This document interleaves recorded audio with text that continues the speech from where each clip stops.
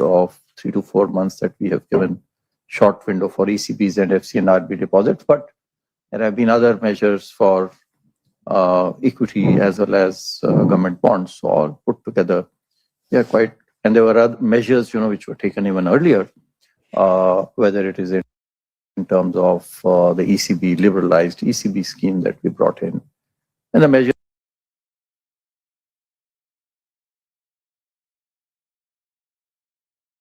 that I mentioned in my monetary policy statement with regard to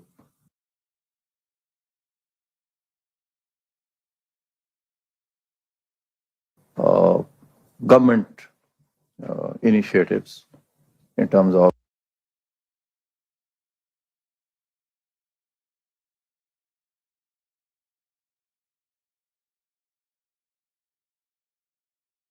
the trade agreements, etc. All those put together, we are quite confident of very healthy, a much better BOP this year as compared to what it would have been otherwise.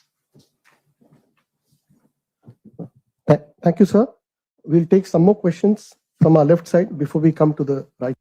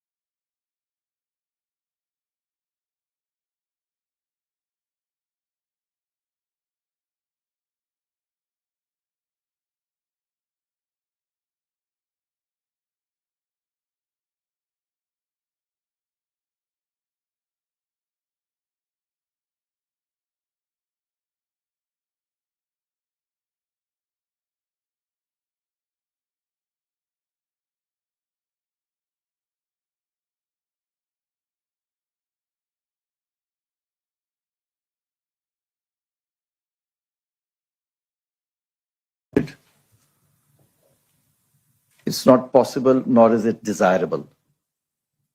It's neither possible nor is it advisable to have it pegged, in a very small range, and that's why we have this range.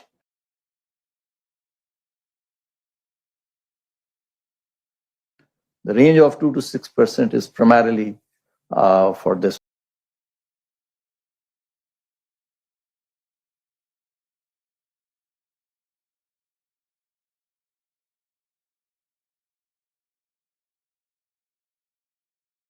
And how the department is realigning programs and bureaucracy to support the president's America First policy agenda.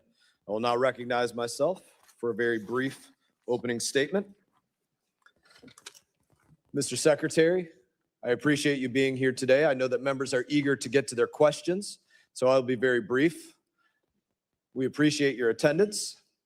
I can give you a foreshadowing of what you're about to experience. My Democrat colleagues are going to sit up here and say that they haven't heard from the administration. I'm going to thank you for the 30 times just in this Congress that the State Department has briefed the full committee, the subcommittee, roundtables, other times that you all have been here to brief us on a myriad of issues. I want to thank you for the over 20 briefings that you've given to Congress by yourself with General Kane, Director Radcliffe, Secretary Hegseth, and others since the start of Operation Epic Fury. Some of my colleagues in here will say that we are in a war of choice with no real threat to the U.S. I want to say to you, thank you for choosing to kill those who have been attacking and killing us for over 47 years. specifically attacking us over 350 times in the 30 months prior to Operation Epic Fury. Under senile Joe Biden, my colleagues over here voted to say use any and all means to prevent Iran from obtaining a nuclear weapon. So I want to thank you for bringing the heat to Iran, even though most of my colleagues on the left now say that Iran poses no threat. They pretend as though they have never been attacking us. I also want to thank you for the work that you've done to reset the Western Hemisphere. While you've been focused on bettering our relationships in places like Panama, Cuba, Venezuela, throughout the Gulf of America, the Biden and Blinken administration focused on funding drag shows in Ecuador and transgender operas in Colombia. I would say your work is significantly better. So I want to thank you for the substantial change in putting America first in our foreign policy. And with that, I will recognize Ranking Member Meeks for whatever he has to say. Thank you, Secretary Rubio, for being here today. 18 months ago, you inherited the most powerful diplomatic institution in the world, built on 3 pillars that have defined American leadership since World War II. I call them the 3 Ds: diplomacy, dialogue, and development. And in just 18 months, the Trump administration has taken a wrecking ball to all 3. This administration has involved and have invoked a worldview from years past that has left the United States isolated and struggling economically. What you see is a greatest hits album of failed ideas from the last century. Tariffs, spheres of influence, attacks on civil rights and immigration, ignoring science and hoping for the best. Mr. Secretary, America cannot win the future by trying to relive the past. And your department is Exhibit A. We've seen the systematic dismantling of America's diplomatic corps. Over 100 ambassador posts sit vacant around the world. 1,300 career professionals, people with decades of expertise in energy, counterterrorism, and nuclear nonproliferation have been fired. Efforts to ensure U.S. diplomats represent the diversity of America have been squandered. While China increases its diplomatic presence globally, we have cut ours to the bone. America cannot win the future by retreating and ceding the field. On trade, this administration revived Smoot-Hawley, and we all know how that ended. Trump's tariffs raised costs for American people, harmed small businesses, and alienated our allies. We cannot build a 21st century economy on 20th century failures. Mr. Secretary, after decades of forever war in the Middle East, President Trump promised the American people no new wars, only to send a new generation of troops back to the Middle East. We've traded dialogue for bombs yet again. And where does that leave us today? The Iranian regime still has its missiles, its drones, its proxies, and its nuclear material. There is an Ayatollah still in power, only he's younger. With the IRGC more entrenched and more hardline. The Strait of Hormuz is closed. It wasn't before you started this war. It wasn't before we lost 14 American troops, before American bombs killed 168 Iranian schoolgirls, before Americans were forced to spend over $100 billion on this war. You helped spin the perfect pretext for this war and then failed to prepare American embassies and citizens when the bombs started falling. Those who have defended and enabled this war share direct responsibility for the economic pain American families are bearing as a result. Our allies knew this war was ill-advised, and that's why they are sitting on the sidelines while Gulf energy infrastructure and American bases take incoming. Trump said America first. Now America's alone.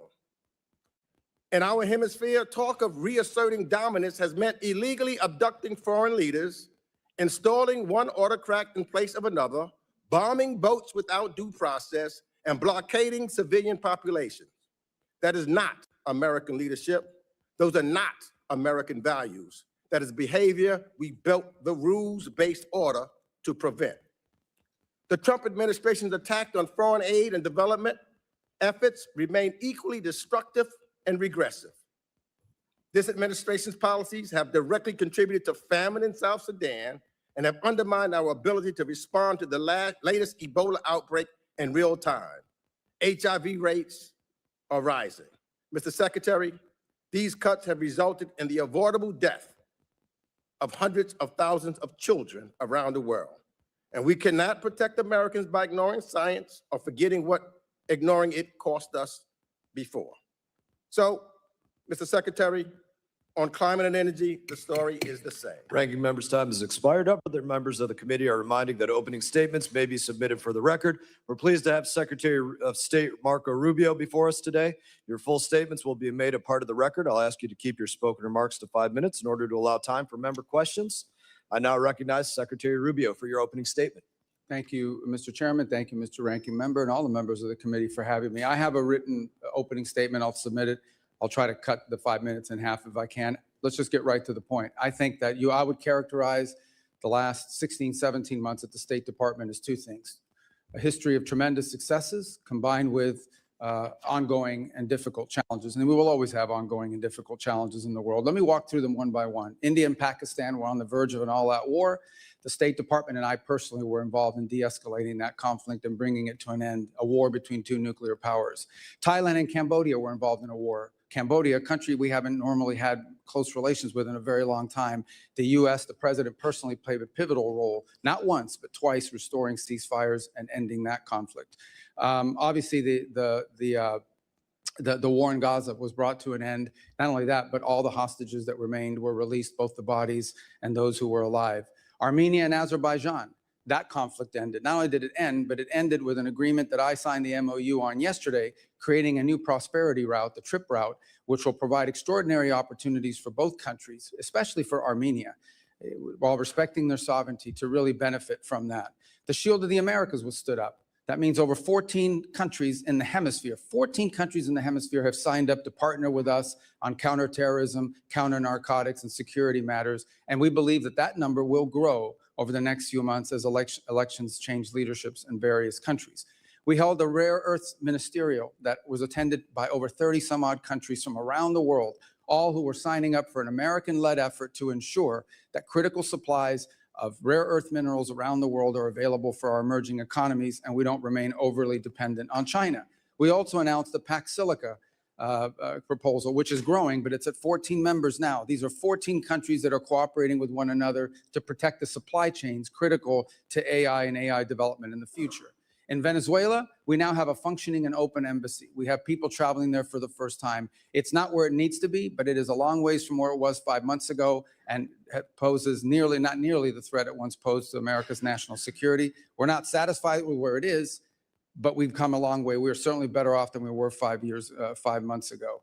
On Nigeria, where many were very concerned about violence against Christians. We are now actively in counterterrorism cooperation with the Nigerian government and Nigerian security forces, including a joint operation a couple weeks ago that took out the #2 leader of global ISIS operating from inside of the country, and that continues. The Pacific Islands, small Pacific Islands under constant pressure and threat from China, have received more attention from this administration than they've received in the last 10 years combined, and deliverables are coming along the way. The Quad, an important alliance in the Indo-Pacific between India, Japan, Australia. We've had multiple meetings of that group, including a meeting just last week in India, and a follow-up that's going to occur later this year, including a leaders meeting before the end of the year. As I speak to you now for the second consecutive day, and for the first time in many, many years, the leaders of the legitimate government of Lebanon and leaders from the government of Israel are seated at the State Department for the second day in a row, And hopefully today we'll produce a joint statement and an action plan on a track for security in that country, independent from Hezbollah, independent from nefarious influence. They had similar meetings last week at the Pentagon at the military level. We have signed 32 health compacts. 32 countries have signed health compacts with the United States, where our aid to those countries will not just be dollars distributed to an NGO who then will go into the country and impose programs. Instead, we are partnering with 32 countries, many of them in the African continent, in which we will empower their native and domestic health industries and national health systems so that they can not only are we treating the acute situations on the ground of people that are sick, we are helping them build the capacity and the capability to do this for themselves. This is what these countries want. They do not want to be perpetual aid recipients. They want to be able to take care of their people one day, and we are helping them as part of our aid to build that infrastructure. I could go on, but let me just say another point. We are better today than we have ever been at disaster relief. Today, the United States can respond to disasters around the world on a humanitarian basis faster and more effectively than they ever have because of our reorganization. And the proof is our response in Jamaica, our response to 2 typhoons in the Pacific, our ability to quickly deploy within 24 hours and bring aid directly, coordinating with the governments to people, is better than it has ever been because we cut out bureaucracy, we cut out the middleman, and we went right to the point. We still have challenges. On Sudan, remains a very frustrating situation. We remain deeply engaged with the Quad in these negotiations. As many of you are aware, unfortunately, Sudan has turned into a proxy war between multiple countries, and the divisions between the UAE and Saudi Arabia have truly complicated our ability to bring that to an end. What we're focused on there now is identifying 2 cities, or 4 cities, 2 on each side, that will serve as points of distribution for humanitarian aid. But the inability, the real frustrating thing about Sudan is that one side or the other will agree to something, but then they will not comply. But we remain focused on that, and we have people that work on that full time. We even had a donor conference just about a month and a half ago where hundreds of millions of dollars in pledges for not just humanitarian aid, but reconstruction. We're focused on that. It's an ongoing challenge. On DRC and Rwanda, they signed a peace agreement. Unfortunately, compliance has not been good. We've had to impose a few sanctions on the Rwandan side. We are starting to see some compliance. It's moving, not moving fast enough, but we're hoping to see compliance at some point in the middle part of next month in withdrawing the Rwandan troops from there. Of course, we still have the M23 problem that has to be addressed. So this is a host of issues we could go on. Obviously, the ongoing challenges of Iran remain, as I'm sure we'll speak about extensively in your questions today. So I apologize, that took 4 minutes and 55 seconds, but I tried to talk as fast as I could. Thank you.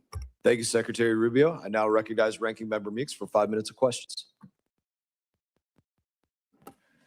I'm going to ask you to answer my questions quickly because clearly the chairman wants to protect you. That's why he's cutting me off my opening statement. But Secretary, You had 5 minutes. Secretary, you have the honor of serving both the acting National Security Advisor and Secretary of State.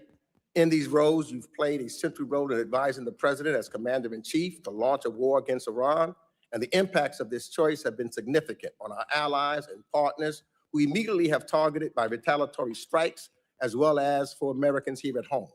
3 months into this war, gas and food prices are up, inflation is rising, American business owners and farmers are struggling from higher shipping and commodity costs, and yet the president said 2 weeks ago, and I quote, "I don't think about Americans' financial situation." That's a quote that should alarm every American.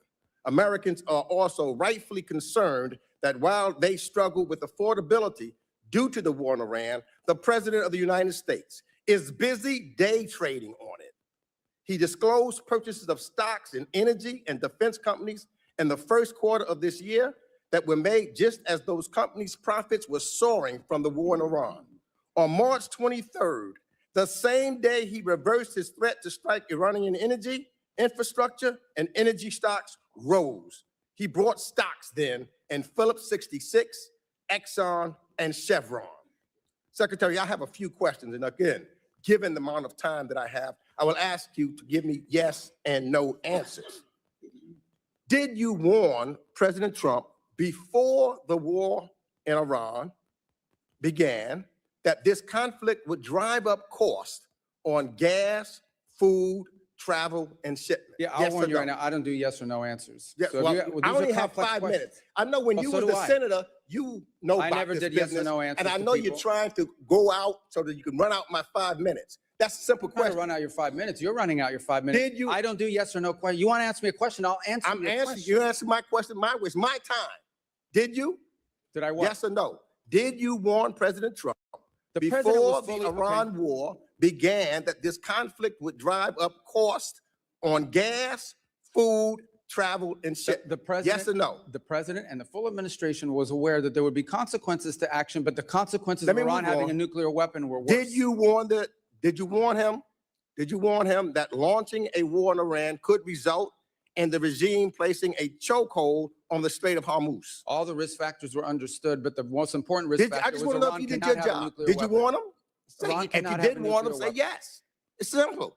Everyone was aware of what Iran might Did you do in warn him? retaliation. I'm asking you a second. Did you Everyone warn him? was aware. Don't of want to what answer that. Let Iran me ask would you the do. next question. But the worst part Did is that you they warn can't the have a nuclear. president that launching U.S. strikes against Iran would result in retaliatory attacks on U.S. allies, partners, and Americans living or working in the Middle East? Everyone Yes understood or what no? Iran would do in response. Did you warn them? We were prepared for any response that You they warn- came out with. Okay, We knew it, just want to make but sure. they can't have a nuclear So weapon. you're saying you warned them? Did you warn the president that the personal stock purchases and companies profiting from the war that he launched could present a conflict of interest? I'm not aware of the president's stock purchases. I don't deal in that, and I don't even know what you're saying is true. Well, we know that because it is made public what his stock purchases were. You say so. I don't read the right, president's the so- financial disclosure, but I don't believe that to be true. Well, I think then the president should be more transparent. Secretary Rubio, because these are basic questions that I'm asking you, and to be transparent with the American people. This is what this is all about, the transparency. So, for example, when you go and look at some of your statements that you made in regards to Cuba, I only have 58 seconds left, and I'd love to get it, but you talked about Gaisa, it was controlling the military and what's taking place there, and that they had the opportunity to benefit while the Cuban people are suffering. So what we're seeing here now, the one person that's benefited from this war by his purchase of stocks, him and his friends, they have made billions of dollars while the American people are suffering. You've accused, and I agree, with reference to some folks, what they're doing in Cuba and how they're making money while people suffer. That's what's taking place in the United States of America. The Trump administration and his friends are making billions of dollars while the American people suffer. And they continue to suffer. Breaks my as heart, but gas ranking prices member's time go has up. expired. Representative McCall is recognized. Thank you, Mr. Chairman. Let me thank you for your service. Secretary, I know you're wearing a lot of hats, a lot of responsibilities. I think you're doing an outstanding job. Let me just say, since 1979, a dark veil of terror descended upon the Middle East, and we've had it ever since.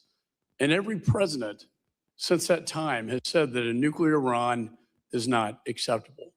And every Congress has said that. In fact, last Congress, when I was chairman of this committee, I passed a resolution that said that a nuclear Iran was unacceptable and that the U.S. must use any means necessary to prevent them from obtaining a nuclear weapon. The vast majority of Democrats voted for this. Almost all Republicans. It passed the House floor, a resolution stating that that is not acceptable. We've had a lot of talk in these Congresses and prior administrations, a lot of talk, but we haven't had a whole lot of action. Your administration, you, sir, and the president have taken action on this very dire, dangerous situation we find ourselves in with Iran obtaining a nuclear weapon. I also want to applaud you for your efforts in this Western Hemisphere. A free Venezuela, a free people, possibly one day a free Cuba. And people don't realize Iran is in this hemisphere, and Russia is in this hemisphere, and China is in this hemisphere. This is all kind of tied together in a coherent foreign policy strategy that I see. So I want to give you the time, sir, to respond to that, because again, all talk and no action. but you, sir, have put this into action. Thank you. Well, let me just, before I address that, the ranking member made accusations against the president, which I've never heard before, but number one, are completely false. Not once, just to be clear, not a single time, not even for a millisecond, has the president ever discussed his personal economics in relations to war or any public policy that he's made for that matter. And I've been in every one of his foreign policy meetings for the most part. As to your point, what we need to understand is exactly what you just said. It's not just that we say they can't have a nuclear weapon. Everyone says they can't have a nuclear weapon. The Chinese say they can't have a nuclear weapon. The Russians agree they couldn't have a nuclear weapon. But at a point, you have to do something about it. What Iran was trying to do was build a conventional shield of drones and missiles and a navy and capabilities. At some point, they would say to the world, now we're going to get a nuclear weapon, and you can't do anything about it because we have so many weapons and so many drones and so many naval vessels that the price we will inflict on you for trying to do something about it makes us untouchable, makes us immune. And the president was not going to allow them to build a conventional shield behind which they can develop their nuclear program. Today, the Iranian Navy sits at the bottom of the sea. They do not have a Navy. It no longer exists. They have no Air Force either. Their missile launchers have been significantly degraded. Their defense industrial base has suffered upwards of 80 to 90% of attrition. It will take years for them to rebuild it. Those are facts. That is the reality. That was the purpose of Epic Fury. It achieved its purpose in degrading that conventional shield. And it has brought them to the negotiation table that hopefully will lead to the point where Iran will give up its enrichment ambitions, will turn over the highly enriched uranium, will stop sponsoring terrorism around the world. You know, and I think the goal should be the fulfillment of the Abraham Accords.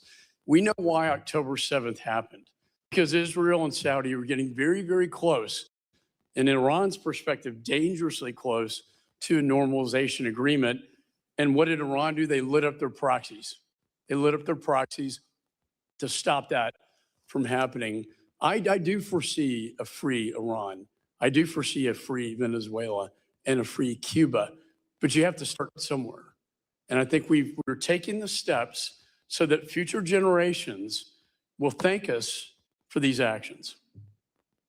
Look, and on the point of, we would love to see a change in Iran and that they be governed by people, but that was not the goal of our mission. The goal of our mission was to take away their ability to threaten the region with an overwhelming number of missiles and drones that would basically make them immune to any sort of external pressure. And then they could break out to a nuclear weapon. That was the goal. It achieved that from a military perspective. The reality of it remains that it's not just us. The entire world says they can't have a nuclear weapon, but no one wanted to do anything about it. And I can tell you this, they are not going to have a nuclear weapons program, at least as long as President Trump is in the White House. That's been made clear to everyone in the administration from the very top down. It was the motivation behind these actions, and it's the reason why we engaged the way we did. I want to thank you again in the last 10 seconds for your service. I would hope we could unify as a nation behind this. I would hope our allies would unify behind us on this, because they've all said it as we have said it in the past, and yet it was all talk and no action. Representative's time has expired. Representative Keating is recognized. Chairman, for the record, I ask unanimous consent to submit the President's financial disclosure form, which will detail those dealings that were referred to by the ranking member. Without objection. Secretary, thank you for being here. In conjunction with your job, you're also the National Security Advisor with access to the most sensitive intelligence secrets our countries and other countries have in the world. But before this, you had these two positions. You had a distinguished career as a member, chair for 5 years of the Senate Intelligence Committee up to last year. And you and Senator Warner are some of the most respected and knowledgeable people at that time and voices in the entire intelligence community, earning the trust of Democrats and Republicans alike, Senator and House members, and other countries.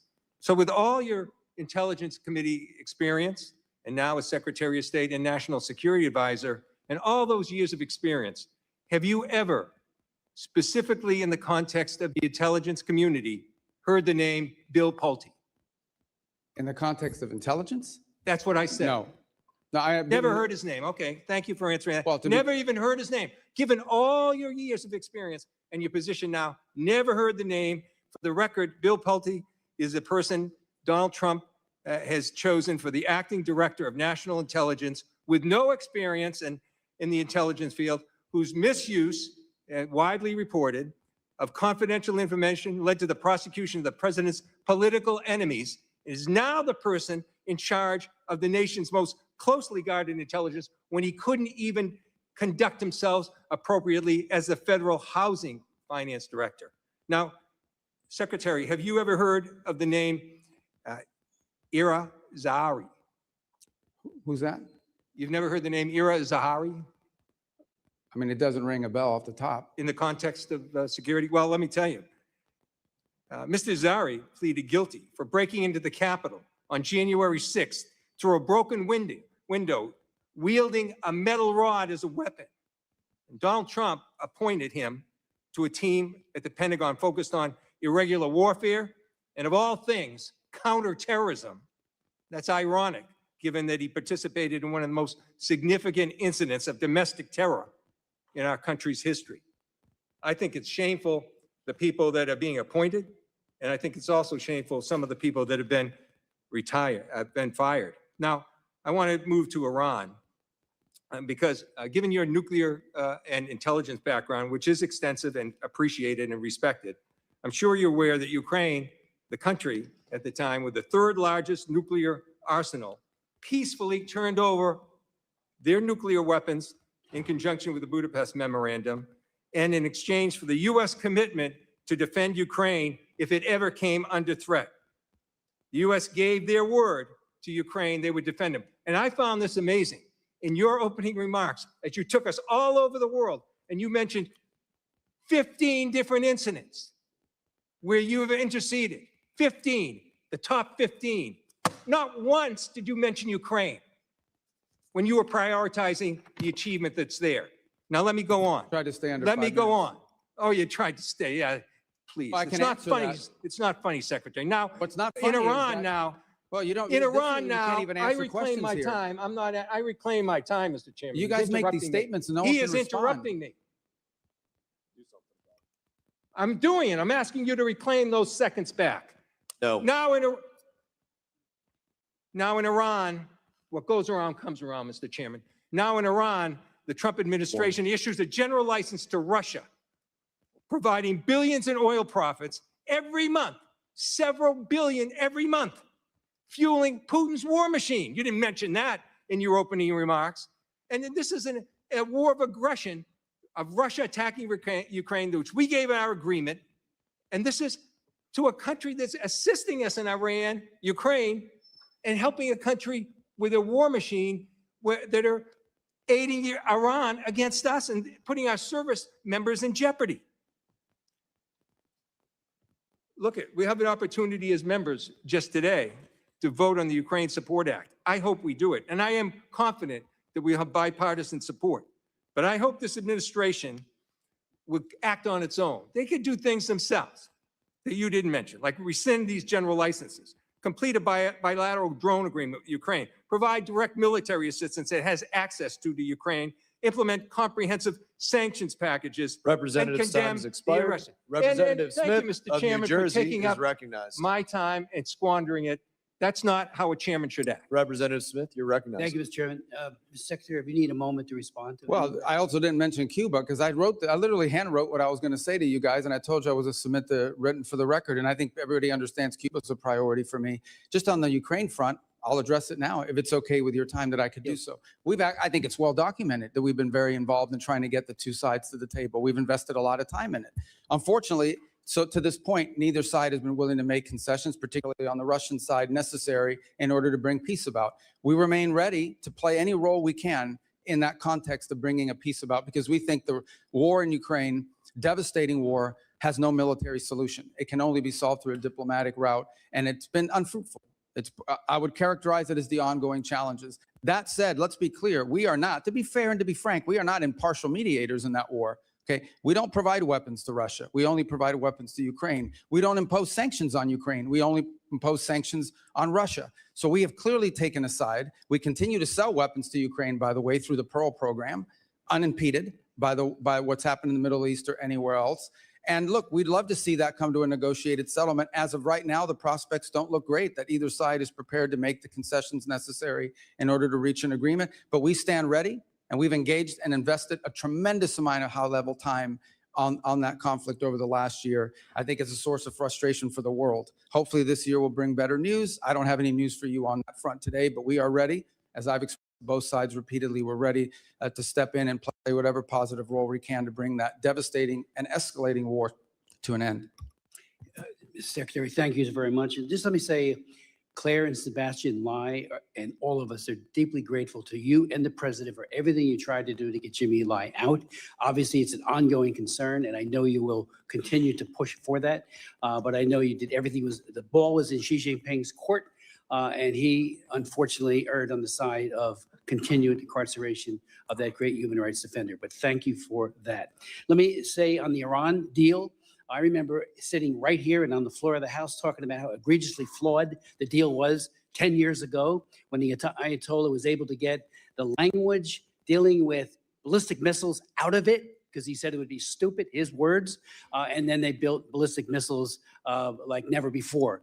Them never having, Iran never having a nuclear weapon, let's not forget that the agreement was in effect until October of this past year. Other nations were still a part of it, and yet they were building a capacity to create nuclear weapons and to use them. And the MAD theory does not apply to them, as we all know. Unlike Russia, Soviet Union in the past, even China, they don't want to be destroyed. With the Iranians, there's a sense of martyrdom that I think is perverse. And so they are not guided by a mutual assured destruction theory that holds both sides in check.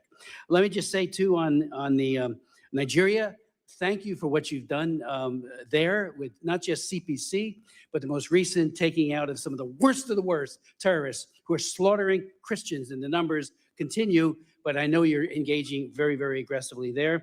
On the DRC-Rwanda conflict, thank you for sanctioning some of the top people who are committing atrocities. And that just happened a couple of days ago, yesterday, for sure. That shows that commitment there.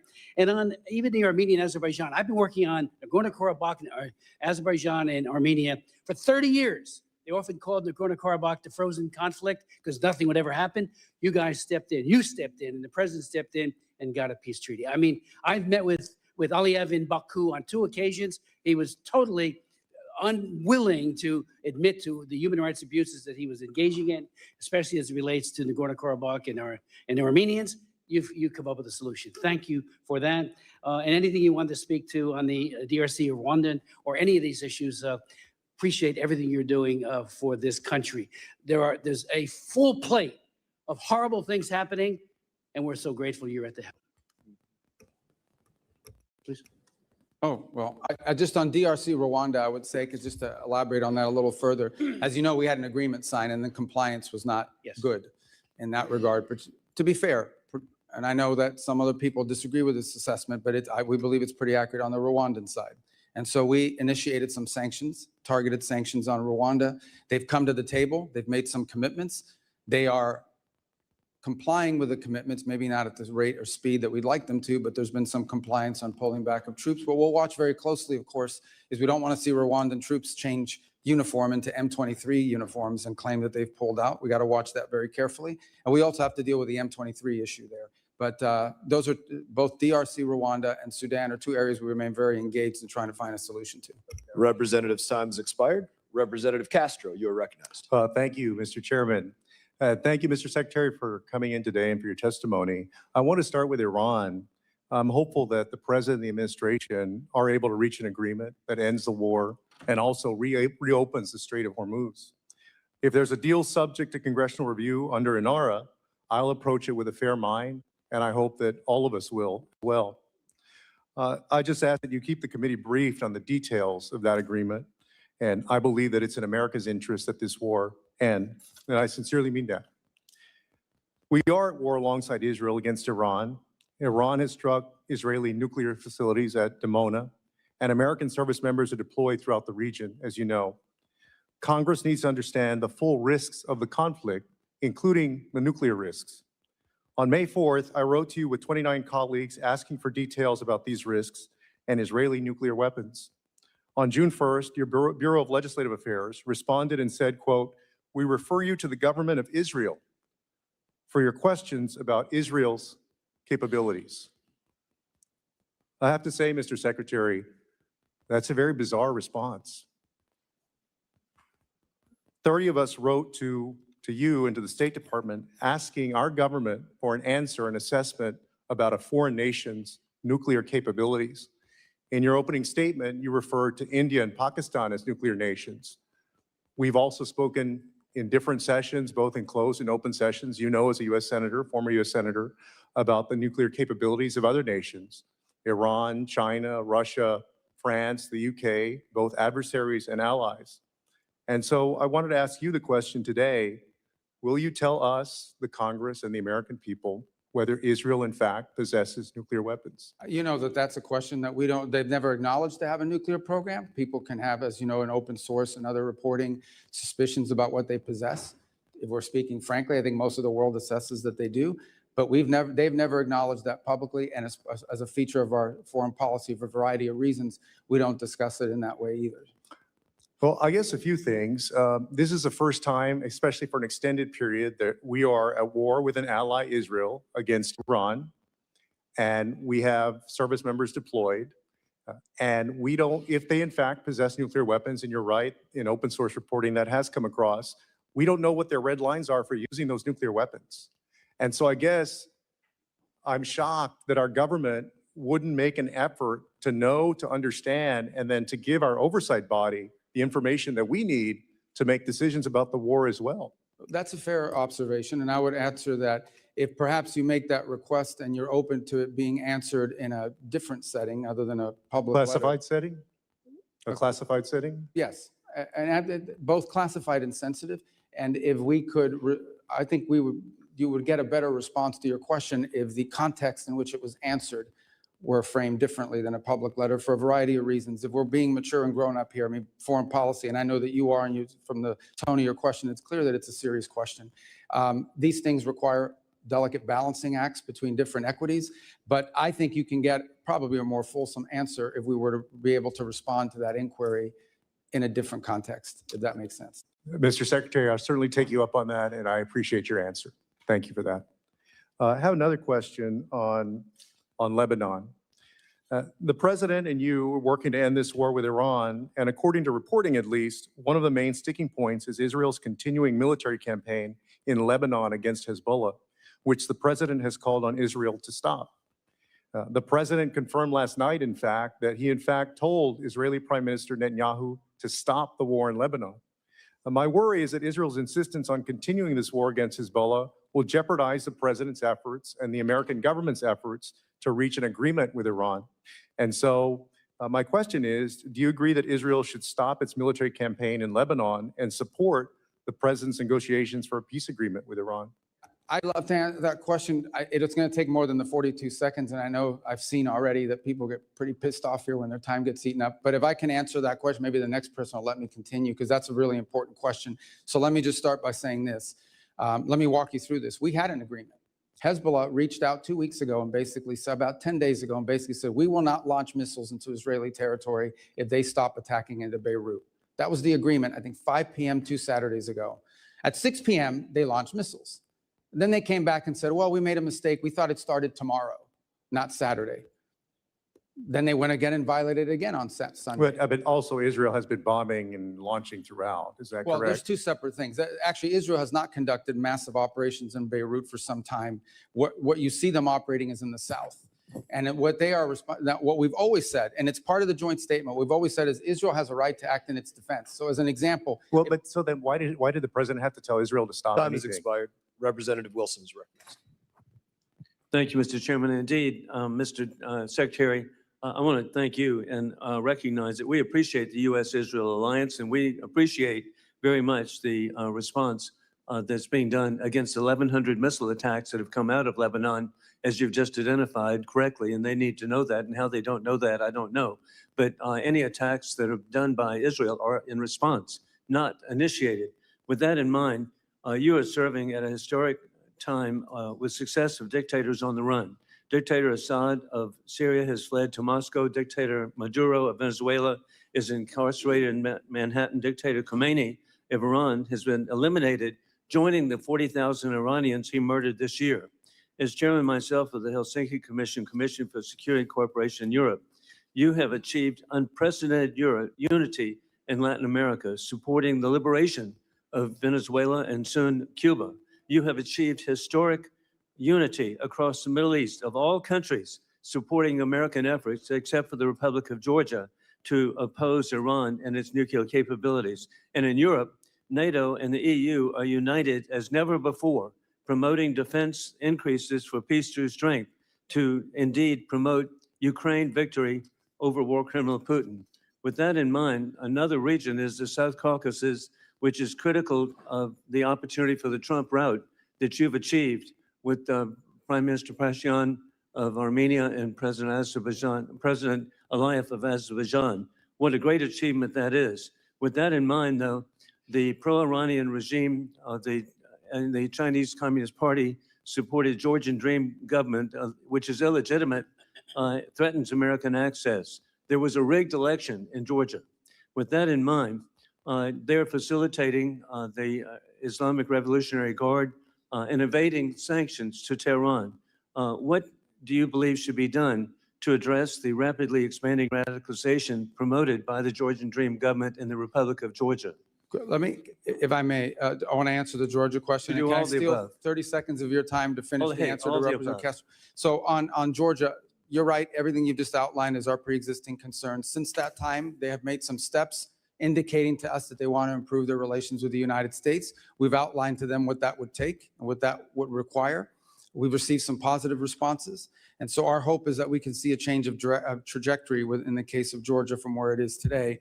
We obviously understand all the things you just laid out as being pre-existing problems for us. They've asked us, what will it take to have a better relationship with the United States? We've responded, and hopefully we can build on that basis and perhaps change the trajectory, not just of our relationship with Georgia, but of their behavior. Is it okay if I just take 30 seconds of yeah. your time? I apologize. So on the strikes that you're referring to, here's what happens in the South. I'm just going to speak colloquially as best I can. The Israelis see Hezbollah moving around, maybe even launching a missile from the south, and they action it in defense. They go after it in the southern portion. And that's what we're seeing in many cases is these defensive strikes. What they're increasingly doing is taking more territory in the south to deny them launching space. Because understand, these rockets are being launched into northern villages and cities in Israel, and populations can't even return to their homes as a result of it. In the case of what happened the other day, the following was happening. We had indications, multiple indications, that Israel may be considering conducting anti-Hezbollah strikes inside of Beirut. And at that moment, we had reach out from the Lebanese authorities saying that Hezbollah had contacted them and said, if Israel doesn't strike That's what I'm Beirut, doing. that they would stop launching missiles into Israeli territory. That's the message we got, and that's what the president pursued and said, okay, I had this outreach. If you won't do these strikes in Beirut, they'll stop launching against you in northern Israel. Unfortunately, within an hour or two of that conversation, they launched 2 waves of rockets from Hezbollah against Israel and Israeli territory. So it's an ongoing challenge. I think one of the reasons why we're engaged in these talks between Lebanon and Israel is understanding that Hezbollah is not just an enemy of Israel. Hezbollah is an enemy of Lebanon. They are an enemy of the Lebanese government. They have called for the overthrow of the Lebanese government. When Lebanon expelled the Iranian ambassador, he refused to leave. He said, I'm not leaving. You can't expel me. Hezbollah is protecting me. So Hezbollah is not just a challenge to Israel. It's a challenge to Lebanon, to the Lebanese state and the Lebanese people. And we are hopeful that we can create a paradigm in which Lebanon's government and Israel can work together to disarm Hezbollah and allow the people of Lebanon to reclaim its country. But it's complex. This has been going on since OJ had isotoners in those commercials. So. And Mr. Secretary, you're correct. I was with President Aoun in Beirut last year, and that what you're doing is should address it. I do want to point out, give Syria a chance, and that's been your success, Tom Barrack, the president, giving Syria a chance. We need to delist Syria from the state sponsor of terrorism, and I urge that to be done. Thank you for being so generous for Representative Castro's question. Representative Titus is recognized. Thank you very much. Thank you, Mr. Secretary. I just want to talk about some of the conflicting comments that we've been hearing about the status of Iran's military. The president just made some comments on Fox News where he said Iran's military, we sort of left it alone because we think that their military is somewhat moderate. We've taken different forms of leadership out, but we've actually left their military alone. People would be surprised to hear that. Well, I'm very surprised to hear it because we've had Secretary Hegseth say repeatedly that epic fury decimated Iran's military and rendered it combat ineffective for years to come. You've said the Iranian Navy is at the bottom of the sea and they have no air force either. Well, which is it? You're the Secretary of State and the National Security Advisor. If you can't tell us if the military's decimated or not, is it at the bottom of the sea? Was it left alone? This is a major point I think Congress needs clarity on. Okay, thank you. Fair question. Let me address both of them. The first is on the military. I think there's a difference between the military's hardware and capabilities and the individuals involved in the military. As you know, the Iranians suffered tremendous losses in personnel, and that includes top leadership of the IRGC and other elements of their government. What the president is alluding to is that there are certain individuals in the Iranian regime who have indicated both directly and indirectly a willingness to approach the future perhaps a little different. Not ideal. I'm not telling you, look, everybody talks about moderates in Iran. There are no moderates. There are radicals and super radicals, okay? That's been our view of it. But there are some of them that believe that they actually need to do a deal because their economy is in shambles. And so I think what the president is alluding to is that there are some individuals involved in the negotiations and in elements of their government, including some in elements of their military that are more open to a deal than other. As far as the Navy is concerned, yeah, they have no Navy. What they have remaining is a bunch of small crafts. I would call them Boston whalers with machine guns. And these things are harassing ships. And these are the ones that go after, in some cases, they drop mines off the back of them, or they try to harass shipping with swarms. They are unable to form swarms the way they once did. They are primarily now threatening shipping through the use of one-way attack drones. But their Navy, what you would consider a Navy with naval vessels that can actually conduct naval operations, is non-existent at this point. So is the war still on or is the war off? Well, epic fury has concluded. What you're seeing reports of, including last night, is the following. A ship will go through the route, particularly both the northern and southern route of Hormuz. Those ships will come under attack. The U.S. will respond to that attack by shooting down those drones that are trying to sink a commercial civilian vessel illegally and unlawfully. At that point, the Iranians will respond to that by targeting some facility in the region in retribution. On occasion, in order to protect our own forces, we don't just strike the drones, we strike the people who launch those drones. These are completely defensive in nature, and but they are happening in response to an Iranian action. If they don't shoot at those ships, we don't shoot. But we have to respond. You have a civilian commercial vessel transiting the straits, and they're being targeted by drones, and these drones are not like highly precise. They could hit any part of that ship and they could create, including an ecological disaster. Well, apparently some kind of military exists that's shooting these drones off. I mean, the military obviously isn't decimated. Well, If it they're can attack these ships with these drones. yeah, they still retain And a when you say drone. that what the president was alluding to, the president's not a person who's known for illusions. He just shouts it right out, whatever he's thinking. So I don't think he was alluding to anything, Yeah. as you suggest. Well, drones are, as you know, a challenge in multiple battlefields around the world. It's going to be a tremendous challenge for warfighting in the future because they're cheap. Yeah, I know what drones are. I know you know what they are, but I'm saying that they're cheap and they're Yes, easy. I know, and we're using things that are very expensive to shoot them down. And that needs to change. That said, yes, they still have the capability to, they can't launch as many as they used to, and they can't launch them in the swarms they used to launch them in, Well, let but me they just- still retain that Okay, capability. okay. Well, let me just ask you a quick question about something that Ambassador Barrack said, changing the subject a little bit. He compared Israel to Hezbollah for one thing. That was a pretty concerning comparison. But also he said Turkey should join the F-35 program. These comments are inconsistent with law and longstanding policy. And I'm just wondering what your position is as Secretary of State. Can Turkey get F-15s and, I mean, F-35s or not? What if, Yeah. we seem to be helping the bad guys and not the good guys. Well, as I'm sure you're aware, Turkey actually was in the F-35 program. The reason why they can't get them is because they purchased the S-400 system That's right. from They the still Russians. have those And- and they're still under mandatory sanctions Correct. because of So it. as you know, that's governed by statute. Okay, or not. Well, right now, we don't have that choice because it's governed by statute, both Well, then provisions why of the is our NDAA and the ambassador statute. out there saying that? That Well, I- seems to Representative's show the time chaos has in the- expired. Representative Perry is recognized. Thank you, Mr. Secretary. I would give you an opportunity to answer the ranking member, even though he didn't pose it as a question. But as a individual like many on the dais who have served in uniform, thank you for your actions regarding Iran and this administration's action. But if you want to answer it yes or no, you're welcome to. Who started the war between Iran and America 47 years ago? Yeah, remember, these yes or no things I don't like, but I could just tell you, Iran has been at war against the United States since the minute the Islamic regime took over. Yeah, and I feel the same way. And again, thank you on behalf and to honor the thousands and 10,000s of Americans who have been murdered or maimed by Iran. Thank you for honoring them. Just moving on to questions. Did Pakistan's foreign minister personally deliver a message to you that Iran is prepared to demonstrate a nuclear weapon should the current escalation continue? That's been reported, and I just want to see if I can ferret that out. I've not seen that reporting, and I'm not aware of any such message. Okay, and if there were such a message, would that change anything in America's posture, or not only the message, but the action? Would that change anything regarding our goals Well, I think regarding Iran? the hypothetical question is, if Iran threatened that they're going to test a nuclear device if talks fail, I think it would confirm everything we believe about them anyways. And I think the president then would have to pursue or at least have to consider various other options that are available to him in that context. But again, I've not heard that message relayed. I don't know the reporting you're referring to. You're talking about a press report? Yeah, I am talking about a press report. I would be surprised if that message had been relayed. I would be aware of it if it was. I would think so. That's why I'm asking. So that's enough on that. I know that the president, look, he's an America First guy.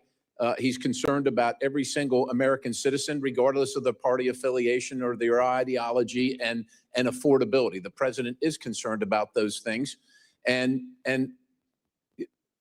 I shudder to think what Iran would do if they could, armed with nuclear capability and ballistic missile capability, coupled with that, seeing what they're doing right now, extorting the world economy without those things.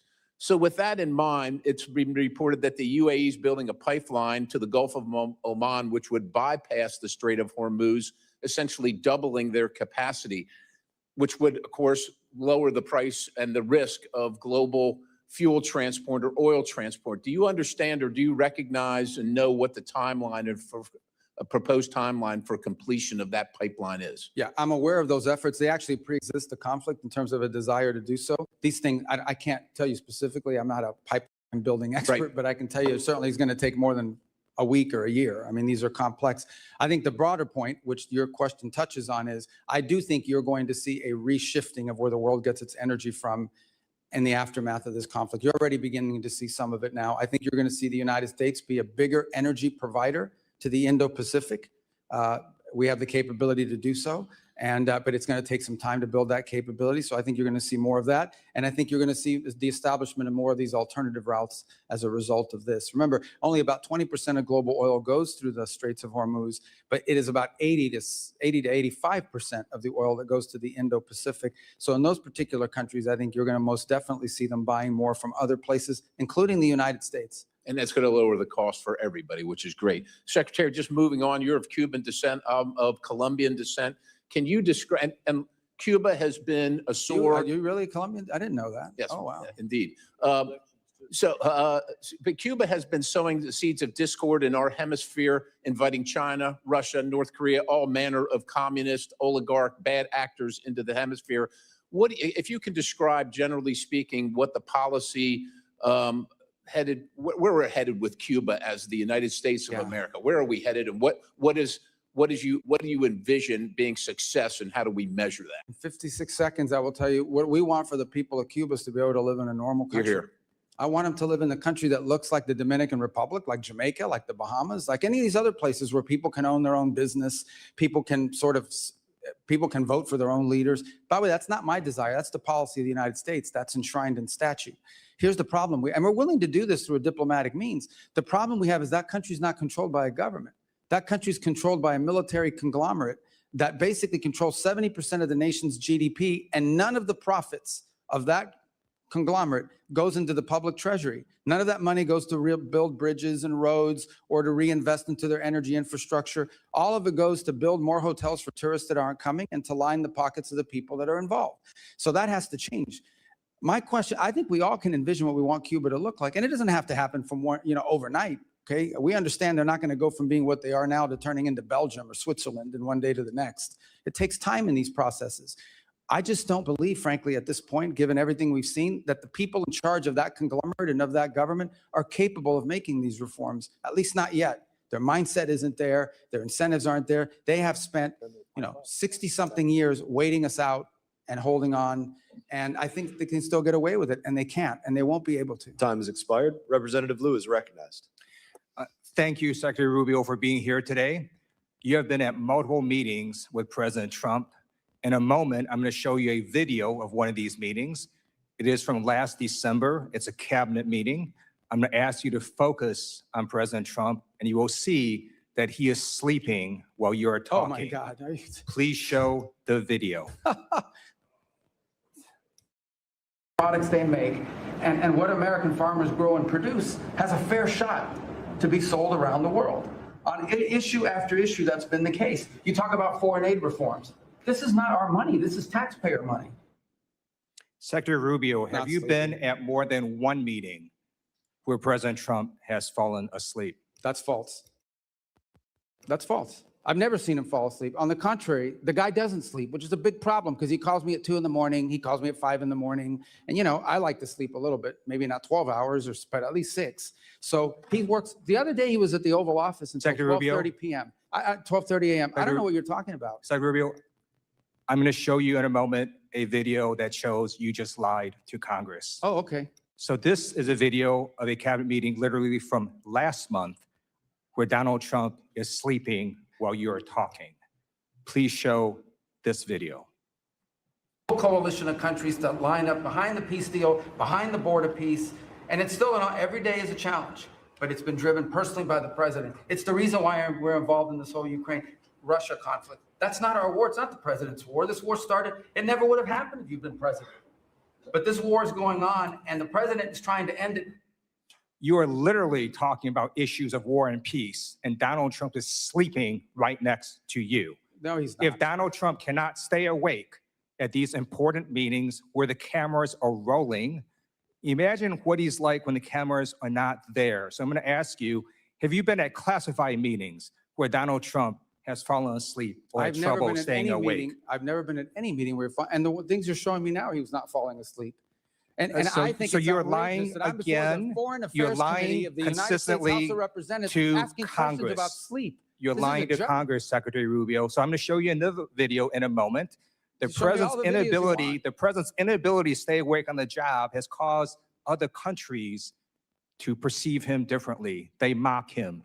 They see he is weak and he is feeble. This is a video of a French news channel talking about Donald Trump falling asleep at a Memorial Day ceremony. Please show this video. Well, Mark, a video that appears to show Donald Trump falling asleep at a Memorial Day ceremony this Monday has been circulating heavily online. And internet users have a lot to say about it. It's also reignited rumors about the state of the US president's health. Now, in the video, social media users say that Trump is fighting sleep whilst he listens to the speech given by Defense Secretary Pete Hegseth, and that his eyes appear to be closed for a large portion of the ceremony. Now, we need to remember here that this is a ceremony to honor and remember those US military personnel who have died while serving in the armed forces. And the idea that Trump was asleep at a somber ceremony like this, well, that has triggered outrage online. Donald Trump's inability to stay awake on the job shows that there's something very wrong with his health or cognitive abilities. And in fact, on a number of occasions, Donald Trump will contradict himself in literally the same meeting or interview. In this video I'm about to show, it shows that Donald Trump says the Iranian military is both destroyed and not destroyed at the same time, something that Dina Titus alluded to. Please show this video. Of leadership, we've actually left their military alone. People would be surprised to hear that, because mistakes have been made in wars where you wipe out everybody and then you have a country that's, for 40 years can never rebuild.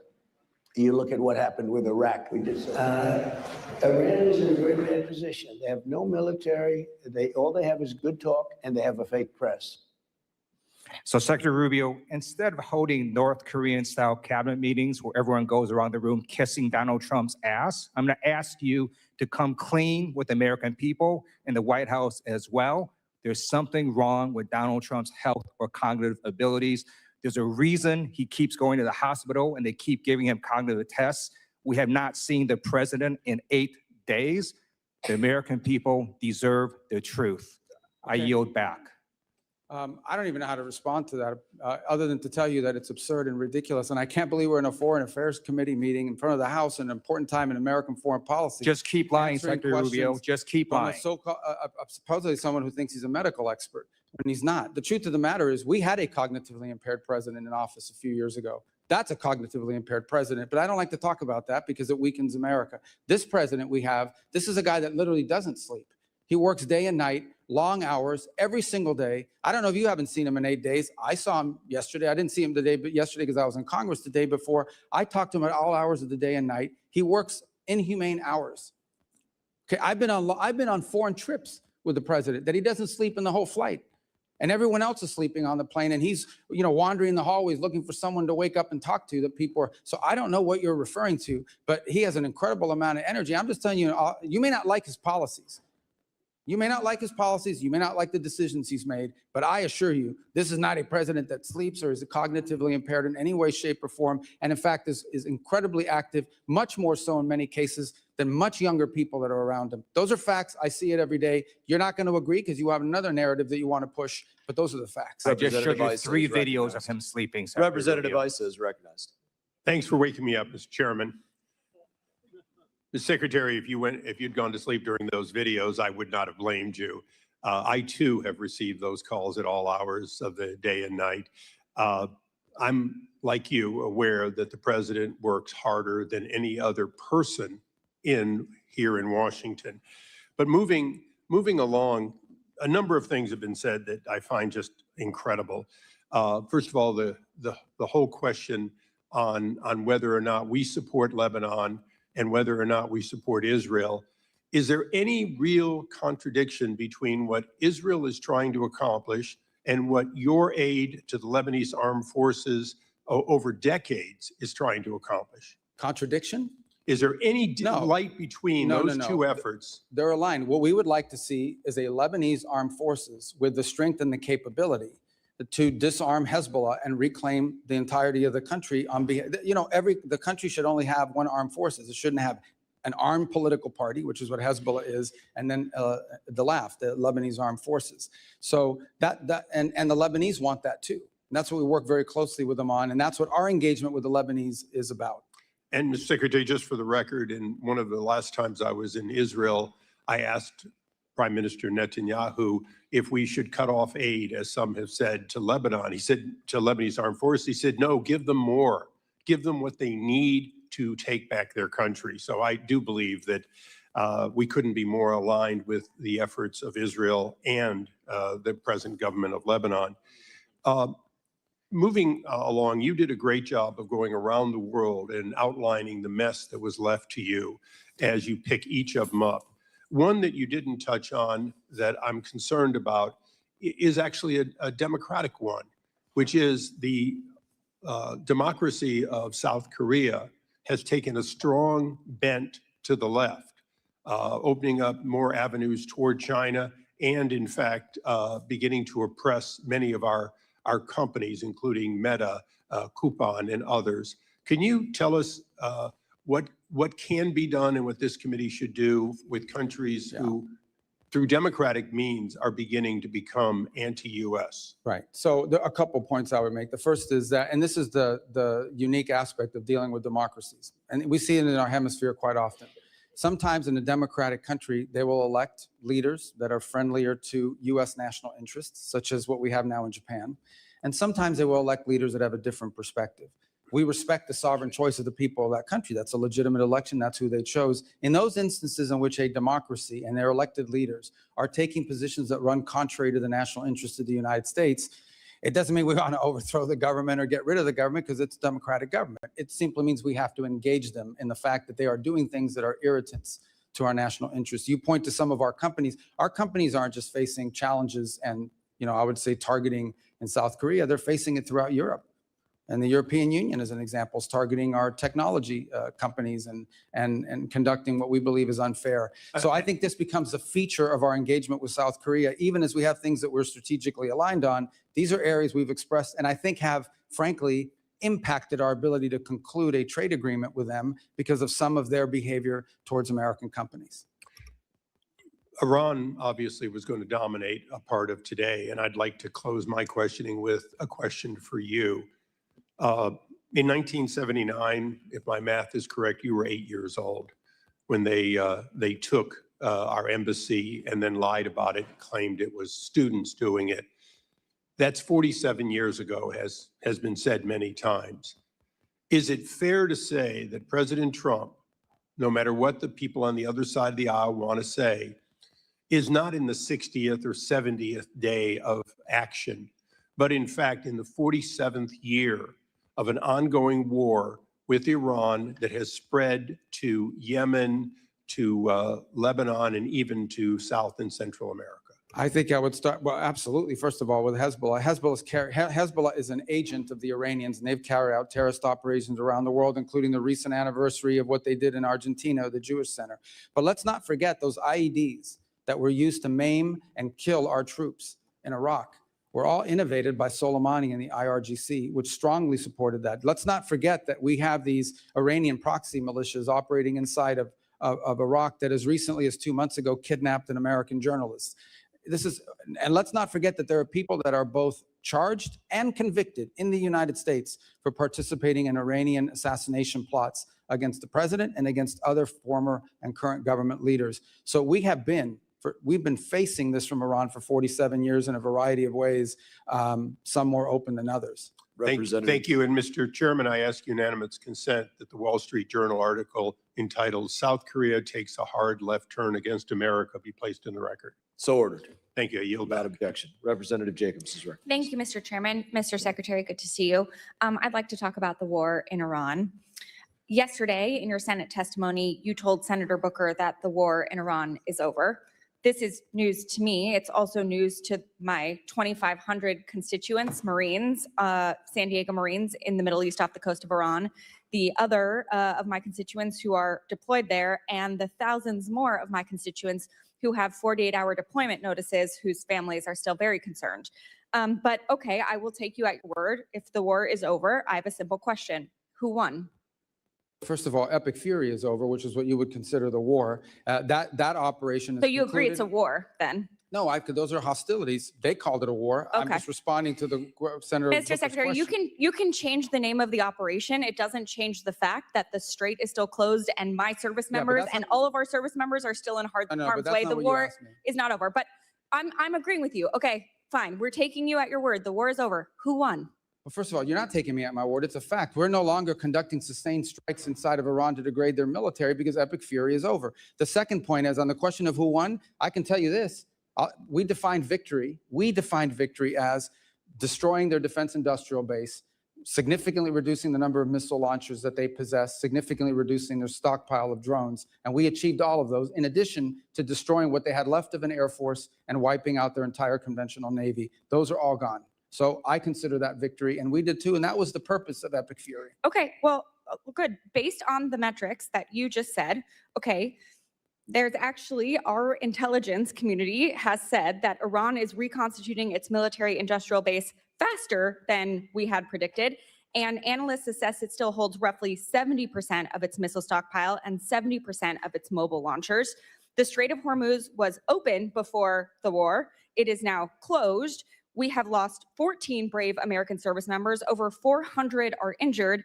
And the Iranian regime remains largely intact, but now with a more hardline leader who has more incentive to try and get a nuclear weapon. So I guess I have to ask you again, Mr. Secretary, does this actually look like winning or losing to you? Well, first of all, I don't know what intelligence assessments you're referring to. We wouldn't discuss intelligence assessments if they were real. You must These have been publicly reported. Well, they're publicly reported. Someone committed a crime, and by the way, is also lying. And this happens all the time. People manipulate intelligence and analysis for purposes of furthering a narrative. On your point about the regime is actually deeply fractured, which is why it takes 7 to 10 days to get an answer from them for anything. Meanwhile, Fractured, but still intact. intact. Well, intact in the sense they can't even reach agreements that they can get back to us. So that's, I don't know how intact that is. What they have is people that are afraid to go into the streets. Their repressive operations have held people back, in addition to the fact they've cut off the internet. But this is a country right now, and this regime that is facing hyperinflation, a completely devalued currency, hundreds of billions of dollars in damage to their military infrastructure. And frankly, they all of the pre-existing problems that Iran had in their economy, which is why people were protesting, are worse, not better. Sure, and but they have to deal with that too. Mr. Secretary, so you're saying we're winning because the Iranian economy has inflation, it's cost them millions of dollars a day in lost revenue, and because it's going to cost them billions of dollars to rebuild. Well, we are having inflation. It's already cost us an estimated $100 billion. Gas prices are up with no end in sight. The average family is paying an extra $450 on gas and could pay an extra $2,000 by the end of the year. The American people are not stupid, Mr. Secretary. We all know that this war is not over. Just last night, the U.S. and Iran exchanged fire again, this time over Karg Island. We still have not reached a deal, despite the president's promise that a deal is right around the corner. The president even said today the blockade could last until Labor Day. It's now day 97 of the war that the president said he wanted to end quickly. So I have one last question for you. Mr. Secretary, who won the 2020 presidential election? I'm not here to answer a question about 2020. This is a foreign affairs committee. Okay, great. You can't answer the question, even though we all know that President Biden won. Question because the Secretary of State, I do not participate in domestic This is political not about issues. domestic political issues. certainly This is is. about our democracy. You're asking me to opine, just like I don't do campaign It rallies. seems like I don't you- do because as it's- Secretary of State, we're not supposed to. That's been the long tradition of the department. And you should know that if you've been on this committee for any period of time. And Mr. you're- Secretary, it seems like you have an issue admitting facts. You can't say that the president lost the 2020 election, just like you won't admit President Trump is losing this reckless war of choice, and just like you couldn't admit that the shoes the president bought you were too big. You clearly don't know what winning means, and not because the facts are unclear to you, it's because telling the truth would cost you your job, and the American people are entitled to a Secretary of State who tells them the truth even when the president doesn't want to hear it, and my constituents, our service members, deserve better. Mr. Chairman, I yield back. I don't know what shoes she's talking about. What is she talking about? Representative Burchett, you're recognized. Thank you, Mr. Chairman. If you'd like to answer any of that. Yeah, I don't know about the I'll shoes. give I mean, you a he gave me minute. some Florsheim shoes. They're actually pretty good. They fit fine. I don't know what she's talking about. And maybe that's what she's referring to. Your shoes look very nice today, Mr. Secretary. How can you see them? They're way down here. We're talking about shoes. Are you guys kidding me? I mean, is this the Foreign Affairs Committee or is this like a circus? What is this? I think it's a Let's go. circus, but I appreciate you being here, Mr. Secretary. United States is NATO's largest financial contributor. Why does NATO consistently ignore our call to share more of the defense burden in Europe? And is it our national interest to continue participating in NATO? Well, I can give you the why, okay? And the why is pretty, and is the following. Especially in Western Europe, for the better part of 20 or 30 years, they have not had to spend on defense because the U.S. security shield has allowed them to instead spend their money on building up a very vast and robust social safety network. In my time as a senator and before that as a state representative, you would hear often from constituents about how come they have this and that in Europe and we don't have it here. Well, one of the reasons why is because these very rich countries were spending their money on social programs instead of defense because we were covering their defense. That paradigm has to shift. It has to shift for two reasons. The first is these are very wealthy countries that should have the ability to spend more to build up their defenses and need to. And this is not unique to President Trump. Multiple American presidents in both parties have complained about NATO burden sharing. This is just the first president that actually is doing something about it. The second point is the United States has global obligations. Just as I can leave a meeting with Europeans that want to talk about NATO, and the next meeting will be with someone from the Indo-Pacific that would like to see a greater U.S. military presence in the Indo-Pacific.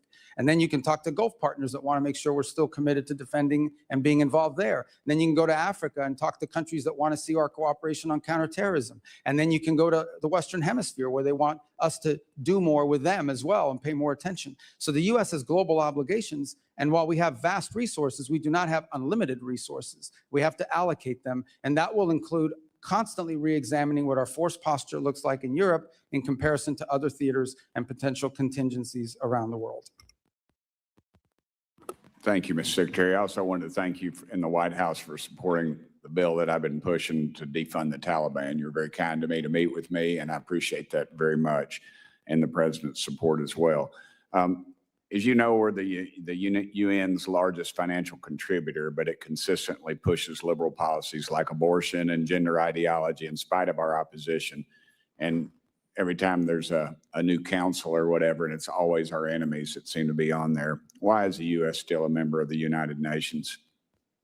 Of the United Nations? Yes, sir. Well, twofold, I would say. The first is United Nations, of course, is a very frustrating thing for us, primarily because it's been unable to intervene or play a constructive role in most of the major crises around the world. It's lost its purpose, it's lost its mission. I think our UN mission is doing a very good job of driving substantial reforms at the UN and using our fees as leverage to achieve those reforms. Last year, actually, we had some pretty substantial successes, some real reductions in the size, in the bloated budget of the UN. And by the way, this is not just a US position. Multiple countries agree with us that the UN had grown too large and it lost its core mission. On the other hand, there have been instances, and we try to use the UN where possible as a viable forum in which to solve problems. It was helpful as a forum in the Security Council, for example, in standing up the new mission in Haiti, in which the U.S. contribution is dramatically reduced and partner nations around the world, because of the UN approval, are now able to step forward and provide not just money, but actual troops for the gang suppression force. Likewise, we have 130 some odd co-sponsors of a resolution, the largest number of co-sponsors ever for a resolution in the Security Council condemning what's happening in the Straits of Hormuz and authorizing countries to potentially do something about it. Unfortunately, it's facing a veto threat from China and Russia, so no vote has been scheduled on that yet. So there are organizations in the UN that we've partnered with.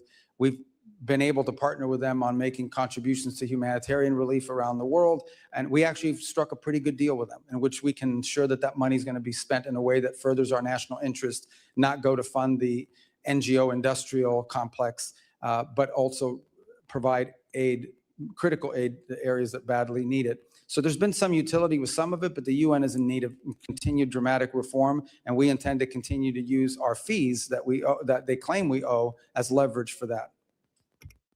Thank you, Mr. Chairman. One last thing. Is there any mutual, anything UN and NATO could do that would be mutually beneficial? Any reforms?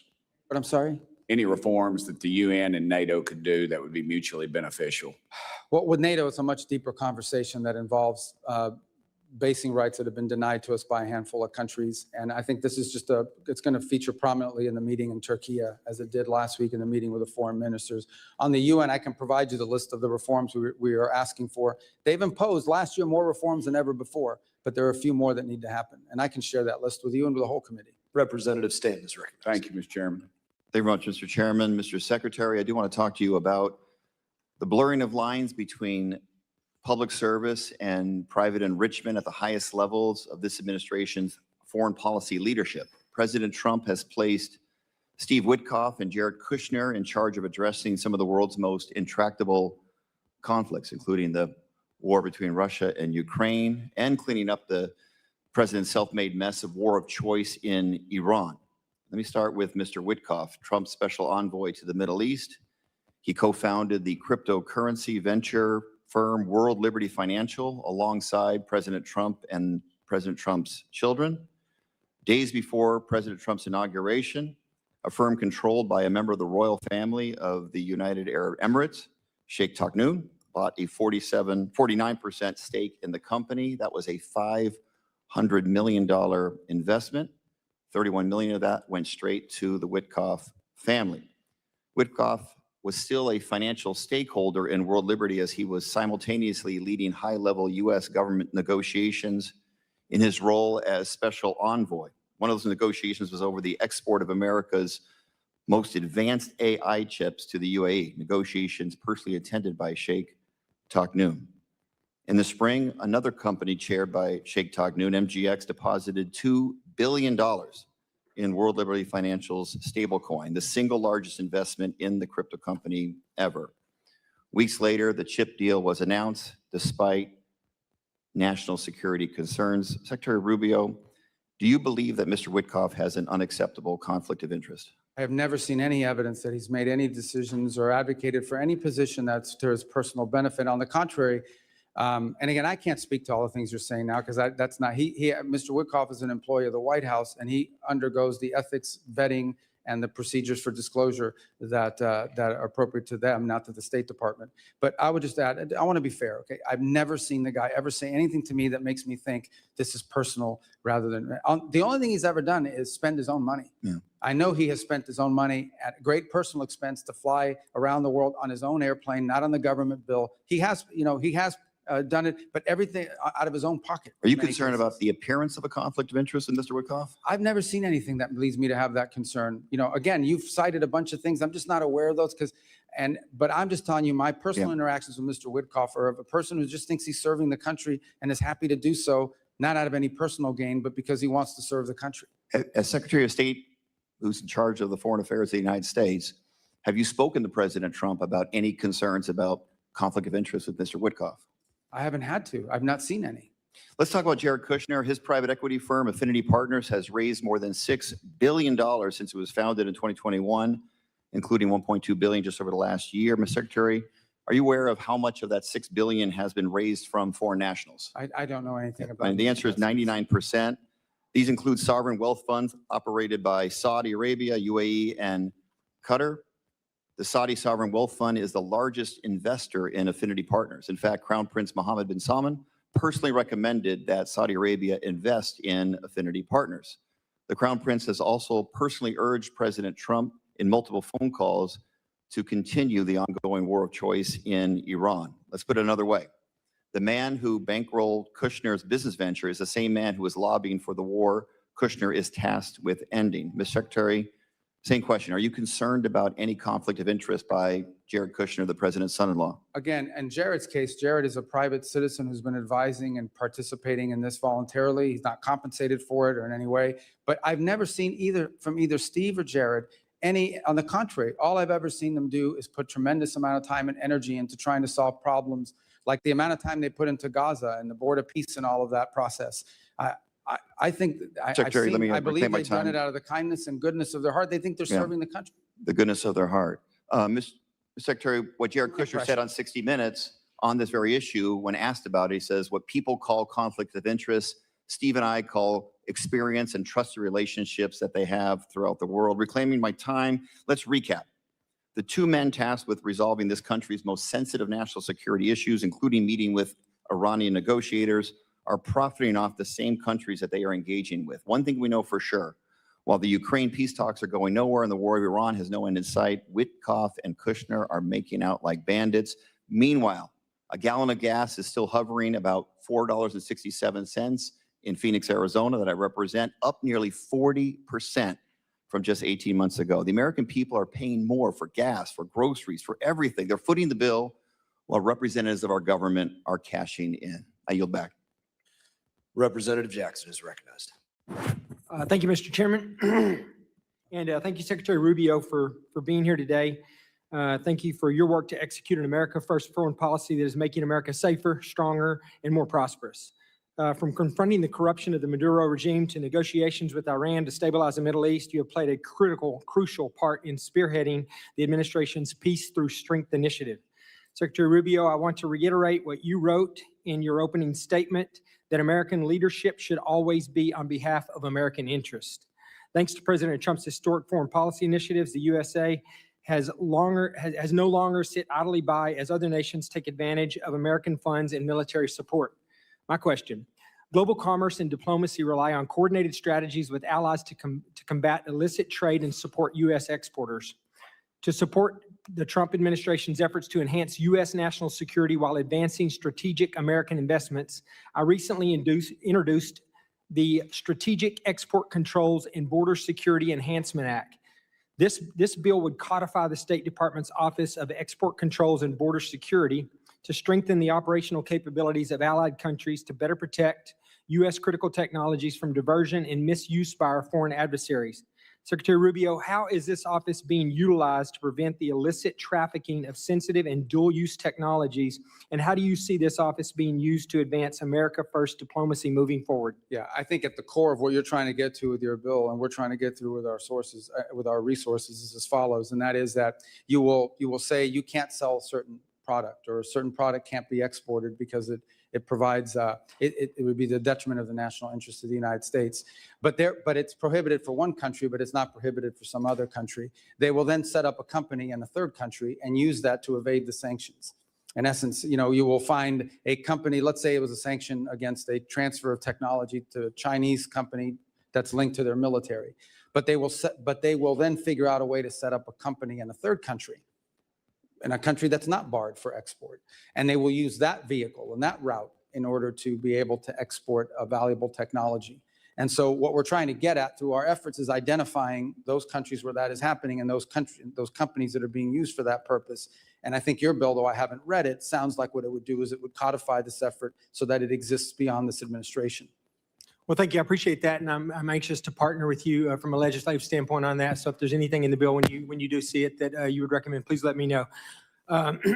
Under this administration, the Foreign Service has refocused its diplomatic corps on merit and performance. The State Department has eliminated internal DEIA programs, slashed woke investments, and neutered NGOs that were working against U.S. national interest.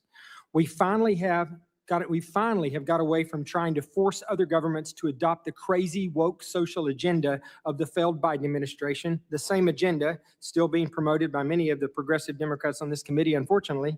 And we are now ushering in a new era of American efficiency and strategic diplomacy.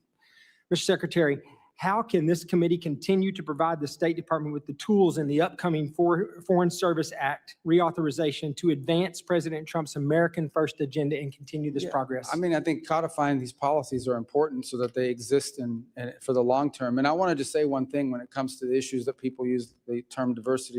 The Foreign Service will always be diverse in comparison to maybe some other agencies, simply because foreign service and international diplomacy often attract people that are first generation or maybe even immigrants themselves. They have language skills, they have cultural skills or what have you that sort of attract them to diplomacy to begin with. I think you see it reflected in ambassadorial posts around the world as well, the ones the president has nominated and so forth. I would also add something that's very unique to the State Department, which other agencies don't have. The majority of our employees, over 47,000 of our total employees, about 70,000, 47,000, are locally employed. These are nationals of other countries that work for us, and they're a key part of our missions. We couldn't carry out our mission function in many of these countries without these locally employed individuals that are not even American citizens, but they're valuable resources. They've been there for 15 or 20 years. So in and of itself, I would say the State Department, but ultimately we want to hire the best people for the job. And that's what we should always want. We want to hire the best people for the job, the ones who are most capable of doing the job. And I think we can do that and still have a very diverse workforce, but not because of the diversity, but because of their skill, their merit, and their abilities. Thank you. I appreciate that. Mr. Chairman, I yield back. Representative Jackson is recognized. Thank you. Thank you very much. Thank you, Secretary Rubio. Great to see you again. Thank you for your forceful words in support of diversity, although there are some conflicting claims to what it means. Secretary Rubio, I stand before you not simply as a legislator, but as a witness to a moment in our nation's history, and we are threatening to sever the sacred connection between our national interest and our moral obligation.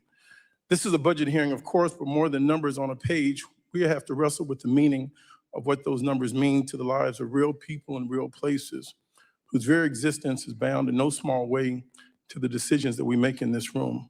I want to start by showing the American people what the dismantling of the diversity, equity, and inclusion means. Under your leadership, we are abandoning the continent of Africa. Would you put this up, please? The question is not what can we afford, but what we are willing to become. Under your leadership, the U.S. effectively has closed 31 consular operations across Africa and has 34 ambassadorships vacant. Under your leadership, we froze student, refugee, and valid visa processing to 26 African nations. Under your leadership, we have raised the tariffs on 30 emerging economies. Under your leadership, we have pulled out of the pandemic and healthcare aid for over 40 countries. Our diplomats used to operate in every region, culture, and society on earth. A workforce that reflects the diversity of our country is not a political objective. It is indeed, as well as you know, a strategic advantage, as you articulated. Africa and other developing nations are fast-growing and young populations represent one of humanity's greatest opportunities for shared prosperity, climate resilience, and democratic transformation. On global health, last year, the Trump administration cut off all funding to the World Health Organization. However, to prevent diseases from reaching our shores, the U.S. still needs the global outbreak and disease surveillance functions that the World Health Organization offers. Diseases, as you know, do not need passports or visas. In March, the Washington Post reported that the administration is proposing to spend more than $2 billion a year to recreate a system that you dismantled, such as laboratories, data sharing networks, and rapid response systems that you abandoned when you withdrew from these programs. This is more than 3 times what we had contributed to the World Health Organization. That's waste, fraud, and abuse. How is reinventing the wheel at a significantly higher cost efficient for the American people? You know that, let me just answer that. Since Eastern Congo and Uganda are currently experiencing the 3rd largest outbreak since it was discovered half a century ago, and your response was to criticize the World Health Organization that you had retreated from. Your statement in the administration's action revealed a retreat from our responsibility, a shrinking of the vision of America, and a devastating abandonment of those who have long looked to the U.S. not as a savior, but as a partner in the difficult work of survival and dignity. Moving forward, we would have questions on how the Trump administration plans to address global health crisis, if that is something the United States still wishes to have leadership in. Prior to 2026, U.S. global health was a model for the world.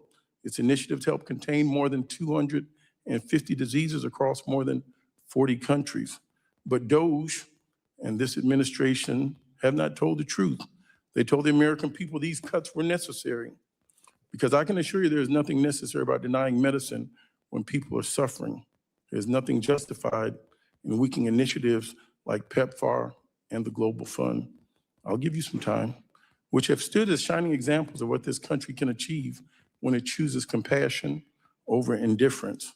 As we look at the HIV crisis, and specifically in Zambia, according to a draft memo that was shared with you, prepared for you by the State Department and African Bureau staff, something that you care about, you considered withholding life-saving assistance to 1.3 million people with HIV in Zambia to force the government to sign a deal giving the U.S. more access to critical minerals.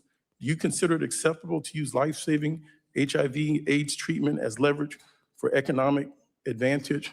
And in closing, over the Easter weekend, I was in Cuba doing an oversight to see, and your State Department refused to meet with members of Congress while they were out gallivanting and partying. In closing, I would like to ask you, will you invade Cuba? I yield back. Well, I have 1 second to answer. What do I do? I mean, you guys tell me your rules here. I tried to write down all the Will stuff you said, invade but- Cuba? Well, that's not the only thing you said. What Mr. else? Secretary, I'm going to take my time to ask questions at this time, and I'll give you some time to answer. Okay, because I do want to answer a lot of the points you raised. So my questions are going to bear on this. I think there is a significant difference in the State Department today, and since you've taken the reins, versus the State Department under Secretary Blinken and under President Joe Biden. I'd like you to expand upon the changes that have been conducted. I think it's also incumbent for us to speak about things that just not everybody follows these things all day. I spoke about these things a little bit in my opener. The amount of attacks that have come against the United States of America by the hand of Iran, not in 47 years, just in the last 30 months prior to Epic Fury beginning. I referenced over 350 attacks, 200 wounded, multiple Americans dead, to include Specialist Moffett, Specialist Sanders, Specialist Rivers. We have been ongoingly attacked by Iran just recently.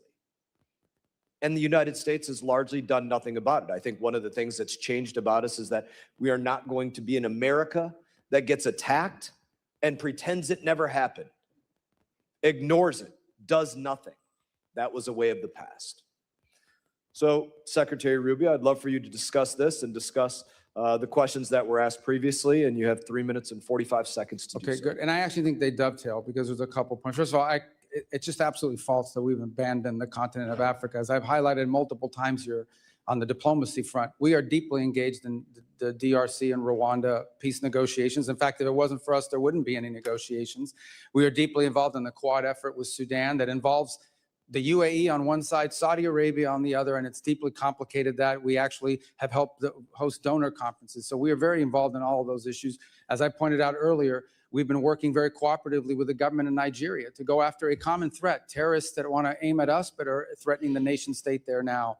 And by the way, we're opening new areas of relationship like Equatorial Guinea, which is a country we really hadn't had much interaction with for many years, and now that's begun to flourish, and hopefully we can build upon that.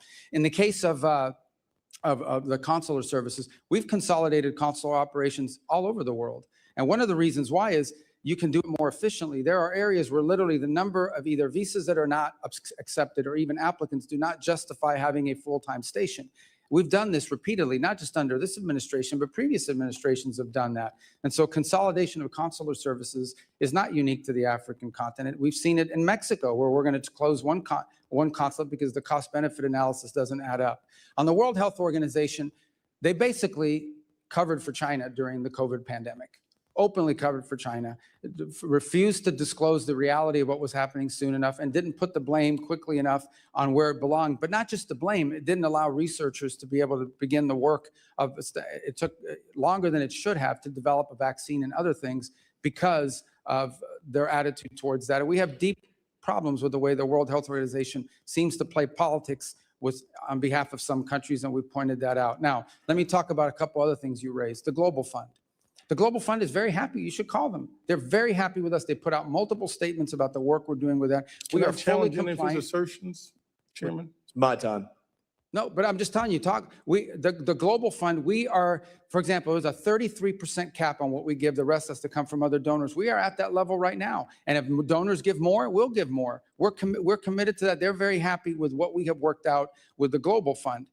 I think the other thing you didn't point out is we are not abandoning these countries or these programs. We're entering into compacts, 32 compacts, the majority of them in Africa, in which we go to a country and say, look, rather than force a bunch of NGOs from Northern Virginia on you, we are going to work with you. We are going to give the money government to government, and we're going to work in cooperation with your government to build up your national health system. So not only can you care for the patients you have now, but ultimately you won't have this problem in 5 or 10 years. And they want that. They welcome that. They do not want the ongoing dependency of aid. These countries clearly want to establish their own systems. Come over here because of these. Representative Jackson, you're not recognized.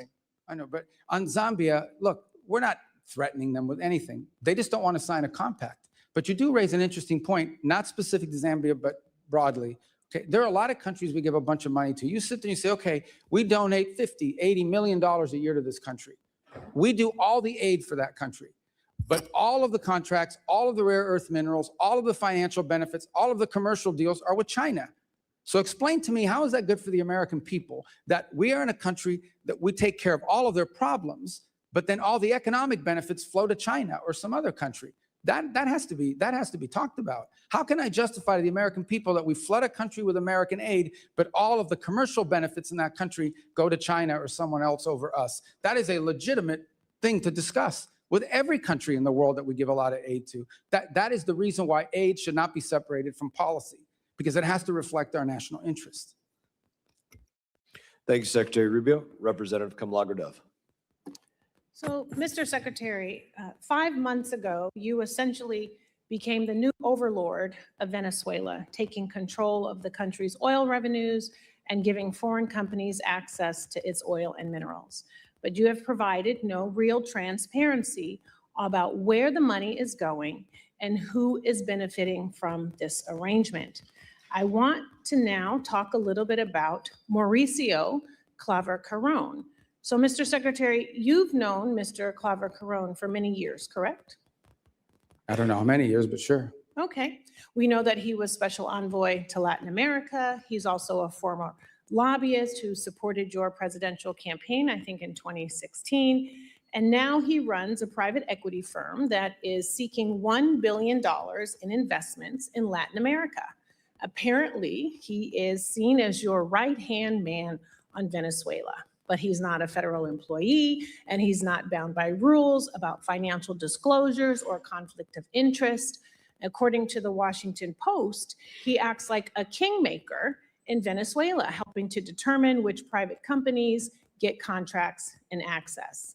And that's concerning because in January, you gave confidential licenses for Venezuelan oil to a company that had been charged with bribery by the Department of Justice and employs a trader who gave $6 million to Trump's campaign.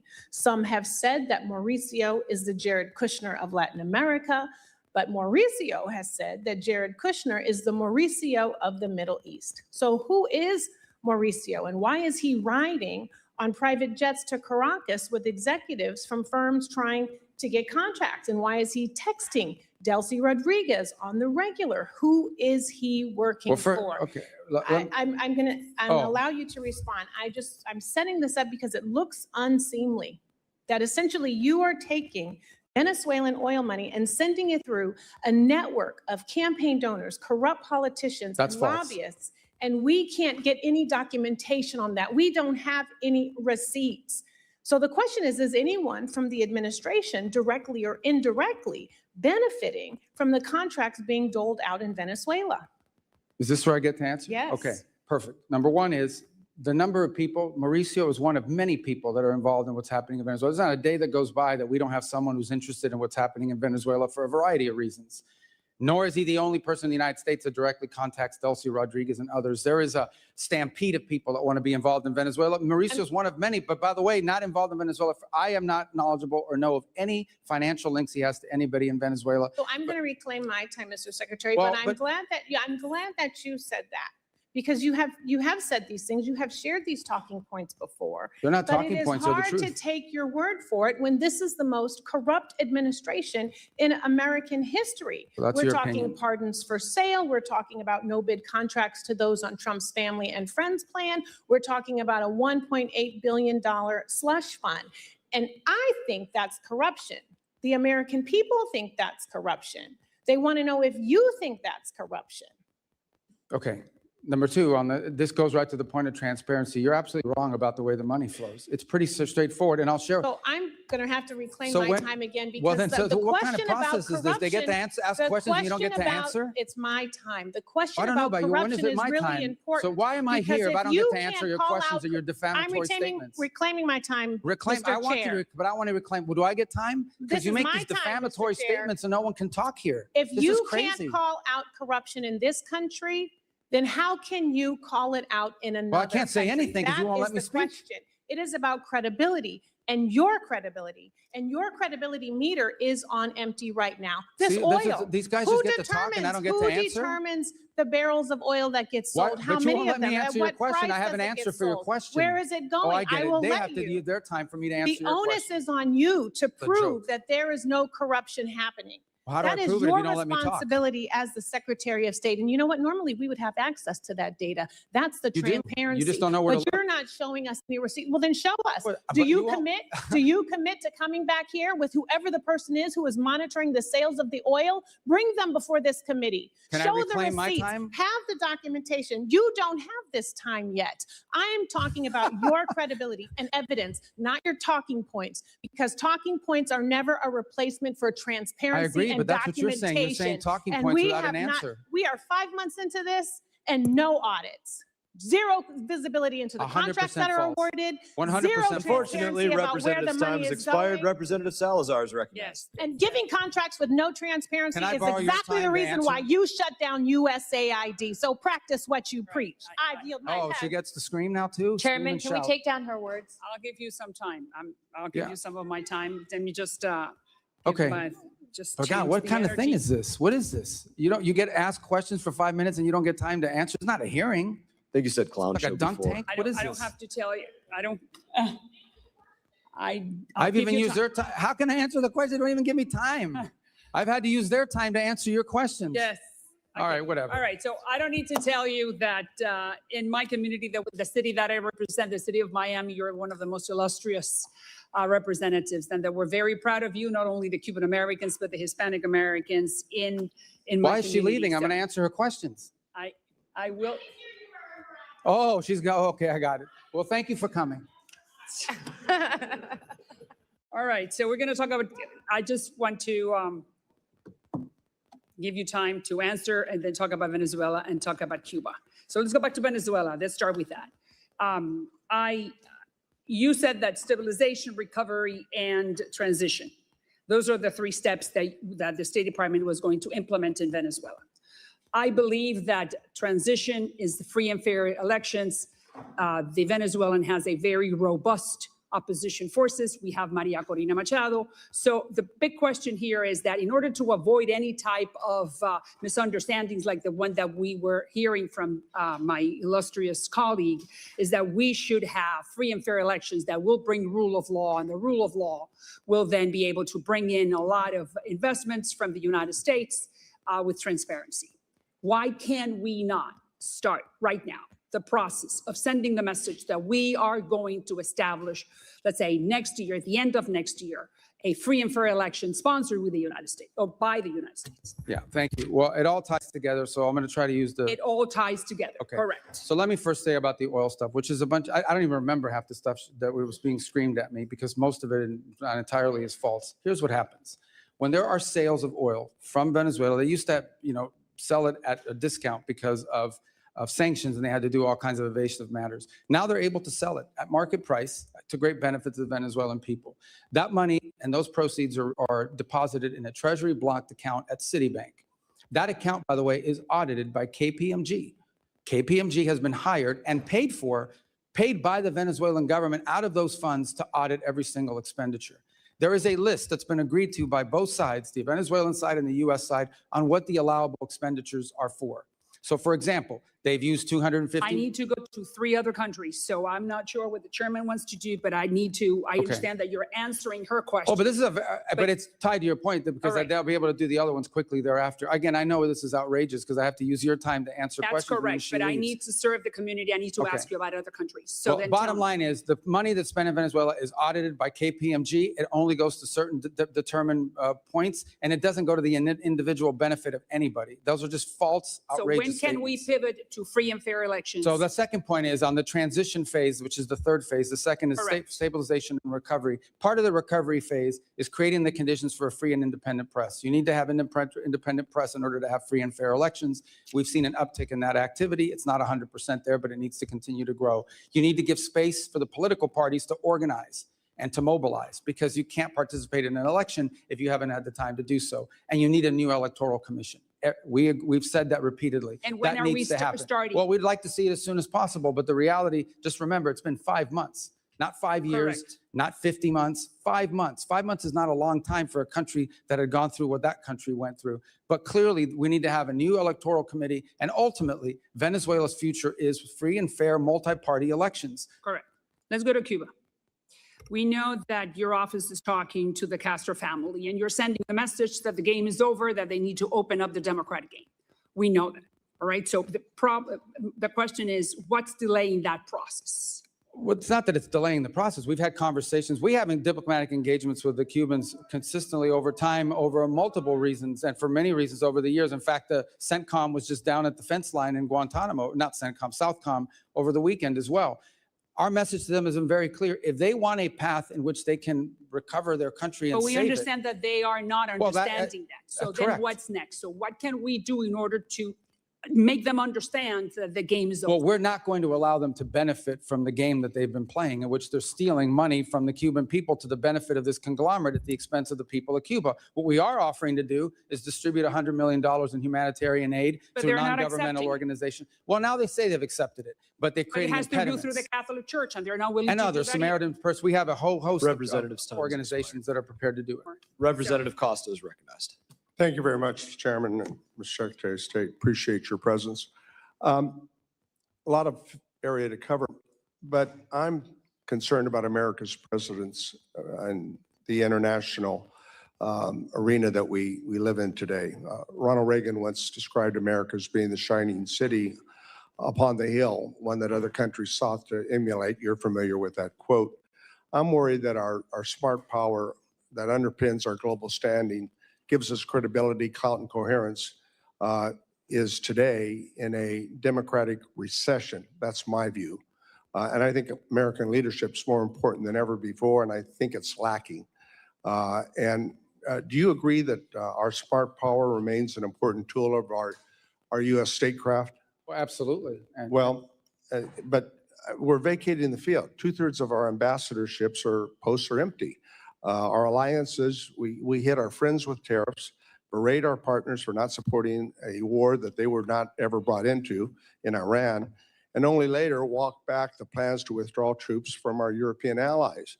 On foreign aid, we've scrapped USAID and dismantled our global humanitarian networks. And in the vacuum, as you know, China has fulfilled, come into that breach. I want to talk, we have a deal, this is, I think, a good example.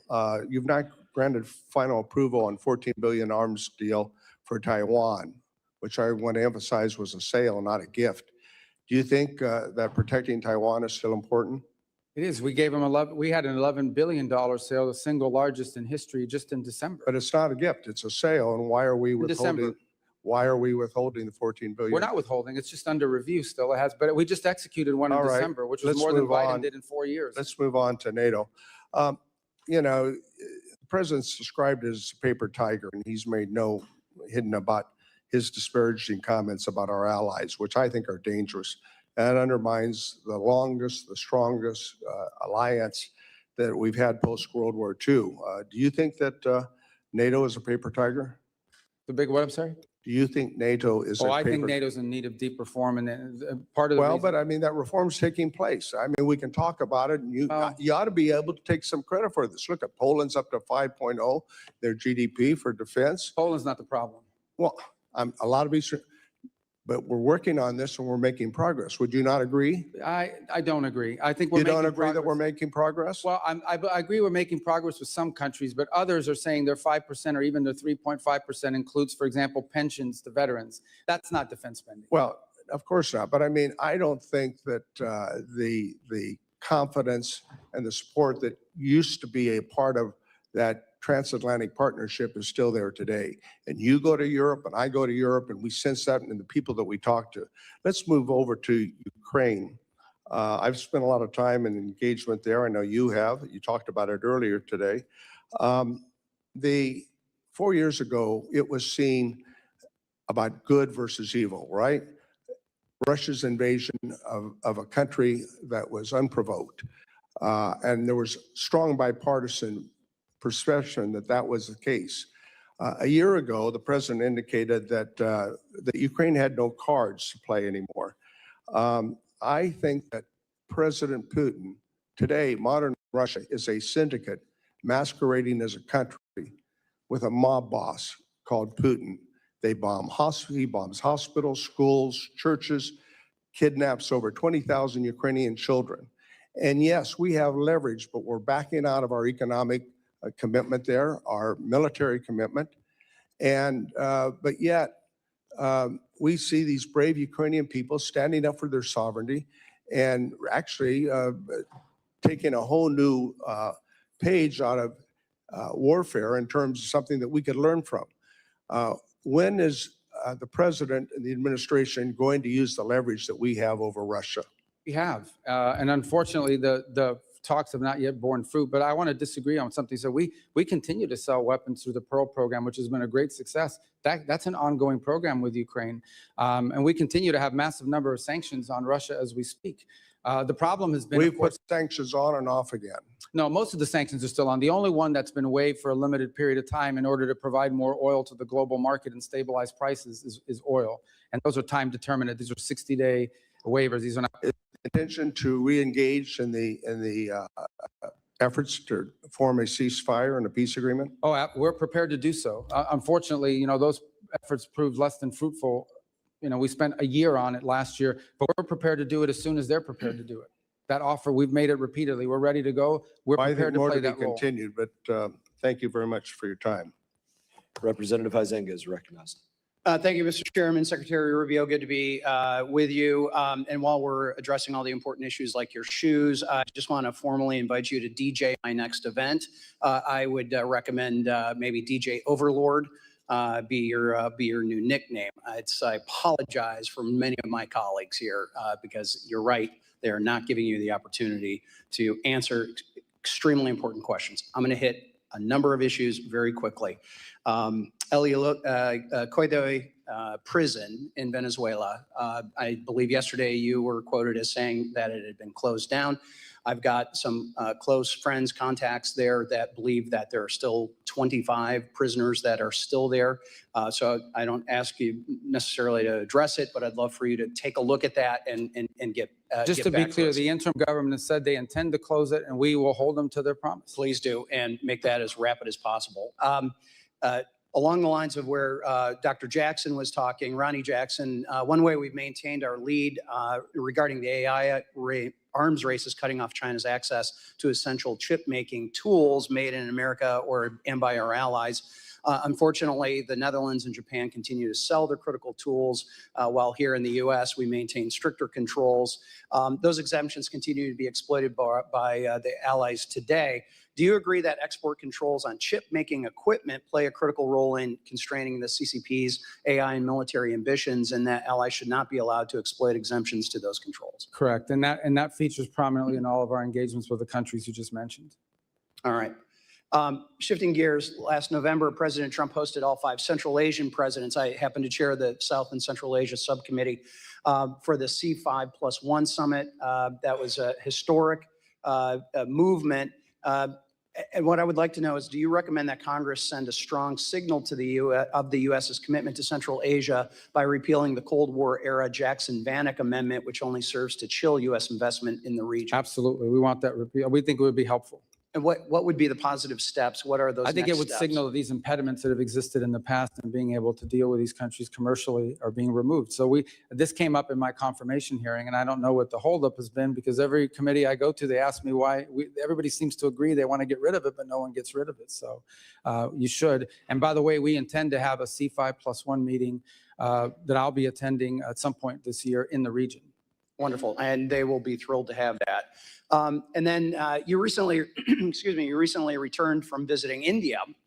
India is a critical economic and security partner for the U.S. across the Indo-Pacific. Could you please share with the committee the outcomes of your recent visit and how the Trump administration is strengthening the partnership while simultaneously addressing longstanding market access issues? Well, so India is an important strategic ally of the United States. We do a lot of things together, and there's tremendous opportunities to do more. The 2 points we focused on are, one is the hopes that we can wrap up the negotiations on our trade agreement, which we think we're a few weeks away from being able to conclude. Obviously, I don't negotiate those. That's a USTR function. So I refer you to them as to the timing of it, but we think we're pretty close in getting that done, and both sides want to see it done. The other reason I was there was, in addition to the bilateral meetings, we were able to host a meeting once again of the 4 ministers of the Quad, which is the cooperation between the United States, Australia, Japan, and India. And there are a number of things we're working on, and now we have actionable items that we're beginning to focus on. There'll be a new port facility in the region that we're going to work together on for one of the small Pacific islands. I think that is an important show. Can you name which one? Well, I think we're talking to Fiji right now about the ability to be involved with them. And then the second is, I hope I didn't misspeak on that, but I believe that's the case. And on the second one that we are working together on, Trust me, somebody in the media will hold you accountable. well, we'll get but the second one that I would tell you is that one of the things we've agreed to work on is domain awareness, working together and pooling our resources so we can have domain awareness about what's happening out in the sea. Is there someone out there trying to impede traffic? Is there someone messing with undersea cables? Is there, sanctioned ships that are moving through? This domain awareness is critically important. If we can pool the resources of these 4 countries, it would be a benefit to the region writ large. Thank you. And I'll just leave one last comment.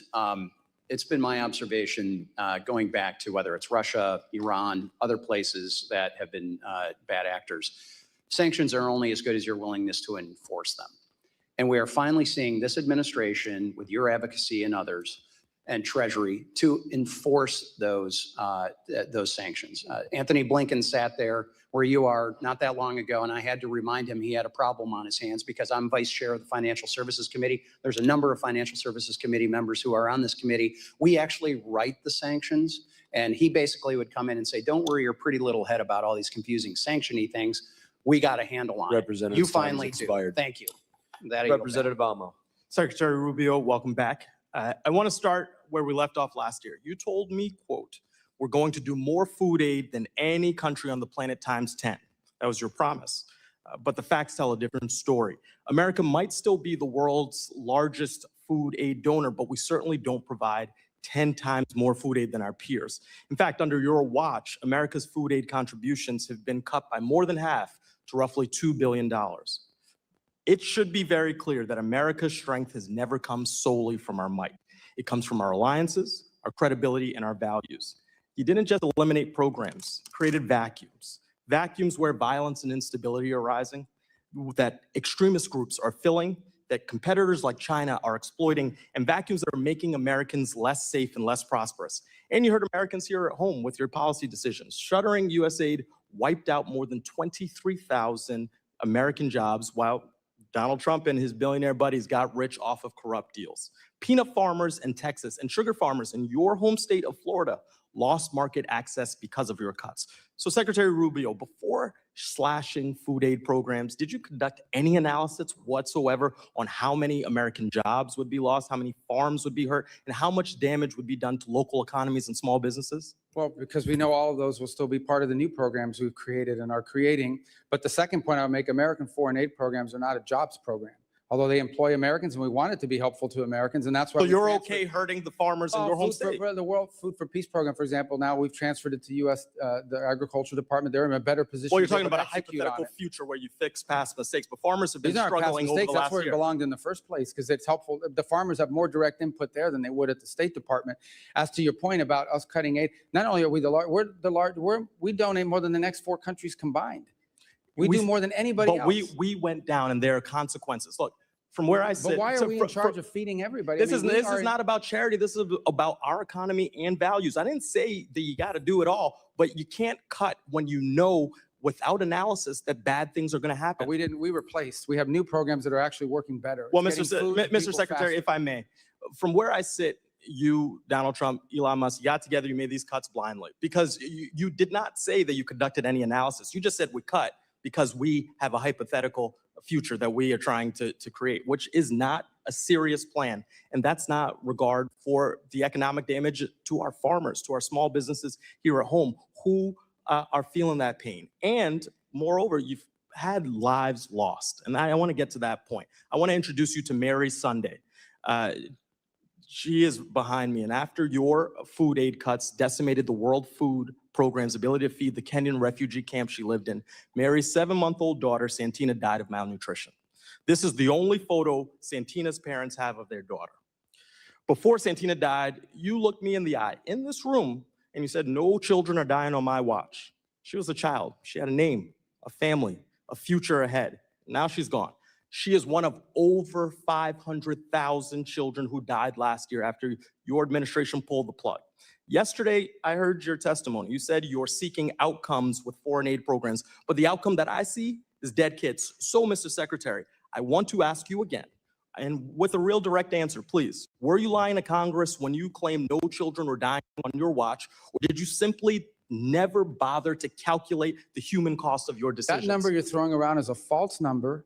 That's a false number. And not only that, you're equivocating that the death of an individual's responsibility of the United States. There are 500,000 others. No, that's so, a false. That's a Mr. false Secretary, statement. the numbers are there. No, the numbers are not Here's there. the The thing. numbers are You opinion of have experts a who got their narrative to contracts share. cut. Mr. Chairman, These I are want to people that enter got into their the record these article. articles that show last year alone, over 155,000 children died from malnutrition. Over 126,000 children died from diarrheal diseases. Over 165,000 children died from pneumonia as a result of these cuts. So here's the deal. You promised more food aid and said there were cuts. You promised America first and said American workers, who you said aren't a priority for you. You said it's not a jobs program. They lost their jobs. You promised strength. Instead, we have lost influence, credibility, and trust. And you promised children weren't going to die. You said that to me right here.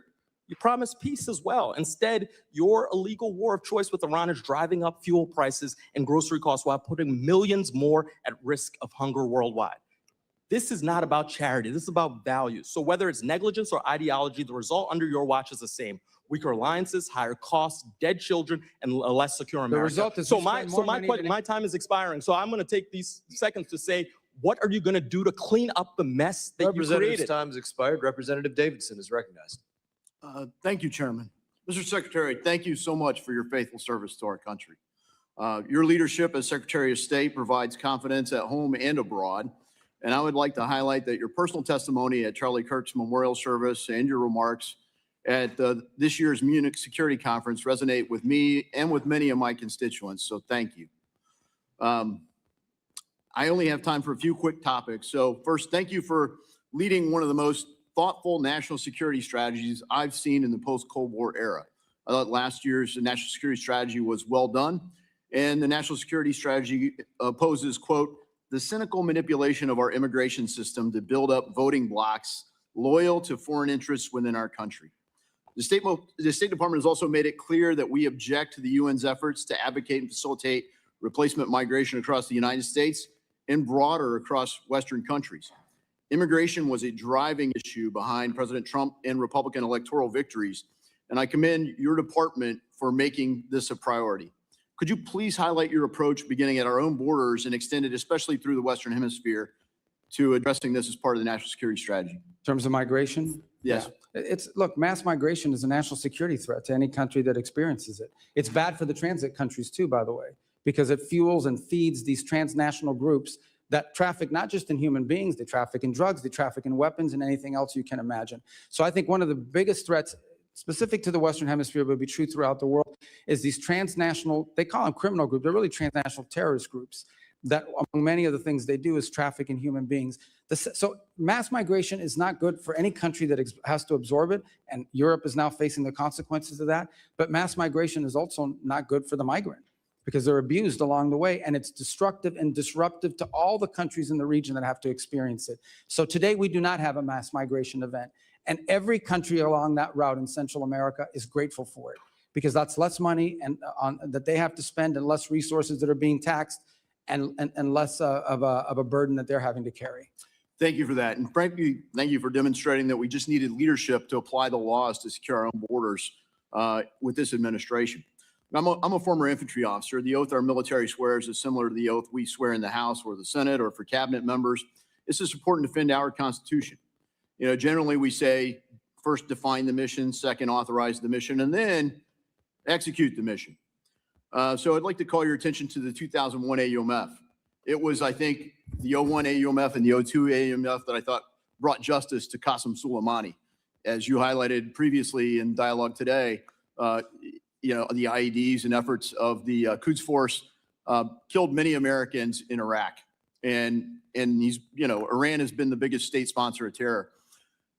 Unfortunately, the 01 AUMF, which still survives, doesn't, it authorizes a war on terror for Al-Qaeda and their affiliates. Hezbollah, Hamas, Houthis, and numerous other proxy forces for Iran aren't affiliates of Al-Qaeda.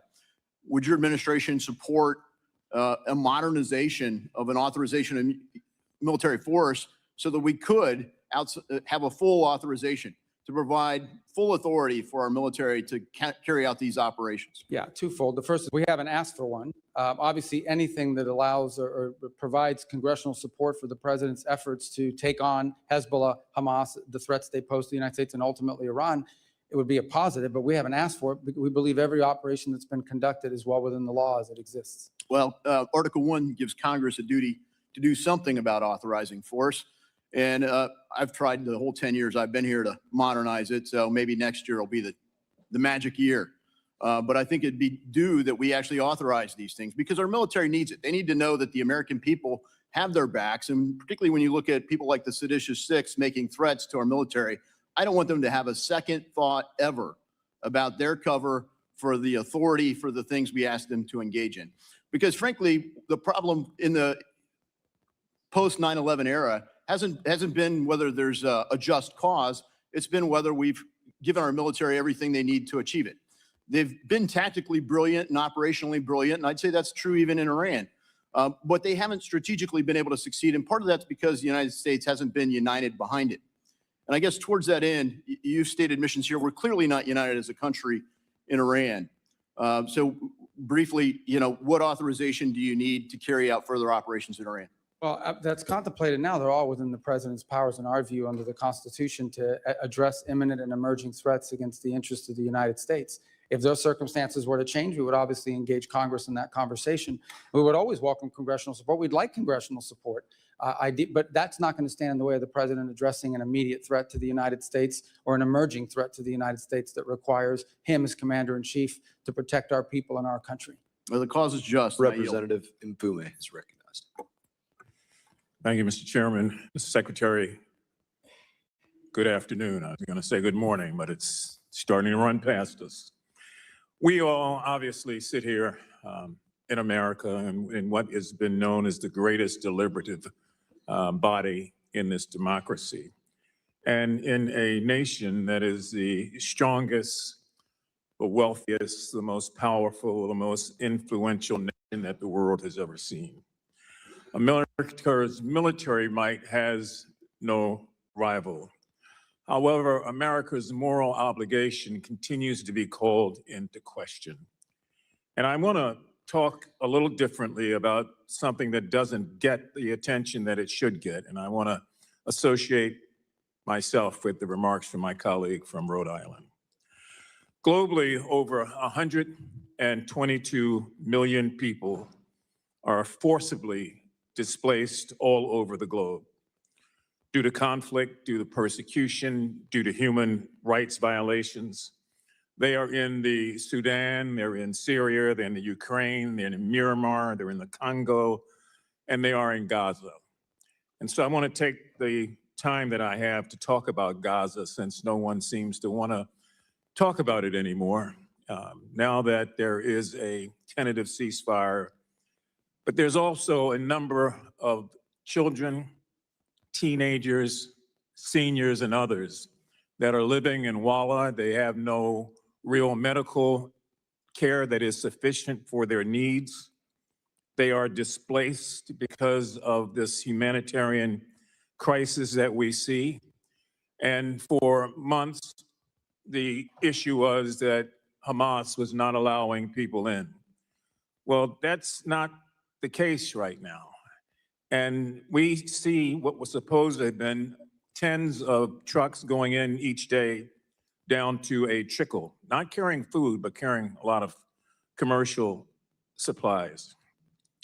More than 6 months into the ceasefire, about 1.7 million Gazans, Palestinians, are still living in tent camps. They're facing a surge, as you probably know, in rodent-borne disease, with reports of more than 70,000 cases of parasite infections, related illnesses, since the beginning of this year alone. Many, if not most of them, are children, young children, who are trying to find a way to survive, who are also growing up with memories of what happened to their parents, with a great deal of hatred in their heart towards America, towards Israel, toward anybody that they thought may have been a part of that. I just want to point out two things. When the 20-point peace plan was enacted and talked about by President Trump, it included point number 7, which doesn't get a lot of attention, and that is that the mandate that a full amount of aid would be sent into Gaza and into the Gaza Strip at a quantity of 600 trucks a day.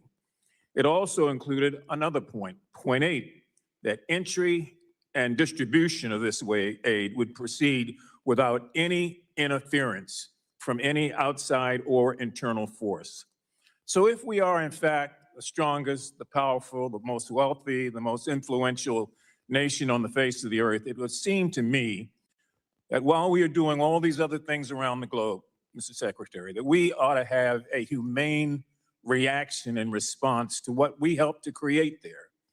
I mean, it is not just war-torn, it's ravished, and people are dying every day, even as this hearing takes place, because they can't get medical attention. And so Gaza is not over with. That chapter and page is not turned. Those persons, the Palestinians that live there, really need help. And I would strongly urge the State Department, in addition to what you may be doing, to have someone and to have a process to come up with ways through UNRWA and other organizations to meet the need. Many of the international organizations are facing a monetary crisis, and so they don't have the ability to do what they are empowered to do. But this is still the United States of America, and we still have an obligation. And we cannot let children die en masse because we think that a ceasefire has created a new reality. The reality is still the same on the ground there. So I would urgently ask that when you come back before the committee, that you try to address that, or even before then, or if you want to share some information, please do, because time is of the essence. I yield back. Representative Lawler. Mr. Secretary, as chairman of this committee's Middle East and North Africa subcommittee, I've been monitoring closely the administration's operations in Iran and appreciate the many conversations that we have had. I commend both you and President Trump for your decisive actions against the regime and that of our military. Last summer, we significantly set back their nuclear objectives. And in the past few months, we have systemically decimated their military infrastructure, including their naval fleet and ballistic missiles program and drone capacity. And we eliminated the Ayatollah, the clerics, and much of the leadership of the IRGC. And now you are working to get the Strait of Hormuz reopened. And to my colleagues, I would say to you, imagine what this regime would do if it actually had a nuclear weapon and tried to extract and extort by shutting down the strait. They didn't just think of this as a result of this operation. This is something that they had been planning for years. We are working to diminish their nuclear capabilities for good and to expand the Abraham Accords across the Middle East and actually ensure peace, stability, and economic prosperity. It is bold, it is innovative, and for the first time in 47 years, somebody actually followed through on the bipartisan threat that Iran could not have a nuclear weapon. So I applaud you for the work that you have done during your tenure and wanted to ask you a few questions. Specifically, would the president sign a deal that doesn't deal with the nuclear threat and Iran's enrichment capabilities? Well, that would be what the deal is about. So it would be impossible to sign a deal that doesn't deal with enrichment and the highly enriched uranium. Right. And would you say that Iran, for the first time, is finally willing to at least discuss these issues? Well, I can tell you a few months ago, they refused to discuss the issues of both enrichment and the highly enriched uranium. I think now in some of the papers that have been exchanged back and forth, it's clearly addressed, but we still don't have final sign-off from their system as of this morning. And there have been reports that sanctions relief and release of frozen assets are on the table. As I understand it, you shut down those rumors yesterday in your testimony. Can you confirm that's the case? Well, first of all, there are sanctions that are specifically related to their nuclear program, sanctions because they enrich, sanctions because they have highly enriched uranium. And so none of this would be done at the front end. There's no signing bonuses here. But ultimately, it would all be conditions-based. The sanctions that are directly related to the nuclear program would be discussed as if, in fact, they go through all the way on the things that we're asking them to do. But that would be part of the negotiation. It wouldn't be at the front end. Now, as you and I well know, during your time in the Senate, we worked together to pass the SHIP Act. And it was the Biden administration that not only released billions in frozen Iranian oil revenue, but it was the Biden administration that eased sanctions on the illicit oil trade between China and Iran. And that's what allowed the Iranian regime to finance terrorism, Hamas, Hezbollah, the Houthis. That's what allowed them to finance their ballistic missiles program. And it's what allowed them to finance their nuclear capabilities. So as you look at all of this, the bottom line is, from our perspective, we want the nuclear materials out. And so ultimately, no dust, no money, correct? That's right. And to be clear about we're talking about 60% highly enriched uranium that has no peaceful purposes. The only reason to have 60% highly enriched uranium is to be one step away from turning it into 90% highly enriched uranium, which you would weaponize. So that has clearly been one of the things that has to be part of this agreement, the disposition of it. One thing I just want to say as part of any negotiation, please keep in mind the U.S. Victims of Terror Compensation Fund and make sure that our 9/11 families continue to be compensated on the sanctions for Iran's terrorist activities. A number of my Democratic colleagues have pushed war powers resolutions. From your experience and position, does this grandstanding benefit the United States or does it benefit the Iranian regime? The Iranians have misunderstood it in the past. They think, and I've seen others, not just the Iranians, but on different war powers resolutions, they think that if this thing passes, that means the president will not be able to come after us, so he no longer has any leverage. I think I've seen reflections of that from them in the past. Obviously, look, Congress has its prerogatives. You'll vote on what you're going to vote on. You're asking me whether it's had an impact. I think if you see how it's reported on Iranian state television and things of that nature, it makes them think that somehow our hands are going to be tied and we won't be able to do anything to them. So why make a deal? Appreciate it. Representative McBride. Thank you, Mr. Chairman. Thank you, Mr. Secretary, for joining us today. Like you, I attended the Munich Security Conference earlier this year, and in a meeting that I had with several European prime ministers and several of your colleagues within the administration, your colleagues recognized that NATO is both bigger and better funded today than it was 10 years ago. And I am fully willing to admit that that is a byproduct of several factors, including Putin's aggression, previous administrations, and indeed a byproduct of actions by this administration and this president's first term as well. But I want to focus in today on statements and actions that I believe go beyond pressuring and leverage and actually fundamentally undermine the foundation of NATO. On January 21st of this year, in the president's speech in Davos, he said, we, quote, never got anything from NATO.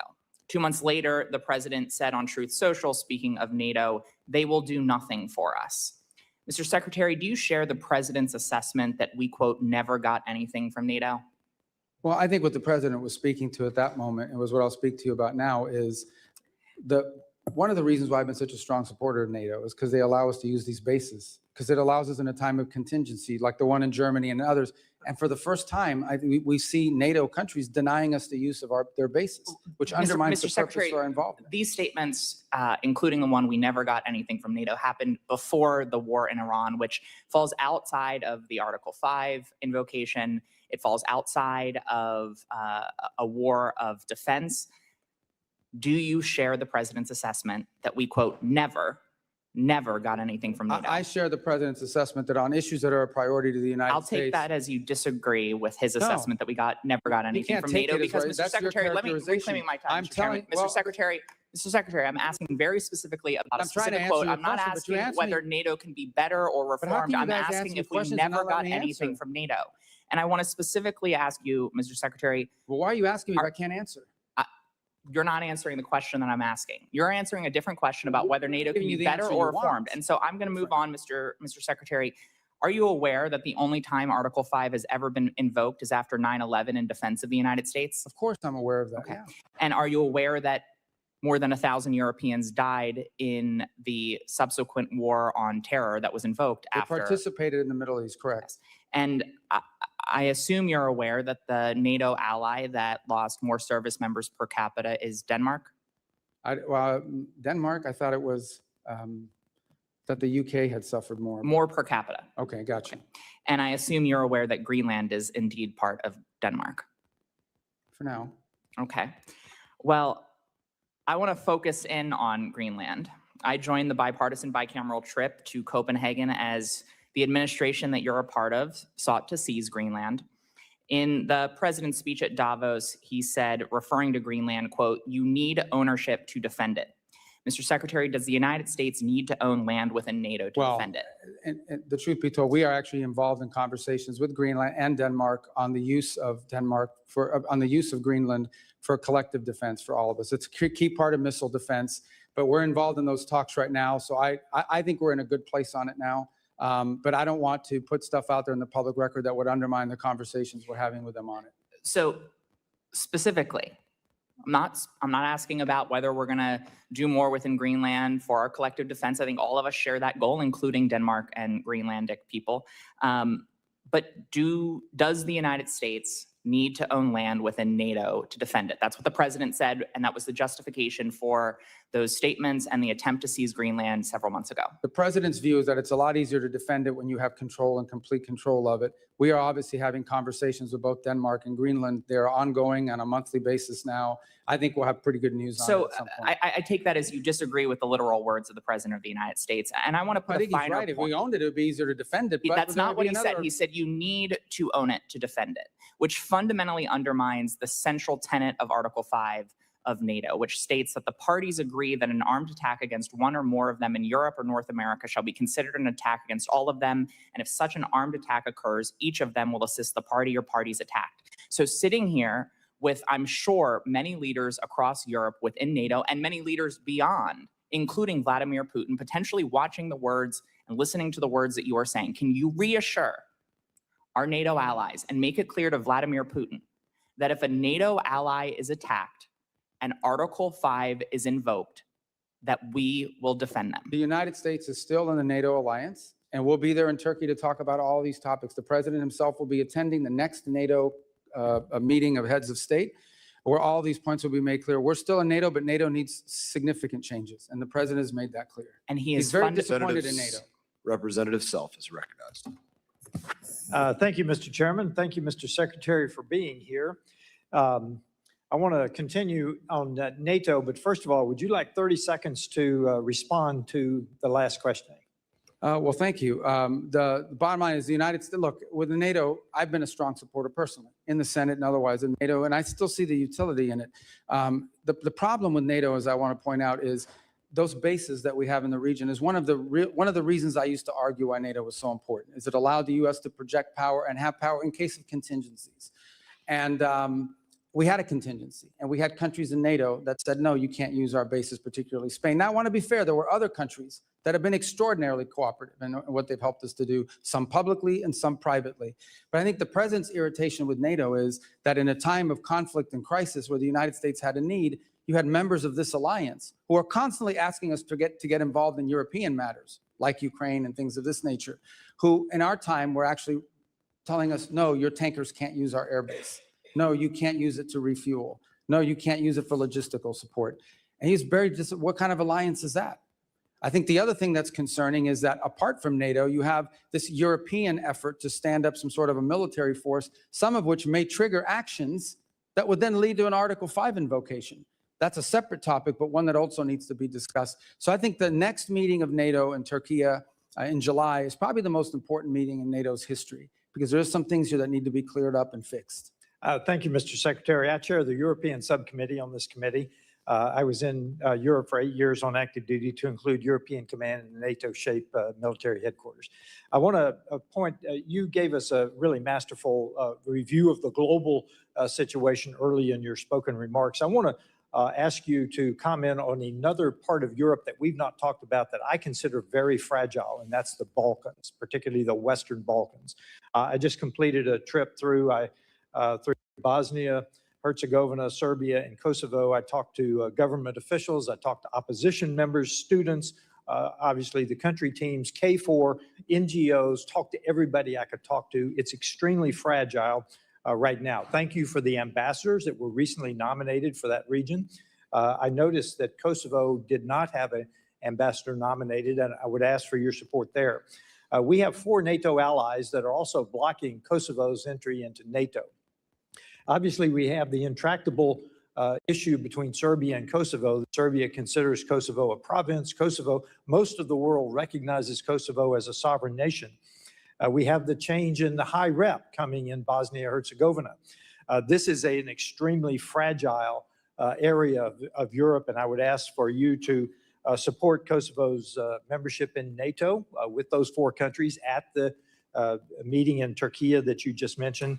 I'm looking for stability and balance in the Western Balkans. Our troop presence is very, very important in that region of the world in terms of the KFOR particularly.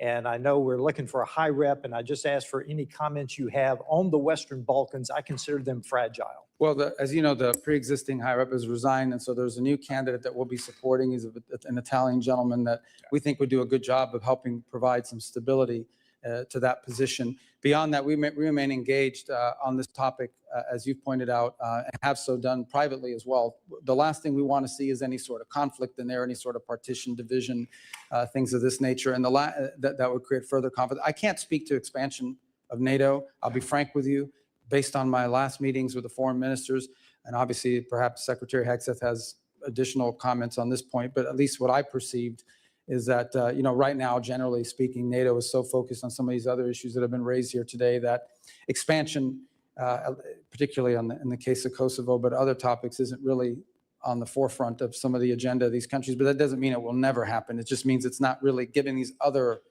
sort of friction points. It has not featured prominently in recent conversations with our NATO allies. Yes, Mr. Secretary, you look at the Western Balkans, there's kind of a hole there in terms of EU membership and NATO membership. So there is a lack of stability. With that, I have 30 seconds left. I'd like to yield to my colleague. Thank you very much, Honorable Congressman Self. I just want to finish with what I was trying to ask you, Mr. Secretary.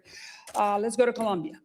President Trump just endorsed Abelardo del Espriella. We have information, sir, that there are forces preparing a major election fraud coming up in 3 weeks.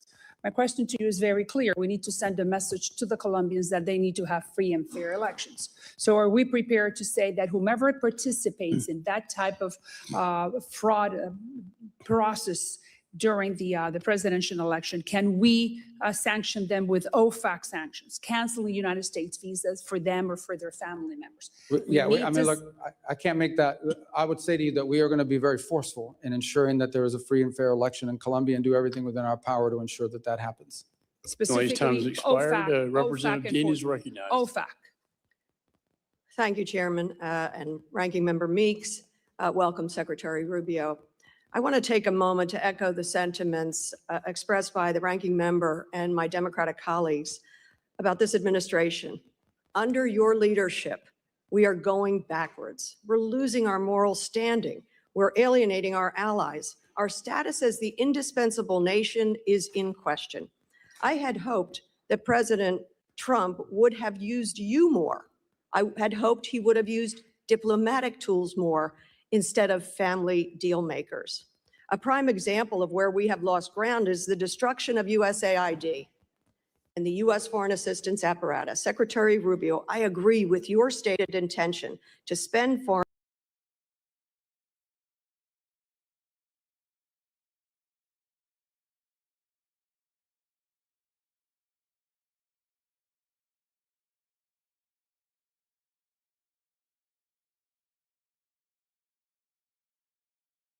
We're alienating our allies. Our status as the indispensable nation is in question. I had hoped that President Trump would have used you more. I had hoped he would have used diplomatic tools more instead of family deal makers. A prime example of where we have lost ground is the destruction of USAID and the U.S. foreign assistance apparatus. Secretary Rubio, I agree with your stated intention to spend foreign aid effectively, efficiently, and aligned with American values. Your written testimony certainly paints a rosy picture of the State Department's progress in achieving those goals. I quote you when you say, every dollar we spend today is 100 times more effective, efficient, and aligned with the American interest than it was when President Trump took office. We know such huckstering is not the reality. Last year, a new and untested organization called Gaza Humanitarian Foundation was set up by Israel and the United States within a few short months to take over distribution of emergency food assistance amid catastrophic food insecurity and famine in Gaza. GHF had no track record of providing humanitarian assistance, and it relied on private subcontractors to transport the food, to provide food distribution sites. And then you saw the reporting. Hundreds of Palestinians, including women and children, were killed just trying to get to those sites. Secretary Rubio, Can you tell us, can you tell the world how many people were killed simply trying to access those sites? Well, since Hamas killed them, you should ask what Hamas's role was. IDF soldiers shot some of No, them. no, no. Yes. Let me tell you the reason Secretary why food Rubio, wasn't going in there is I because the reclaim my condos were being time. hijacked I by reclaim my Hamas. time because propaganda ain't going to work with me. Well, it isn't going to work with me either, and what you're saying is Nearly propaganda. 1,400 people were killed, and that was as of last March.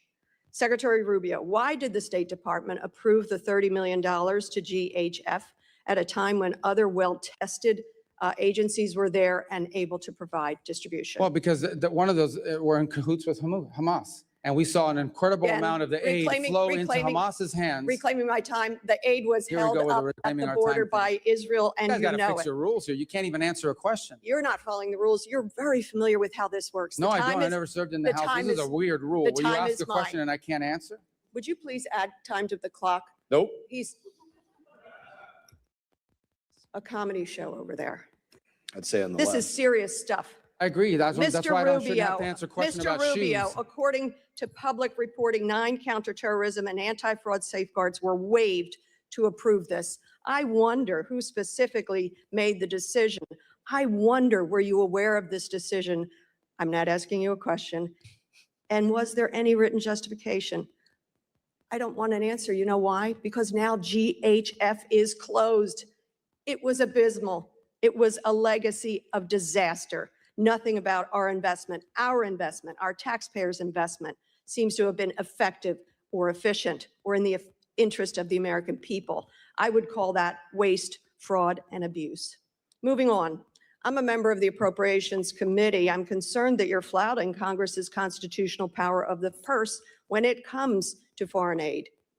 For FY25, Congress appropriated and the President signed into law more than $690 million for international basic education.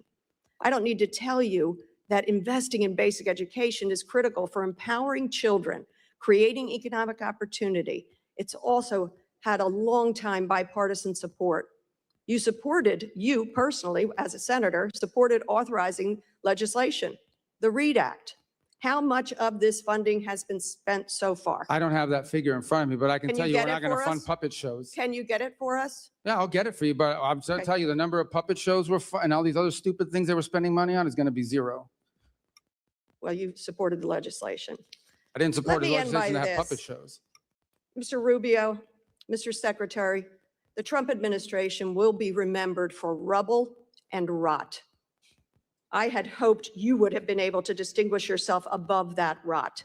I bet you hoped it too. Sadly, you have not. I yield back. Well, Representative Baird is recognized. Thank you, Mr. Chairman, and thank you, Mr. Secretary, for being here and giving us an update on the Department of State. We really appreciate that. You know, in your testimony, you stated that the foreign assistance is a key instrument in America's ability to build partnerships and trust with developing countries. And President Trump has put forth a clear plan about America first in all aspects of our policy and his policy. Our focal point that the State Department has spearheaded, which is I am very excited about, is the American First Global Health Strategy. The U.S. is a global leader in health innovation, particularly with pharmaceutical applications and biotechnology. African countries overwhelmingly have been the beneficiaries of American First bilateral global health agreements. 21 of the 32 signed agreements that you mentioned in your early presentation have been with nations in Africa, resulting in 40% of African nations being partners of the United States that have taken a responsibility to invest in their people instead of asking for a blank check from America's taxpayers. So I'm proud as a representative of Indiana to see that the drastic increase in domestic investments is innovative for global health problems and biotechnology. So can you walk me through the process for sending America's medical and health innovation abroad to assist with global health threats? And additionally, what plans does the State Department have to expand those global Yeah, and let me just say, this goes right to the criticisms that I keep hearing from that side over there about us not spending the money because we got rid of a USAID program. USAID basically was a program, was a system that was completely devoid of our public policy. It operated almost as an independent State Department, and oftentimes USAID was operating in contravention and contradiction of what the embassy was trying to accomplish in the host country. And one of the complaints you would get from many developing countries is that they would get flooded with NGOs that were picked for them. These NGOs would then operate in the country without even coordinating with the government, doing whatever they wanted and pursuing what they wanted. And in some cases, it extended well beyond food and medicine. It extended to political interference and all sorts of other activities in these countries that were undermining the national interest and the credibility of the United States. Now, these compacts in particular are promising and exciting because they are government-to-government arrangements. No longer do we put money into a bucket and says, this is for vaccines, or this is for medical care, or this is for standing up clinics globally. We are doing it individually, country by country. And the reason why that makes sense is because every country has unique needs. Some country may need more help in some area than in others. But at the core of this arrangement that we're making with countries is their desire and our goal to ultimately help them build their own national health systems so that eventually they no longer are dependent on foreign aid in order to be able to conduct that. Some countries it may take 5 years, some countries it may take 15. It depends on which country. But that's the goal of the compact. And these countries are happy with the compact because for the first time ever, their government leaders have control over how the money is spent, where it's being spent, and it's being spent in a way that builds their domestic capacity inside of the country. That's a much better way to do it than to flood these countries with NGOs accountable to nobody, run by, in many cases, through a USAID program that was undermining our foreign policy in that country in many instances. Well, I appreciate that answer very much. I was really shocked to see where some of the funds were going in Africa, for example, through those USAID and the USAID program. And I know that was not what was intended in the beginning. So thank you for taking care of that and making an effort to do that. Let me change to one other thing. During the Biden administration, the FSOs were evaluated in the service based on a meaningless criteria like DEI and woke politics. So this arguably drowned out the vital U.S. interest, like beating back the Chinese encroachment and advancing new technologies abroad. I commend you for stripping the Department of DEI and other woke policies, and we should renew our focus on reinforcing our edge against China, and we certainly can use tech diplomacy to do that. So we have about 42 seconds. So would you mind sharing with me how to agree with the diplomats should be trained in emerging technologies like AI and telecommunications? Yeah, well, I think given the dramatic transformations happening in the world today, our diplomats of the future are going to have to be trained in multiple fields that previously we didn't, not just in the role that technology broadly plays, but the rapidly evolving role that AI plays, and economics. I think economics have become a central core, have always been an important part of our diplomacy, but have become at the core of much of our diplomacy around the world now. So it's one of the areas where I think are, in addition to knowing how to write non-papers and all the other normal diplomatic things, I think it's going to be really important for foreign service officers in the future to have an understanding of economic factors. Thank you very much. I yield back. Representative Schneider is recognized. Thank you, Chair, and Mr. Secretary, thank you for being here today. I'm going to talk about areas on which we both agree, specifically addressing the threats from Iran and seeking stability, prosperity, and peace for all the peoples of the Middle East, including our Arab Muslim allies and the Jewish Democratic State of Israel. Like you, I've spent much of the past 2 decades working to block and ultimately permanently close any path Iran might pursue to acquire nuclear weapons capability. And like you, I've argued that the international community must work together to eliminate Iran's conventional weapons threat, including ballistic missiles, cruise missiles, and now drones. Like you, I've worked to thwart Iran's support for terrorist organizations around the world, including Hezbollah in Lebanon, Hamas and Palestinian Islamic Jihad in Gaza, and the Houthis in Yemen, among others. And like you, I believe we should do all we can to empower the good people of Iran to free themselves from the evil regime that has oppressed them for more than 47 years. And now we can add the imperative to reestablish freedom of navigation in the Strait of Hormuz. I know you and this administration are working to reopen that strait. Mr. Secretary, assuming an arrangement is soon reached to reopen the strait, have you or anyone in the administration calculated or even estimated the economic impact on Iran's economy through the remainder of the year versus the baseline that was expected before the war? Yeah, I'm sorry, but I want to understand your question. Are you saying if the straits are open, how much have they lost? If an agreement is achieved, do you have an expectation of what's going to happen in Iran's economy going forward? How much money will come in with the straits Well, I can open? tell you, so for example, with the blockade now, their inability to get ships out is costing them Post-blockade. hundreds of millions. Right, so if it's costing them hundreds of millions of dollars a day now not to be able to get their ships out, that would be theoretically what they could gain back, except that they still face sanctions. Now, the sanctions haven't been enforced necessarily, but in many cases in previous administrations, but they still face sanctions. What you've seen happen now that has never happened before. Let me just, I just, for the sake of time, Yeah, I I appreciate understand. that. The administration is looking at give and take to get the straits open. Have you estimated how much of the cash that will flow into that economy? As you Oh, I said, got you. $100 million a day will make its way ultimately to Iran proxies like Hezbollah, Hamas, or Palestinian. Well, Islamic obviously, we assume a lot of it, but they also have significant reconstruction costs. But let me be clear, I don't think that's what you're asking me. No, the straits are not in exchange for sanctions relief. The straits are in No, I exchange for understand the it's not sanctions. blockade. That's not Okay, what I'm no, I asking. just wanted to Yeah, be clear on that. but there will be economic inflows to the regime and Yeah, unfortunately, that's the case, and that continues to be the case. That will have to change as well as part of this negotiation. So, and just because time is so tight, my request is, can you commit to giving this committee a classified briefing to share what the administration is doing to thwart the efforts to get money to Hezbollah, Islamic Jihad, and Hamas? Yes, and I think you'd also benefit from hearing from Treasury on that topic as well. We will ask that and I asked the chairman to do that.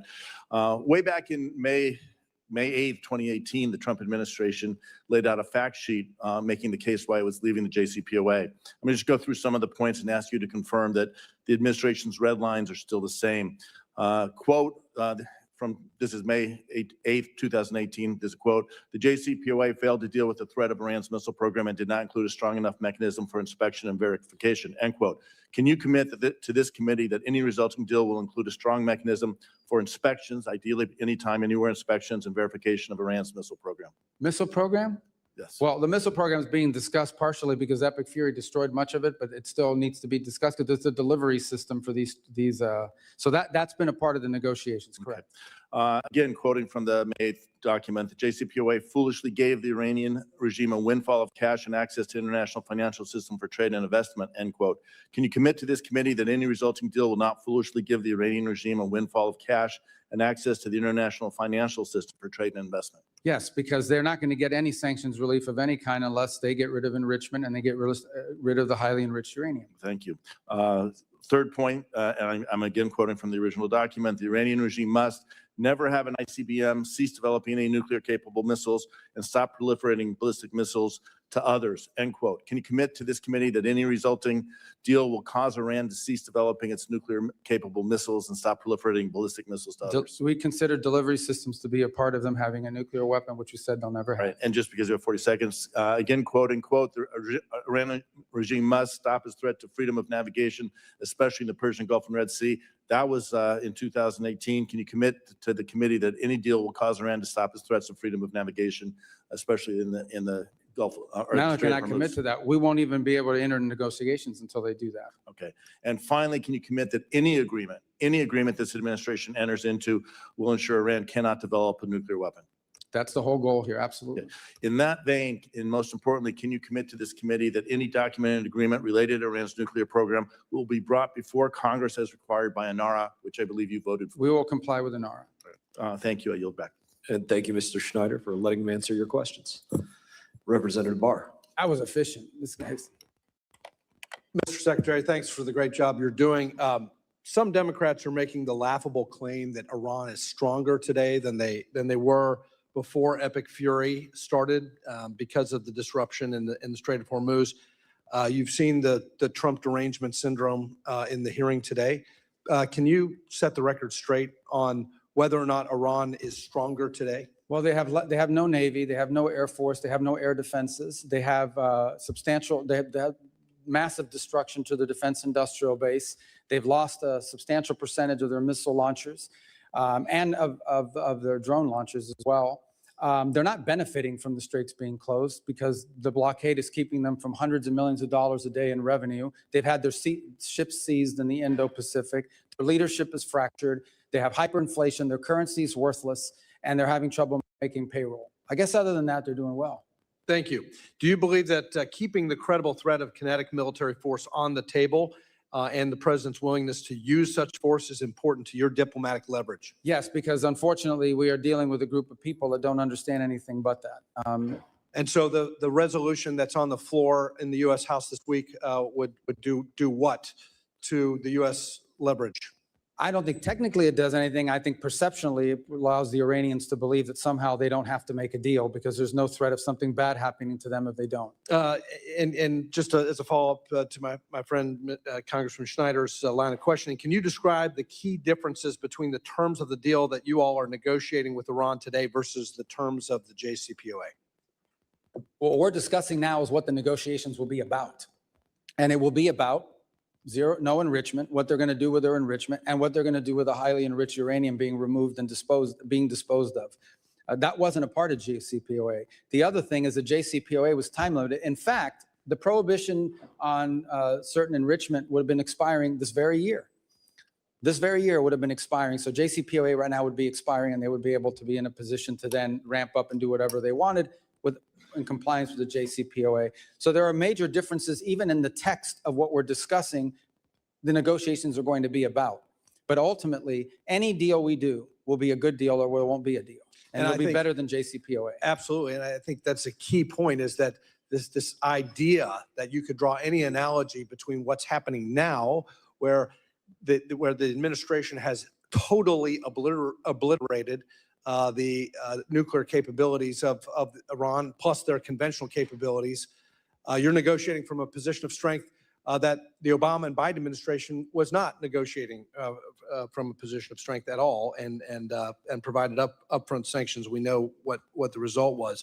I want to shift to the Indo-Pacific real quick. As you know, the Taiwan Relations Act states that it is the policy of the United States to provide Taiwan with arms of a defensive character. Consistent with that policy, the Trump administration announced in December of 25 an $11 billion arms package for Taiwan, the largest ever, including HIMARS, howitzers, drones, Javelin anti-tank missiles. As a result, the Taiwan legislature passed a $25 billion special defense budget that included funding for an even bigger arms deal for air and missile defense totaling $14 billion, a deal that is not final, and a deal that is under review. As you know, one of the 6 assurances states that the U.S. will not consult with the PRC on arms sales to Taiwan. Now, you've heard this. Critics of the administration have alleged, the media has alleged as a result of the Beijing summit, that President Trump's recent meetings with Chinese leader Xi in Beijing not only paused Taiwan arms sales, that's their term, paused arms sales, but also violated the assurance that the U.S. will not consult with the PRC directly. Can you clear the air on this? First of all, the 11 million in December was the single largest arms sales ever to Taiwan. It was more than happened cumulatively under 4 years of President Biden. And in fact, I recall that for 6 years, President Obama offered zero to Taiwan during his presidency. So it was such a big deal, by the way, that the Chinese reacted to it with really hyper activity in terms of military exercises around Taiwan. We don't consult with the Chinese on these arms sales. We're aware of their position. They talk about it all the time, and I don't need to tell you, it wouldn't be breaking news that they're not in favor of these arms sales. They raise it, but they are not negotiated, and they're not consulted. That second deal, the $14 million one that's currently under review, and that would not be unusual for something. So that's not a pause. That's not a pause. That's under review, and we've already done an $11 billion deal. Just did one in December. Right. So I think the mischaracterization of this as a pause doesn't reflect the administration's commitment that they've already made on the $11 billion deal. I yield back. Yeah, correct. Representative Barra is recognized. Thank you, Mr. Chairman. Thank you, Secretary, for being here. I'll admit that I was hesitant and skeptical and did not support the actions that took place in Venezuela. I also will admit that thus far it's working out better than I would have expected. And long-term stability, if we can create a better life for the Venezuelan people, is a good thing. If we can reduce a threat in our hemisphere, that's a good thing as well. To the line of questioning that Ms. Kamla asked, I think it would go a long way. You mentioned that there's a KPMG audit of the Venezuelan funds, how the revenue is being used, how it's being reinvested in Venezuela. Would you publicly commit to providing that audit to this committee? And again, I think it would go a long way to. It's an ongoing audit, so it's not a once-a-year audit. It's on every expenditure. Every single disbursement is audited by KPMG. I would also add one more point. There's a second layer control here, and that is Citibank itself, because they hold the account. They also do the Know Your Customer regulations on it, which, by the way, has slowed down the disbursement in ways that have been problematic. Would you but commit nonetheless to necessary. providing all that Yeah, information? yeah, to the no, committee so we can absolutely. take a And look that's at why it? we're doing the audit. We want people to see that it's not being stolen or pilfered. We think that's part of this recovery is so critical. Again, I think that would go a long way to assuaging some of the concerns.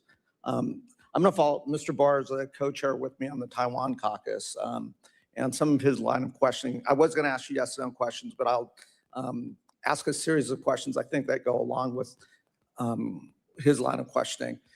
Some of the comments that the president's made recently have created a little bit of ambiguity. But again, what you just suggested, nothing's changed in our relationship. In the Taiwan Relations Act, states that the United States will make available to Taiwan such defense articles and defense services as may be necessary. The 6 assurances states that the United States does not agree to consult with the People's Republic of China regarding arms sales to Taiwan. The Taiwan's Relations Act, the 3 joint communiques, the 6 assurances have guided our one China policy for decades. And again, I think in your previous statements, nothing has changed with our commitment to upholding the U.S. one China policy. Is that correct? Our policy on Taiwan has not changed. Oh, great, thank you. Switching over to something that the administration's put a lot of focus on is our critical minerals, rare earths, developing our own capacity. I was supportive of the Mineral Security Partnership, now the Forge Act, working with our allies, super important.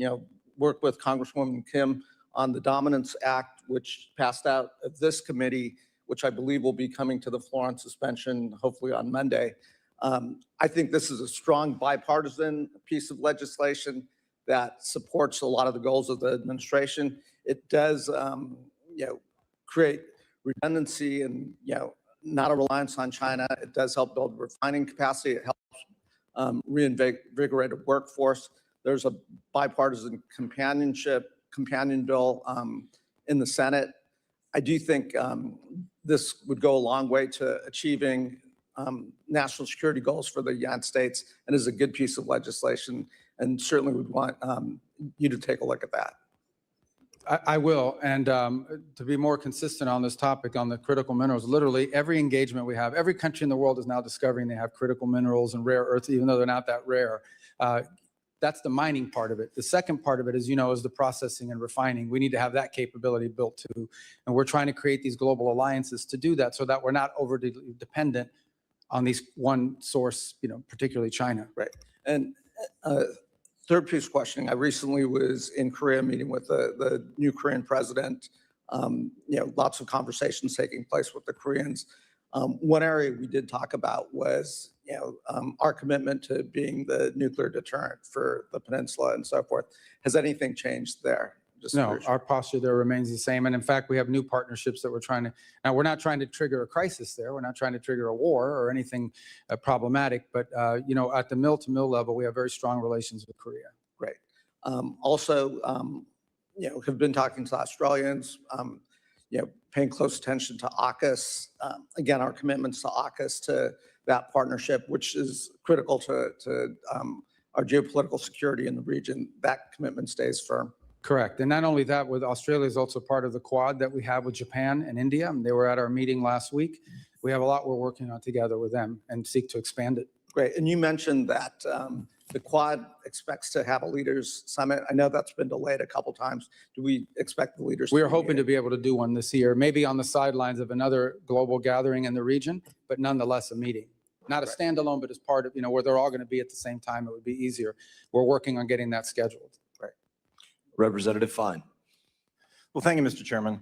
Mr. Secretary, I firmly believe God puts us where he wants us to be, and I'm grateful every day he's put you where you are. So thank you for all the hard work that you're doing. I want to read you a couple statements and see if you agree with them. I suspect that you will. The first statement is, heaven forbid Iran were to ever obtain a nuclear weapon. Do you agree with that, I presume? Yeah, I would use even stronger language. Okay. Second one would be, Iran must never be allowed to obtain a nuclear weapon. Would you agree with that? Baseline policy. Okay. And then the third is, the Iranian regime must not gain nuclear weapons. Would you agree with that? These are statements, these are actual quotes from 3 members on the other side of the aisle who today gave you a whole lot of grief about what you're doing and what the president is doing to make sure those statements don't come to pass. Representatives Meeks, Liu, and Sherman. So my question to you is, what changed? I mean, why would people say they must never be allowed to have a nuclear weapon? And then when we're actually doing what is necessary to make sure they don't, all of a sudden, there's a very different tone as they ask you questions. Yeah, I would say that the notion that they shouldn't have a nuclear weapon is widely held, and not just widely held by members of Congress. It's widely held by countries around the world. In fact, I don't know a single country in the world that says it would be a good idea for Iran to have a nuclear weapon. I think what's changed, or where the difference comes in, is, okay, what are you going to do about it? You ultimately have to do something about it. And when we saw that they were building up this conventional shield behind which they were going to hide their nuclear program and hold it immune from action, we had to address it. And that's what the president did with Epic Fury. So that was the difference. The difference is we actually did something about it, something that multiple administrations have held as their position. It was the Biden administration's position. It was the Obama administration's position. But this president actually did something about it. And many countries around the world aren't willing to do anything about it except complain or sign on to some letter somewhere. But we actually did something about it, because if we had not done so, in about a year, Iran would have had a conventional shield, and they could have been able to threaten not just the region, but parts of Europe. And they would have said, if you come after us in our nuclear program, we will impose costs on you you cannot bear. So now you have to let us have a nuclear weapon. We were never going to let them have that conventional shield. So what happens, in your opinion, if we did what they're asking? We stand down, we stop, we go back to the strongly worded letters and lots of talking, but we don't take the action. We just go, well, we don't want them to have a nuclear weapon, but they're going to do what they're going to do. What do you think? What would your prediction be? What happens? I think the long-term trajectory of Iran remains the same in that regard, as their ambition is to ultimately have a nuclear weapon. That is ultimately their ambition. They probably view it not just as regime security, the way that they do in North Korea. They view it as an ability to become the dominant power in the region. Once they possess a nuclear weapon, nothing stops them from sponsoring proxy groups all over the region to destabilize Jordan, Saudi Arabia, multiple Sunni countries, and of course, wipe out Israel. So it would be fair to say then that standing in the way of what you're trying to do over there, what we're trying to do over there, effectively is emboldening and enabling Iran to get that nuclear weapon. Well, ultimately, anytime they don't, the only reason they would not go for a nuclear weapon is because they're forced not to. They're never going to do that voluntarily. And they've never agreed to anything voluntarily. Even the small concessions they made in JCPOA were in exchange for some benefit to them. So clearly, this isn't a regime that only understands that they will only do these things if they're compelled to do so, either through an incentive or through a punitive matter. Okay, changing topics to UNRWA for a minute. As you know, on October 7th, 2023, there were employees of the United Nations in the form of UNRWA who actually participated in the terrorist attack that killed 1,200 people. What are we going to do to make sure that the UN can never, ever again employ terrorists that are going to go and kill people? Well, obviously, we're not going to be working with UNRWA any longer. As you know, we've removed ourselves from that, and we refuse to engage them or be a part of the solution now in Gaza. There are plenty of other organizations that can play that role without having the sort of cooperation that they've had with Hamas elements, including the presence of Hamas elements within their ranks, as we've seen. And it's part of the thing that was being talked about earlier in Gaza. What they don't tell you is a significant percentage of the aid, even the non-UNRWA aid that was entering, was winding up in the hands of Hamas, and they were reselling it in the black market and, of course, keeping it for themselves. That was not the purpose of the aid. What they're also not telling you is that one of the reasons why the World Food Program would not go in or could not go in is because their trucks were being hijacked, and their truckers would not go because they were putting their lives in danger. And this was all being systemized, weaponized, and manipulated by Hamas to their benefit. Well, thank you again for everything you've done. Everyone in Florida is very proud of you, and we're cheering for the work that you do every day. Thank you, Mr. Secretary. Thank you, Mr. Chairman. Representative Ocheski. Thank you, Mr. Chairman. First, Secretary Rubio's earlier testimony referenced the president's son-in-law, Jared Kushner, as a private citizen. But in President Trump's own words, Kushner is an envoy of peace alongside Steve Witkoff. So I ask unanimous consent to submit for the record a political article from February 19th detailing the president's announcement, which makes clear Kushner is more than a private citizen. It's ordered. Thank you. Secretary Rubio, as a senator back in 2023, referencing Hunter Biden, you said, quote, if his last name wasn't Biden, there's no way in the world that he would have made the millions of dollars he made. You also said we can't abandon common sense when someone profits from a family member in power. Is it fair to say that you agree that it's wrong for elected officials and their families to profit from positions of power? To use government service to make money, yeah, of course. Great. I appreciate that, and I share that sentiment with you, sir. I want to revisit some of the details that were brought up earlier and put into the record about the president's own stock transactions, a form which he filed that shows he completed more than 3,700 stock transactions in just the first 3 months of this year alone. The president bought hundreds of thousands of dollars in Palantir stock shortly before he publicly praised the company on his social media site. As if the name drop itself wasn't enough, he included the company's ticker symbol for good measure. Hardly subtle to me. On March 23rd, after nearly a month of war with Iran, the president said talks were, quote, very good and productive, and extended his deadline for a deal by 5 days. Oil prices dropped and energy stocks fell, while Trump bought shares in companies like ExxonMobil, Chevron, and other firms positioned to benefit if the war continued, which it did at the president's direction. He bought a dip that he created. Then there's NVIDIA. The president bought as much as $1 million in stock just 1 week before the Commerce Department formally approved the sale of NVIDIA chips to China. 1 week. He bought up to $5 million more in NVIDIA stock in February, right before the company announced a major chip deal with Meta. It's pretty good luck if you ask me. If that's not bad enough, the president's son struck a multi-billion-dollar crypto deal with a UAE state-backed firm. After the deal, the administration reversed AI chip restrictions, approving transfers of sensitive technology to another UAE-related entity, chaired by the very same royal family figure involved with the deal with his son. That seems like hardly a coincidence to me. And indeed, it is self-enrichment tied directly to the president's foreign policy agenda. And it's how the president's net worth has grown by over $4 billion since he started this term.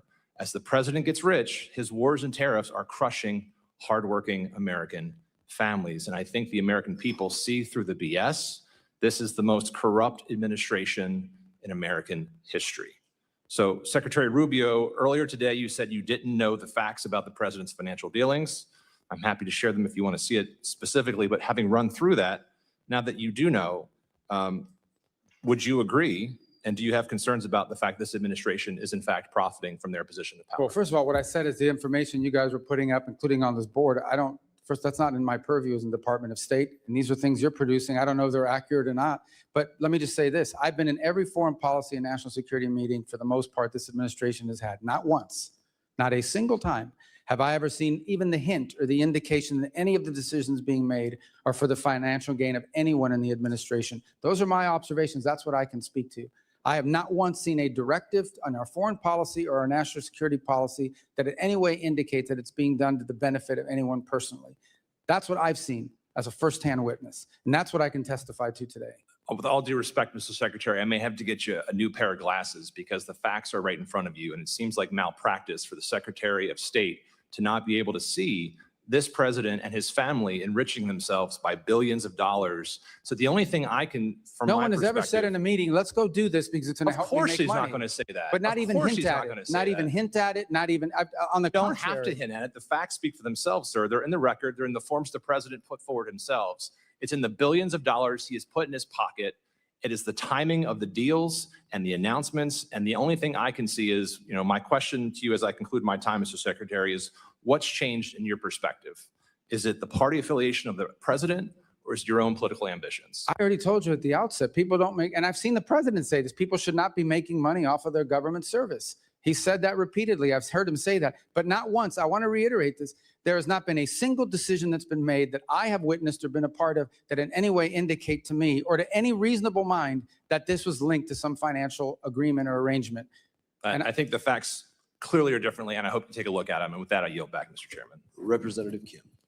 Thank you, Chairman Mast. Thank you, Secretary Rubio, for joining us right here at the corner. Thank you for being with us today. Secretary Rubio, diversifying critical mineral supply chains away from China is a priority of both of us. I want to thank you and the department for your collaboration with my subcommittee on related legislation, which was already mentioned, Dominance Act, that we recently passed unanimously through this committee. The FY27 budget requests $5 billion for New America First Opportunity Fund, including $250 million for critical minerals. So can you expand on that request and clarify whether these funds are intended to support Forge, Pac Silica, the economic security zone in the Philippines that was announced on April 16, or other priorities?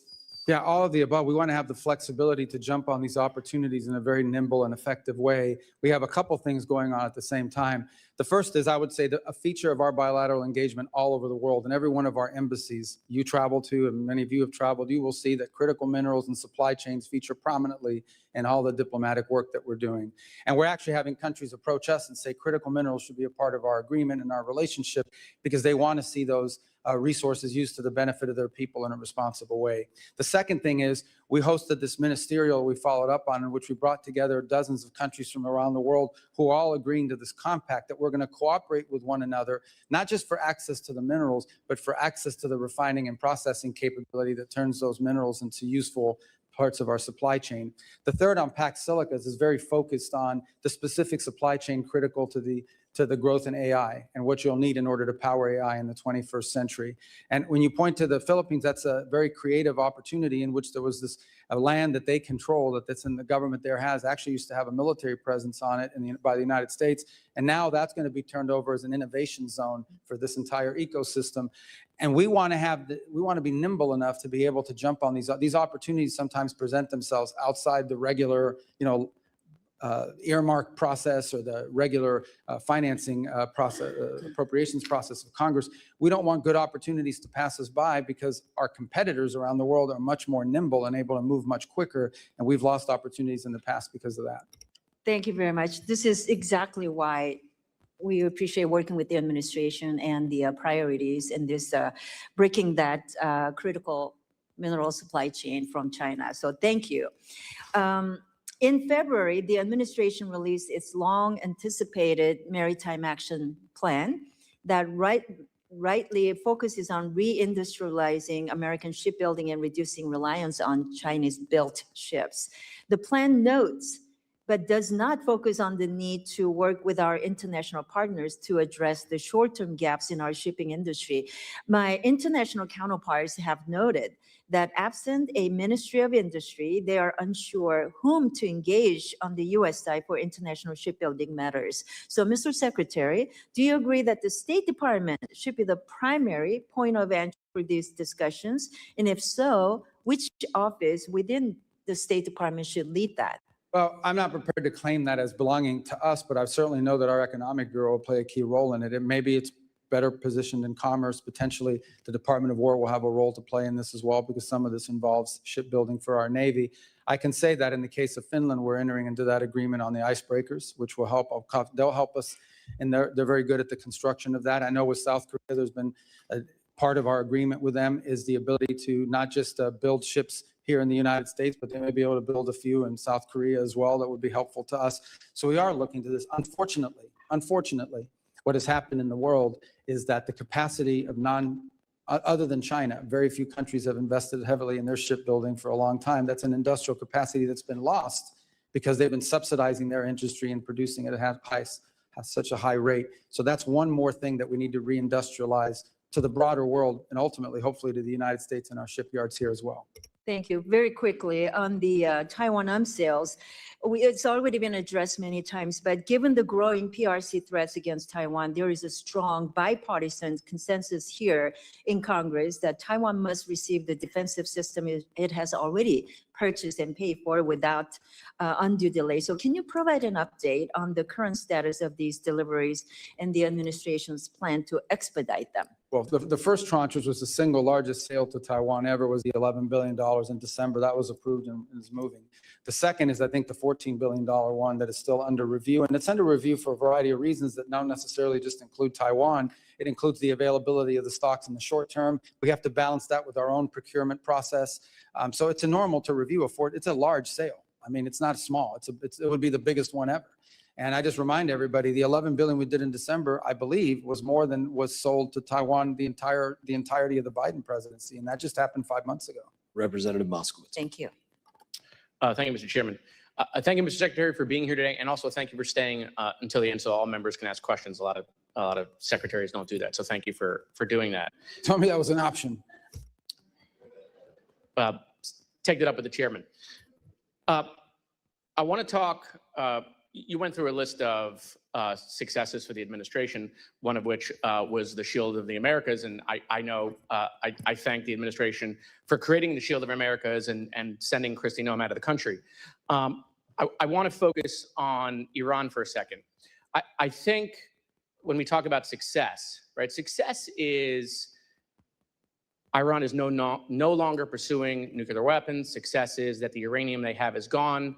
And it's fulfilling 30 or 40 years of U.S. policy, right? That's success. Do you agree with that? I mean, ultimately, we did it for a reason. We don't want there to be a nuclear-armed Iran. So, look, Iran can make whatever pledges they want. It's not worth the paper it's written on. But making sure the nuclear dust is out, making sure the facilities that they have underground are gone, that is success. And I assume you would agree that any deal that you think the president should sign or not sign has to address those core issues.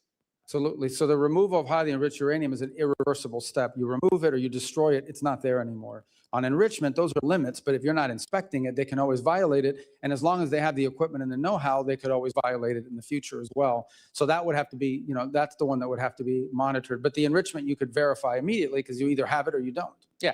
And for me, I think you have to dismantle what's there and you have to get out what's there. I think that's the most critical piece because, Iran has survived multiple administrations. That's their whole goal. Their whole goal is just run out the clock. They've run out of clock previously. And so the idea that they'll pledge to do something in the future, I just don't think we can trust that. Once we pull away the military, once we move on to another topic, their pledge is kind of irrelevant. Getting what's there removed, I think has to be the most important thing. Otherwise, it's hard to convince, I think, the American people that it was worth the success. We talked a lot about critical minerals. I think the administration is doing a really good job on critical minerals, these rare minerals that we need for our military, for technology. But I don't think the American people understand how important it really is and what China is doing around the world. I mean, do you think the administration could do a slightly better job on educating the American people why this is so important and why they should care about that? I think we all need to do a better job. And I started talking about this issue when I was in the U.S. Senate, but frankly, it's not that sexy. You have to explain it to people because they have to understand that you can build the greatest car in the world. You can build the greatest plane in the world. You can build the greatest weapons system in the world, and you can build the greatest technology and infrastructure in the world. If it's missing one little thing, one chip, one element that you need to build it, if it's missing that, the whole thing doesn't work. You can't do it. Yeah. I think back to the magnets that are critical to the cars. And when the Chinese cut us off and the world off of those magnets that they were producing for cars, no, I wasn't even that conversant in the issue before it happened. So I think there are vulnerabilities like that. We've mapped out those vulnerabilities. I would agree. I think this is going to require a sustained public campaign to tell people when we talk about critical minerals, what we're actually talking about and why it's important. And I think that's right. And I think people don't understand exactly the long game that China is playing. And I think it's important for U.S. foreign policy around the world. Mr. Secretary, the war in Gaza is all over my algorithm, all over my feed every day. But what's not on my algorithm or anyone else's algorithm here or the kids in college? There's nothing about the Ukraine-Russia war, about the hundreds of thousands of people that are dead in that war, or the 25,000 people that were kids that were kidnapped, or all the kids that were killed in that war, the terrible images that exist in a real war. Why is it, do you think, and is it the Chinese again, that the algorithm is full of what's going on in the Middle East, but the Ukraine-Russia war, nothing, no images, no stories about the kids, no stories about the hundreds of thousands of people that are dead? Yeah, I can't speak to the algorithms and what those systems are doing with regards to that. I can tell you that in addition to what you've just mentioned, I do think that, this is my observation, this war has now lasted longer than the Second World War. I don't want to use the term stalemate, but clearly both sides are trading a kilometer for a kilometer, an incredible death rate. The Russians are losing 5,000 soldiers a week, which is a crazy number. And the Ukrainians are losing people too, but not nearly as many are at the rate. It's sort of a stalemated, stagnated fight that now I think threatens to escalate because we're seeing these deep strikes into Russia and deep strikes into And I don't want to cut you off, Mr. Chairman. Mr. Secretary, I only have 9 seconds left. Cuba, real quick. Thank you guys for indicting Raul Castro. I wish it would have happened years ago. the Cuban people deserve to be free. The time has come. I'd love just to give you a minute or to talk about what you see for that island in the coming years. And just to be clear, we didn't indict Raul Castro. A grand jury in South Florida indicted him, and then the Americans. Yeah, no, but I know what you meant. I'm just saying I want to be clear. It was done through a grand jury. It wasn't. I've spoken to this a few moments ago as well. We'd like to see a better future in Cuba, one in which the Cuban people have something that looks like the way other people, every other country in the Caribbean lives. The impediment there, unfortunately, is this military conglomerate that controls 70% of their GDP, and none of its revenue translates to the Treasury and therefore doesn't translate to the benefit of the Cuban people. So we're open to an arrangement that allows that process to begin. They're the ones that have been recalcitrant. In the meantime, we're prepared to provide humanitarian assistance to the people of Cuba, so long as it's distributed by non-governmental organizations that are trusted, like Samaritan's Purse, Caritas through the Catholic Church, the UN, others. But it can't be stolen and wind up in the Gaesa dollar stores. That can't happen. Representative Zinke. Thank you, Mr. Chairman, and Mr. Secretary, always great to see you. And just to change little topics where it isn't Ukraine or Venezuela or Cuba or Taiwan or one of the big ones, Congress passed a U.S. Foundation for International Conservation in the 2025 NDAA. It passed with a wide bipartisan effort. I think you probably voted for it. But as you recall, what it was really an effort to have a public-private partnership to remove anti-poaching and cut off the funds for terrorist organizations in Africa, primarily, and you know the list. But I'm concerned, obviously, on it because per the law, it said that State Department was going to establish the board in consultation with Congress. Before, and the money's already been allotted. There's a lot of money in there, and I just recently came back from Africa, and it's happening every day that the poaching activities are again funding the terrorist organizations we're going out. And what I'd like is a commitment from the State Department to move forward on appointing the board, because at the end of the day, nothing can happen until the board meets to unleash the leveraged private dollars, which are, I think, 2-to-1 ratio. That can't happen. The program is at all standstill until the State Department appoints the board in consultation with Congress, but the first step is with you. Could I have your commitment that you're going to prioritize this? And I told others we're going to follow up on that, but I believe there's a presidential appointment role in that board, if I'm not mistaken about the, so we'll have to check with White House and personnel as well, but I'll get you an answer. The board has been the impediment. You're right. And my understanding is reading the law, it's the State Department appoints. No doubt in coordination with the White House, but if you would prioritize it, because I think this program is an incredibly important and effective program because it leverages private dollars like we haven't seen in Africa, and it is a problem. And with that, Mr. Secretary, let me yield to my colleague from Florida, Ms. Salazar, who would like to ask you some questions and follow up. Thank you again for your service. Yes. Mr. Secretary, I just want to continue with Cuba to see if we can finish your thoughts on it. As you were saying, Gaesa controls 70% of everything, the resources in Cuba. We know that the Castro family is the one in charge of that military mafia. Is there any way that we could find another DLC #2, following the same example that we have in Venezuela, where we removed Maduro because the grand jury indicted him and he was in the transnational criminal organization lists? If that were to happen, could we find a DLC #2? Well, first of all, I think that some of the models you want to look at is the way the Czech Republic or Poland transitioned out of the, and one of the things they did is they did preserve certain institutions in their society in order to provide stability and longevity to the project they were in. But we understand that there are no institutions in Cuba. Well, I think you're asking me to identify, is there specific individuals in the Cuban government? I think there are specific, maybe technocrats that you could work with. And would you I think be it's a little okay? harder when you get higher up because of the ideological bent that some of them have. And I agree with what you're saying. People that are not, their hands are not full of blood. Could we consider the possibility in order to avoid civil wars and instability and chaos? I think the United States is open to a negotiated situation that puts Cuba on a path towards democracy, prosperity, freedom, normalcy. We would be open to that, and we would work with whoever is open to doing it. Obviously, it'll be challenging, and that system is all I've said. I mean, some of these people have committed 67 years to this viewpoint. It isn't hard, it's not going to be easy for them to pivot away from it. Have we identified, we know that very well in our community, but have we been able to identify someone that could fill that role? Well, I wouldn't say that we've identified a specific individual that could play that role. I think there are clearly people within the technocratic realm of the government that could play some role in all of this. But ultimately, if you're asking me, is there a singular individual right now that we would trust and rely on to lead this transition from start to finish? I can't give you that name right now. I understand. Now, we know that today Raul turns 95 years old. At 95, you're pretty old, and making decisions is very hard. We know that El Cangrejo is his grandson, he's younger, 41 years old. Don't you think that maybe are you sending messages to the younger generation to convince Raul in order to make it easier for that island, like you said, to become Jamaica or Dominican Republic, Taiwan, Singapore, and Hong Kong?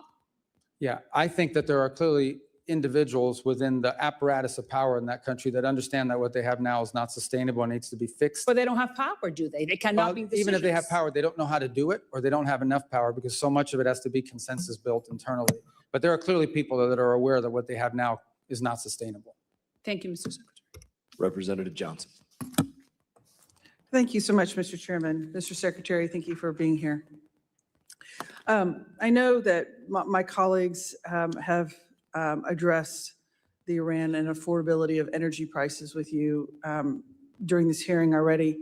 Being from Texas, obviously energy is a big issue in our state, and I've heard repeatedly on the I just want you to know I've heard repeatedly on the campaign trail, and then from just my constituents in general, just how much the rise of gas prices is really hurting our economy. And I just want to express my concern that the administration did not properly analyze the effect of this war on gas prices, the effect of this war on the economy, the effect of this war on affordability. And I hope that you will take that into consideration as you make your further decisions, because it's very concerning. It's really hurting a lot of people at home. I'd like to focus my time with you on Afghan allies. I don't think that topic's been really brought up much today.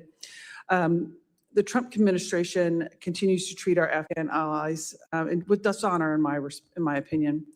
In my district, Mohammed Nazir Paktawali who fought alongside U.S. Special Forces in Afghanistan, died in ICE custody after participating in the Afghan evac program. The United States brought him and his family here to this country.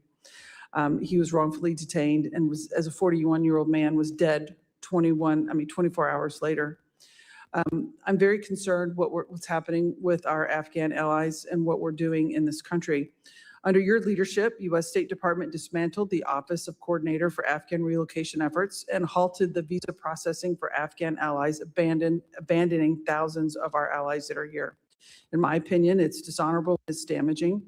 America will face fights tomorrow, and thanks to the Trump administration's treachery to this community, we may face them alone. I don't know how this administration can expect citizens from other countries to rise up and stand with us at great personal peril to themselves, based on a promise that we'll take care of them when they see how we have failed our promises to those from Afghanistan. Since you've been forgotten what this country stands for, I'd like to remind you of your own words from your own 2016 presidential campaign. Wherever freedom and human rights spread, partners of our nation are born. But whenever foreign policy comes unhinged from its moral purpose, it weakens global stability and forms cracks in our national resolve. I believe that this is what's happening with Afghanistan, sir. What is your plan to deal with our Afghan allies, with the brave men and women that stood alongside our military, that are here in this country? Is your plan to return them to the Taliban? No, but that's not anyone's plan. I think the plan is to find a third safe country where they can go to, that they're comfortable and choosing voluntarily to go there. And we're looking for more and more countries to step forward and assume it. As you know, the issues you raise are also tied into the broader migratory decisions that have been made by this administration. We're operating under an executive order right now that does not allow any Afghans into the country after the aftermath of the National Guard attack against the National Guard here in Washington, D.C. a year ago. And then there are also other DHS determinations. Our role, we continue to process the folks that are applying so that their paperwork is in order. But ultimately, we don't want them stranded forever and where they are. We want them to be able to go to somewhere that's not Afghanistan, that they choose to want to go to, and that are welcoming of them. And we actively are engaging countries around the world. There are 3 or 4 that have already spoken to us about their willingness to do it. Obviously, they're not going to take 1,000, but we might be able to get 300 here, 400 here, places where they feel comfortable going to and that are assuming and welcoming to them. We're not returning them to the Taliban. We understand that would not be the outcome we want to see. Right. I do think that the position of the United States to now, by bringing these families to our country after they honorably served our country, alongside our men and women, and now to say, now get out, we don't want you anymore, based on one isolated incident is morally reprehensible. It does a disservice to them, and it's wrong, and it's bad policy. Mr. Chairman, I'd like to ask unanimous consent to enter the record on April 21st, the New York Times article, Trump is said to be in talks to send Afghans who aided with U.S. forces to the Congo. Mr. Secretary, is it the policy of this government to send these Afghan folks to the Congo? That's just one country. The policy of the United States is to find multiple countries, and they would be able to choose which one they want to go to of the options that they're presented. That was based on a leak of an internal document. That was just one country that expressed interest, but there are multiple others that have as well. And so, what are they going to be forced to go to the country? What if they don't want to go to the Congo? What if they don't want to go to Afghanistan? What is their option? No, we don't want to force any. That's why I'm saying we want to have multiple countries so they can choose. Here are the 5 or 6 countries that will let you go. Which one of them do you want to go to? It's not to force them, it's to give them options about places they can relocate. Representative Biggs. Thank you, Mr. Chairman. And Secretary Rubio, thank you for your service. This country finally has a Secretary of State who puts America first, and I'm very proud to stand with you. In February of 2025, the State Department eliminated nearly $60 billion from over 4,000 ongoing grants and another $54 billion in multi-year USAID awards. Money that was on autopilot, flying out the door every single year with zero accountability to the American people. Programs that spent $70,000 on a DEI musical in Ireland, $2.5 million on electric vehicles in Vietnam, and $6 million on tourism development in Egypt. That is waste, and that is fraud, and that is abuse of the American taxpayer dollars, plain and simple. I'm proud to stand with an administration that had the backbone to do what Washington has refused to do for decades. What has been eliminated is very significant. It is historic, and it is just the start. The savings from USAID cuts have already sparked serious proposals to redirect billions towards something that actually matters, like repairing veterans' homes. I'm talking about long-term veterans' homes like those in South Carolina and throughout this country. That is what America First looks like, not Sesame Street in Iraq, not transgender opera in Colombia. But Secretary Rubio, I would like to know what is still in that remaining portfolio that should not be there. What programs are still drawing a check that wouldn't survive 10 seconds of scrutiny in front of a working family in my district, like the 3rd District of South Carolina? And how do we complete the mission of putting America first in every single line item of this budget? Because I can tell you, the people in my district are not going to accept it. They are tired of hearing, well, we got most of it. What is your commitment, Mr. Secretary, to finishing your job? Yeah, what's happening already? So USAID in a lot of functions, there is USAID, but it's largely now operating as a wrap-up, wind-down operation. So that's what's happening in USAID.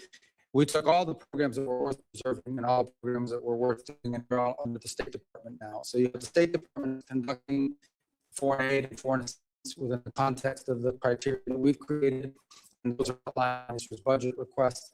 And then there are legacy programs that we did not bring over to the state that are still at USAID, some of which may not be operating any longer, but are tied up in litigation. They claim their own money. They got a judge trying to get us to pay them, or if not, there's wind down costs in those programs. They're not active programs, but some of them are under active litigation because the NGO is suing the government, and the judge is saying, well, you may have to pay them, so make sure you preserve the money until I rule on it. So those may take years to clear out. They're not active programs.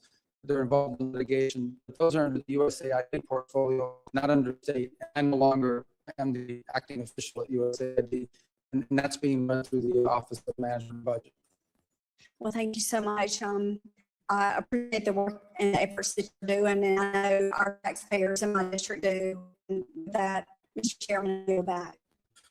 Secretary Rubio, they've called our votes, but we have this last row of individuals to your left. Do you think we have time to work through them? Yeah, we can't, I have to go to the Senate in a little while, but Representative, I'll talk fast. thank you. Representative Moreland. Thank you, Mr. Chairman. Secretary, thank you very much. We've been talking regularly. I appreciate all your interest into the INDOPACOM. Last we were out here at the hearing, we spoke about the importance of establishing a passport issuance office in Guam. And as you know, residents of Guam must have the passports issued from Honolulu, which creates a huge barriers in emergency situations. So I want to thank you again, your staff, for working with us on this issue. Now, can you briefly say, touch on where we're at with this process of establishing the passport issuance office in Guam, please? We are on the status of it? Yes. I think we're working on trying to do it. We'd like to do it. I think there's, we may have news for you on that in a couple of weeks as we're going through our review of our visa offices around the world. And it's part of our consolidation efforts is to free up resources for other places where it may be more useful. So I think we'll have news for you in a couple of weeks if you could just bear with us. It's quite exciting. Thank you, Secretary. And last year, I introduced a bipartisan Clean Pacific Act with Rep. Case, Radaragan, and King Hines to establish Pacific Islands Counter Narcotics Initiative to assist partner nations with counter-drug interdiction efforts. This year's budget request contains strong support for INCLE and outlines the strategic priority disrupting U.S. inbound illicit drug flows, especially fentanyl, meth, and cocaine, and expanding U.S. advantage and access in regions critical to the national security like INDOPACOM. Can you speak how the State Department is working with partner nations in the Pacific to combat narcotic trafficking in the region? Absolutely. And our Department of War partners and our DHS partners are also involved in that effort. And it involves two things. Number one is allowing us, in some cases, to cooperate with them, to work alongside them in this work. And the other is building their domestic capacity so they can have better awareness. Some of it is domain awareness, radar systems. In other cases, we're providing that to them, the intelligence that they need to action. The third is training and equipping, which obviously is a key part of being able to take on these groups. The challenge with these transnational groups is that in some cases, they have more money and better weapons than the actual host government. It's been a problem in place after place. But as you've seen more recently, Guatemala's now entered an agreement with us. We're cooperating very closely with Ecuador. El Salvador has been there from the beginning.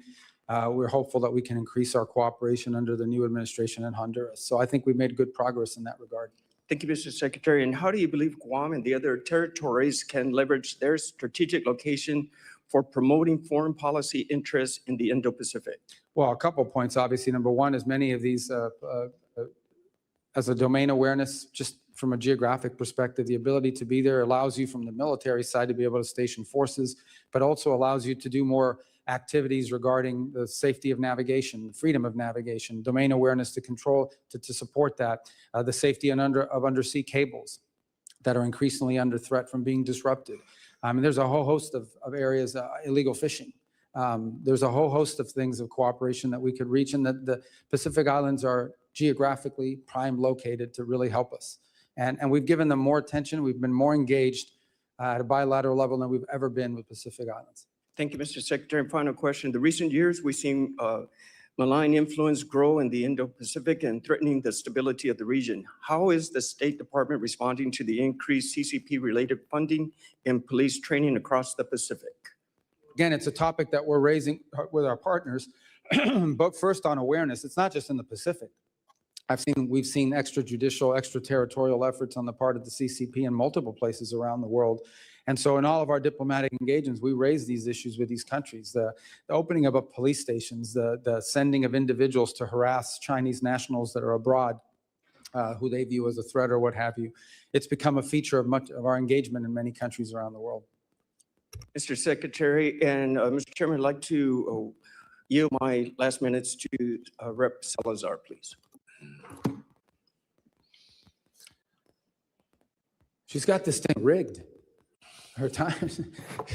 That's great. Yeah, it's 5 minutes. I know, I understand. So, okay, so let's continue then with the Cuba issue and with the Venezuela. I was asking you earlier today that Venezuelans have a desire to have free and fair elections. So we know that we are in the country, that we've liberated them. But the big question is and you answered me partially. I just wanted to give you the opportunity to finish. Why can't we just establish and send the signal to the Delcy group and to all the Maduro people that were cooperating with the Maduro regime that are still in power because of Delcy. Why can't we just send a clear message that elections will be coming, let's say, December of 27, beginning of 28? In that way, I think the rule of law will start. They will have the impression that the rule of law will be established. Yeah, I think that impression's been clear. I mean, the Venezuela that everyone wants for the future is not possible without free and fair elections. They have to understand that it's been a feature of all of our engagements with them, and it continues to be. I'm not sure it would serve that purpose to announce a date certain, in a public forum, because the conditions have to be in place. It's not just about saying I'm going to call elections in December or January. It's about, is there a free press? Are political parties able to organize and operate? That has to happen too. And we agree, Mr. Secretary. Your time's expired. All right, your time's expired. Mr. Chair, We do want to get through multiple members, Mr. Miller, so if you could go as quickly as you can before do. votes. Thank you. cause a scene. You spoke about the 60% enriched uranium. Iran also has significant amounts of 20% enriched uranium. The more difficult part is to go from 5% to 20%. What is your view in negotiations of the 20% uranium? Well, I've used the term highly 60% because that's the one that clearly has. I mean, even 20%, you could argue. Not that I claim that they are, but you could argue they're being used for medical isotopes and things of this nature. But 60%, there's no reason for it. The only way you get to 60 is because you're on your way to 90. But the term we actually use in the talks and in everything we're on is highly enriched uranium. So it would be correct. That would cover the 20, correct. Okay, very good. Thank you. Well, listen, I want to congratulate you for the impressive job you're doing for the American people. My only critique would be that we need to hear more from Marco Rubio. President Trump is obviously in a class by himself, but you're the best communicator in the administration on complex foreign policy issues. I was in the room with you in Munich, so I know you wear a lot of hats. There's a lot of memes about you, but please continue to be as vocal and upfront as you can. A question I have about is expeditionary diplomacy. I had the privilege of serving as a State Department officer in Iraq during the Iraq surge. I had twice passed A100 classes and had offers to be FSO, but I actually came in as a 3161 hire at the time because the State Department did not have a capability for expeditionary counterinsurgency. This is something I've been working on with former Ambassador Ryan Crocker to both develop this capability, look at something like a State Department Reserve Corps, and also as a legacy of Benghazi, there has been, because of the politics around it, there has been sort of this mindset set in that we can't take any casualties amongst State Department officers. We need to have people in the State Department that can push out and conserve. And I wish if you could speak to the American people and to State Department officers about what your view is about a more expeditionary function. It's a concept we're very interested in, and I know you're interested in it as well. And just I can put it in simple terms, it's basically the ability to deploy diplomats in a place where we may not have an embassy and we may not have all the trappings. Obviously, diplomatic security and others get concerned because in their mindset, the risk factor should be zero. They don't want anyone being harmed. But I think the point you're raising is there are some instances in which you will take some risks. People know they're signing up for a risky proposition, but it's a high reward for the country if in fact they're successful. So we're interested in the concept. We obviously have to work through our system to make sure we can align it and create something that's functional. And I'd love to work with you on it because I see the promise in the concept for sure. And it's a concept that's existed in the past. And thank you. Just finally, and being mindful of our time considerations, I think you guys have done an amazing job of needed reforms of bringing USAID under the province of State Department and certainly de-wokifying some of the nonsense that was going on. We still do have a lot of great State Department officers out there that are very proud to serve our country, and under your leadership, I do talk to some of them from time to time, and they do have some worry and some questions about the overall direction of the institution. So I'd just like to give the ability in the context of this budget request you're making to Congress to sort of sum up your thoughts and the vision of our current State Department officers for the future. Yeah, I think for the futures, we're trying to empower our we're trying to empower our embassies through our regional bureaus around the world. We want them to be the center focus of how we conduct foreign policy because they're on the ground. Too often in the past, foreign policy was mixed between, or diplomacy was mixed between the regional bureaus, and then you had these functional bureaus that had a worldwide mandate on a topic, and they ended up crashing into each other. Now what we want is to truly empower our ambassadors and the people in the field in these embassies that are on the ground every single day.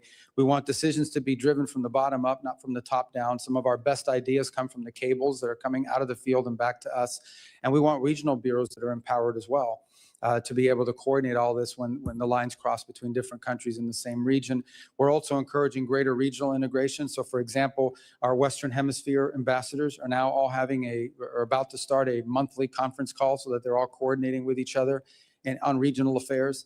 These are the kinds of things that we're trying to encourage. But ultimately, what we want is a State Department whose foreign policy is driven by the national interest and understands that first and foremost, you have to define what's in the national interest and you have to pursue it in a pragmatic and effective way. That's what we want our diplomacy to be about. And I think some of that mission had been lost. And that's why multiple secretaries of states before me had tried or wanted to reorganize the State Department and weren't able to do it. I'm glad we did. And I think it's going to get stronger every year under this new organizational scheme. Thank you very much, Mr. Chair. Yield back. Representative Luna. Secretary Rubio, thank you for being here today. I was wondering if you could let me know if you are familiar with the name of Neville Roysingham. Yeah, he's I think an American millionaire living in China who's funding all of these left-wing radical loons. Correct. When you were on Senate Intelligence, you had actually sent a letter encouraging the Department of Justice to look into him for a FARA violation. For those people who will see this clip later on the internet, can you just briefly explain what FARA is? It's the Foreign Agent Registration Act, and it means if you're operating on behalf of a foreign country, you have to register and declare yourself as such. To provide some context for those looking at this, Mr. Singham's in total given $1.3 million to an organization called Code Pink, as well as over $278 million to various nonprofits since 2017. Secretary Rubio, it's in my opinion, observing what's been happening on both sides, really contributing to the political divide in this country, that many countries are engaging in influencer operations to include psychological operations on the American people with the intent to undermine not just our foreign policy from the administration's perspective, but also to pit us against one another. Would you concur with that statement? There's no doubt, absolutely. Are you aware of any countries in particular that are currently engaging in this? Well, I don't think there's any doubt that we see evidence of it from the CCP. We've historically seen some of it as well from Russia historically in the past in a different way. I think you're starting to see some of it from Cuba. And I think some of these are linked with one another. In fact, that group that you just mentioned actually traveled to Cuba, stayed at a very fancy and expensive hotel that is sanctioned, and I think are now being looked at by the appropriate officials to see if they violated U.S. law in the trips that they're taking. But there's no doubt that when you have people showing up with pre-printed signs 24 hours after Nicolas Maduro was arrested and extradited to the United States, that's not an organic movement. Someone's paying for that. I think one of those organizations would be the National Network on Cuba, which is a pro-communist, anti-American organization comprised of dozens of member organizations to include Code Pink, the Communist Party USA, Democrat Socialists of America, Socialist Worker Parties, and various organizations to include Armed Queers of Salt Lake City, which Tyler Robinson, the individual who murdered our friend Charlie Kirk, has loose ties to and association with at the time of the assassination. I just want to point out that from my perspective and in talking with you personally, I can see that you are very much of the mindset of peace through strength, but also pursuing peace first before you hit people with a big stick. So I appreciate that perspective because it's refreshing and not common in Washington, D.C. But with that being said, I heard a lot of talk today on Russia specifically. I understand that peace talks are very much so alive and well, and that the United States, for the first time ever, at least with this administration and you heading the head of the as the Secretary of State, have been instrumental in those talks. I would like to, though, ask you, for the first time in 20 years, recently, we had the Russian Duma come here to meet with members of Congress. What is the end result when Congress fails to open up dialogue and at least maintains communications with another superpower like Russia? Well, I think there's two things to discuss. One is the war, which we'd like to see under a negotiated settlement. And separate from that is a bilateral relationship with a country that possesses, if not the largest, the second largest nuclear arsenal in the world. At a minimum, we have to have relations and conversations with Russians. We just do, whether we like what they're doing or not, because given those factors that I just pointed to. I've had multiple conversations with the Foreign Minister Lavrov, and we have to, because that's mature diplomacy and it's important. It's the same with China. We have to have communication with them, and there are issues in our bilateral relations that have nothing to do with Ukraine.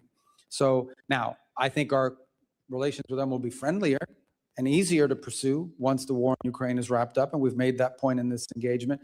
But I think what we've learned, and certainly I think has been affirmed to us in the last year and a half, is you're much better off having someone to talk to on the other side than not. And this is a president who's willing to meet with and talk to anybody. He doesn't view talks and engaging a foreign counterpart as a concession, the way it's been treated in the past. Sometimes it leads to something, sometimes it leads to nothing. Sometimes that vehicle of communication proves incredibly valuable in a potential conflict or crisis. I'd like to end by saying this. I completely agree with you. I think that it is our job and responsibility in Congress to maintain open dialogue and discussion. But I do think that you guys will be successful in this peace deal. And so I want to be the first to congratulate you on that, because I think that sometimes in this instance, having the courage to step up and do the right thing and lead by example is a big thing. So with that, Chairman, I yield the rest of my time. Representative Miller. Thank you, Mr. Chairman. Mr. Secretary, it's good to see you. You were the first person I worked for when I started in politics, and this is very unique for me. But first and foremost, I just want to say thank you for the job that you've been doing. People back home, they comment on, your stability, your bearing, and how you represent our country on the world stage.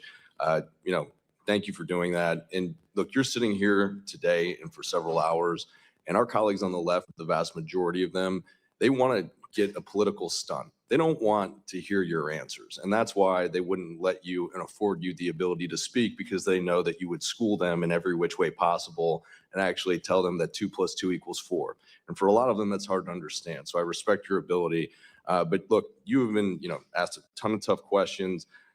This is your time if you would like it. I know you have spoken a lot today, but if there is anything that you would like to correct the record on by any of our colleagues on the left or even on the right that may have misspoken, I'd like to give you this time if you would like it. And just one last thing.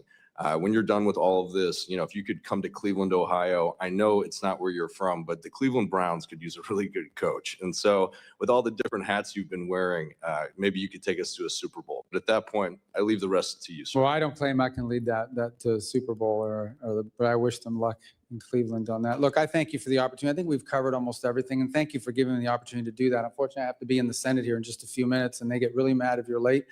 But I just want to touch off by saying, look, every element of our foreign policy and everything we do, including aid, is now synergized, and it's about the national interest. And I do think it's important to point out and continue to point out, we are the most generous country in the world. By far, we give way more money than anybody else does to all of these things. Other countries who are very rich, powerful countries should step up too if they want to join in helping. There's no evidence that that's the case. We've seen a little bit of an increase among some countries, but it's not just us, the Canadians, the UK, other European countries have cut back in their expenditures as well on foreign aid, not timed with us. It just happens to be they have those domestic considerations to take into account. This is the most generous country in the world. This year alone, there will be millions of people around the world that will receive food and medicine and medical care, and in a way that furthers our national interest, but is also good for them. And we do that more than anyone on the planet. Foreign aid and what this country does to help people around the world is something we should be proud of, but it has to be done the right way. We can't be spending money on things that don't further the national interest, and we can't be spending money on things that waste the taxpayer dollars, and we can't be spending money on social experiments around the world that further the aims of an ideological movement in the United States. That's not what foreign aid is ever supposed to have been about, and that's what we're going to get it back to. On foreign policy, we're going to be pragmatic, but we're going to be principled at the same time. We have to understand that when it comes to foreign policy, oftentimes you're not given the choice between the clearly good one and the clearly bad one. Sometimes you're given 2 bad choices, and you're trying to figure out which one of these 2 bad choices is the least harmful to the country. In the end, at the end of the day, foreign relations between countries is about one thing, the national interest. I expect that every time I meet with a foreign minister of another country, that foreign minister is going to push for what is in the interest of their country. I need to push for what's in the interest of ours, not what's in the interest of the world, not so what's in the interest of what's in the interest of ours. In those cases where our national interests align, that's where cooperation happens. That's where alliances are formed. In those instances where our interests don't align, that's where you hope that diplomacy and cooperation can find a way through. But in the end, our foreign policy must always be about what is best for America before anything else. This is not a novel concept. It is a classic concept, and one that was lost for a long time in American foreign policy. And I'm happy and honored to be a part of trying to restore it. Thank you, Mr. Secretary. Mr. Chairman, you're back. Final member, Representative McKenzie. Thank you. Thank you, Mr. Chairman. Thank you, Secretary Rubio, for joining us today. I have the pleasure of representing Allentown, Pennsylvania. It's home to one of the largest Syrian American populations in the country. And obviously, there have been a number of atrocities in that country during the ongoing conflict there, some of them targeting the Christian population. On June 22nd of last year, the Mar Elias bombing happened at a church, and we are coming up on that 1-year anniversary. I'd like to just ask you very briefly if you can give us an update on what's going on in Syria, what we're doing to achieve stability in that country with the leadership that is now in place, and also any updates on religious minority protections. Well, we talked a lot today about Venezuela and other places. Syria is far more complicated. First of all, Assad deliberately divided groups in that country against each other. And some of those frictions and some of those resentments exist. It wasn't always the case in Syria. It's one of the few places in the Middle East where you actually had Sunni, Shia, Christian, Druze, and other communities living, and Kurds living alongside one another. But Assad, and especially during the civil war period, pitted these groups against each other. So in many cases, when you're seeing these atrocities, what you're seeing is some unit of some fighting group from one side going after and seeking retribution against a group in another. And it's a real challenge. I think you've seen a diminution in this, but nonetheless, it exists and it's already happened too much. The second is, the core here and our goal is to have a nationalistic government in Damascus that seeks not to expand power or not to turn Syria into a base of operations for a foreign power, but to build a Syrian state that's inclusive of all of the elements in it. That's what we have engaged with the interim government there on. That's what we've given them and tried to give them every opportunity possible to succeed. We've had some successes. As an example, when we had some fighting break out, especially in the Northeast, and we had these ISIS prisons. This is an underreported story, but we had these ISIS prisoners there. They agreed and were very cooperative in getting those prisoners transferred out of Syria and into Iraqi prisons before there would be a jailbreak that could threaten them and also threaten the region. I think we've seen significant progress in the relationship between Kurds and the central government. There's more work to be done, but some of that tension has now been downplayed. Down in the south, there's more complexity, of course. There are different Druze elements and Bedouin elements that have been more difficult to deal with. But we're trying to give the Syrian government there that's in place every opportunity to succeed. And obviously, there's a trust but verify component to this. I will say this, and I want to be, everything we've asked them to do, they have tried to do or have done, including counterterrorism cooperation. But they have some capability gaps. They still have individuals within their armed forces, quote unquote, that are members of radical groups and have certain ideologies and aren't necessarily neatly disciplined. I think they're working through that, but there's a challenge again because of capacity. So this is a long-term project, one that I think is going to exist long after this administration. I hope the next administration will pick up the baton. But I remind everybody that just 2 years ago, Syria was an operating base for the Iranian regime and all of its proxies. And had Syria stood on the table for them, it's interestingly enough, in the midst of epic fear and everything that's happening in the region, the one country that didn't see any of this. You saw it in Lebanon, you saw it in Iraq, you didn't see it in Syria. And I think that alone is a sign of why what's happening there has been good, but not good enough. We have a long ways to go. Well, thank you. Appreciate that detailed answer and your continued focus on Syria and improving stability in the country. The Syrians I know and the Syrian Americans say that they don't see those differences along religious lines. That is, as you pointed out, divisions that were created by somebody else.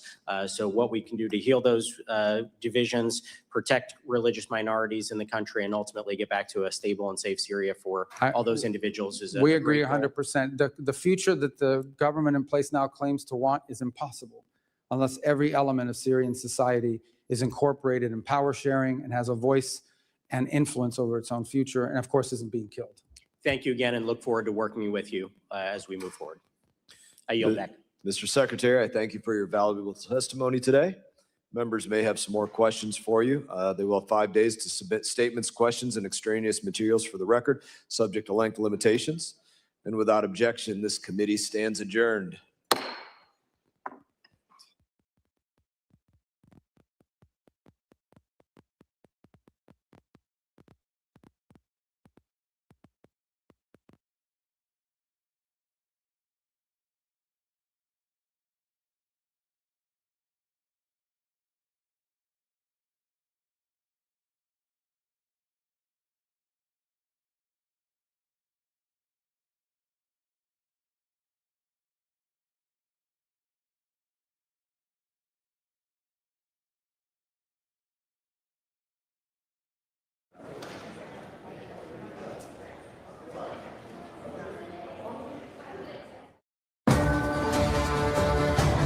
You're watching C-SPAN 3.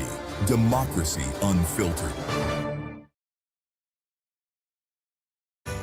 C-SPAN brings Marco Rubio before the House Foreign Affairs Committee on the department's priorities. You're watching live coverage here on C-SPAN 3. To the republic for which it stands, one nation, under God, indivisible, with liberty and justice for all.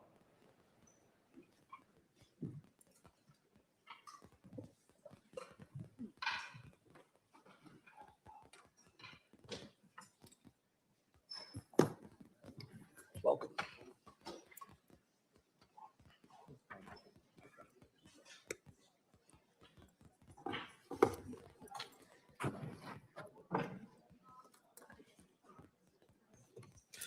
The purpose of today's hearing is to examine the State Department's fiscal year 2027 budget requests and identify where we are achieving the greatest returns on our investment on behalf of the American taxpayers, and how the department is realigning programs and bureaucracy to support the President's America First policy agenda. I will now recognize myself for a very brief opening statement. Mr. Secretary, I appreciate you being here today. I know that members are eager to get to their questions, so I'll be very brief. We appreciate your attendance. I can give you a foreshadowing of what you're about to experience. My Democrat colleagues are going to sit up here and say that they haven't heard from the administration. I'm going to thank you for the 30 times just in this Congress that the State Department has briefed the full committee, the subcommittee, roundtables, other times that you all have been here to brief us on a myriad of issues. I want to thank you for the over 20 briefings that you've given to Congress by yourself with General Kane, Director Radcliffe, Secretary Hegseth, and others since the start of Operation Epic Fury. Some of my colleagues in here will say that we are in a war of choice with no real threat to the U.S. I want to say to you, thank you for choosing to kill those who have been attacking and killing us for over 47 years, specifically attacking us over 350 times in the 30 months prior to Operation Epic Fury. Under senile Joe Biden, they voted to, my colleagues over here voted to say use any and all means to prevent Iran from obtaining a nuclear weapon. So I want to thank you for bringing the heat to Iran, even though most of my colleagues on the left now say that Iran poses no threat. They pretend as though they have never been attacking us. I also want to thank you for the work that you've done to reset the Western Hemisphere. While you've been focused on bettering our relationships in places like Panama, Cuba, Venezuela, throughout the Gulf of America, the Biden and Blinken administration focused on funding drag shows in Ecuador and transgender operas in Colombia. I would say your work is significantly better. So I want to thank you for the substantial change in putting America first in our foreign policy. And with that, I will recognize Ranking Member Meeks for whatever he has to say. Thank you, Secretary Rubio, for being here today. 18 months ago, you inherited the most powerful diplomatic institution in the world, built on 3 pillars that have defined American leadership since World War II. I call them the 3 Ds: diplomacy, dialogue, and development. And in just 18 months, the Trump administration has taken a wrecking ball to all 3. This administration has involved and have invoked a worldview from years past that has left the United States isolated and struggling economically. What you see is a greatest hits album of failed ideas from the last century. Tariffs, spheres of influence, attacks on civil rights and immigration, ignoring science and hoping for the best. Mr. Secretary, America cannot win the future by trying to relive the past. And your department is Exhibit A. We've seen the systematic dismantling of America's diplomatic corps. Over 100 ambassador posts sit vacant around the world. 1,300 career professionals, People with decades of expertise in energy, counterterrorism, and nuclear nonproliferation have been fired. Efforts to ensure U.S. diplomats represent the diversity of America have been squandered. While China increases its diplomatic presence globally, we have cut ours to the bone. America cannot win the future by retreating and ceding the field. On trade, this administration revived Smoot-Hawley, and we all know how that ended. Trump's tariffs raised costs for American people, harmed small businesses, and alienated our allies. We cannot build a 21st century economy on 20th century failures. Mr. Secretary, after decades of forever war in the Middle East, President Trump promised the American people no new wars, only to send a new generation of troops back to the Middle East. We've traded dialogue for bombs yet again. And where does that leave us today? The Iranian regime still has its missiles, its drones, its proxies, and its nuclear material. There is an Ayatollah still in power, only he's younger. With the IRGC more entrenched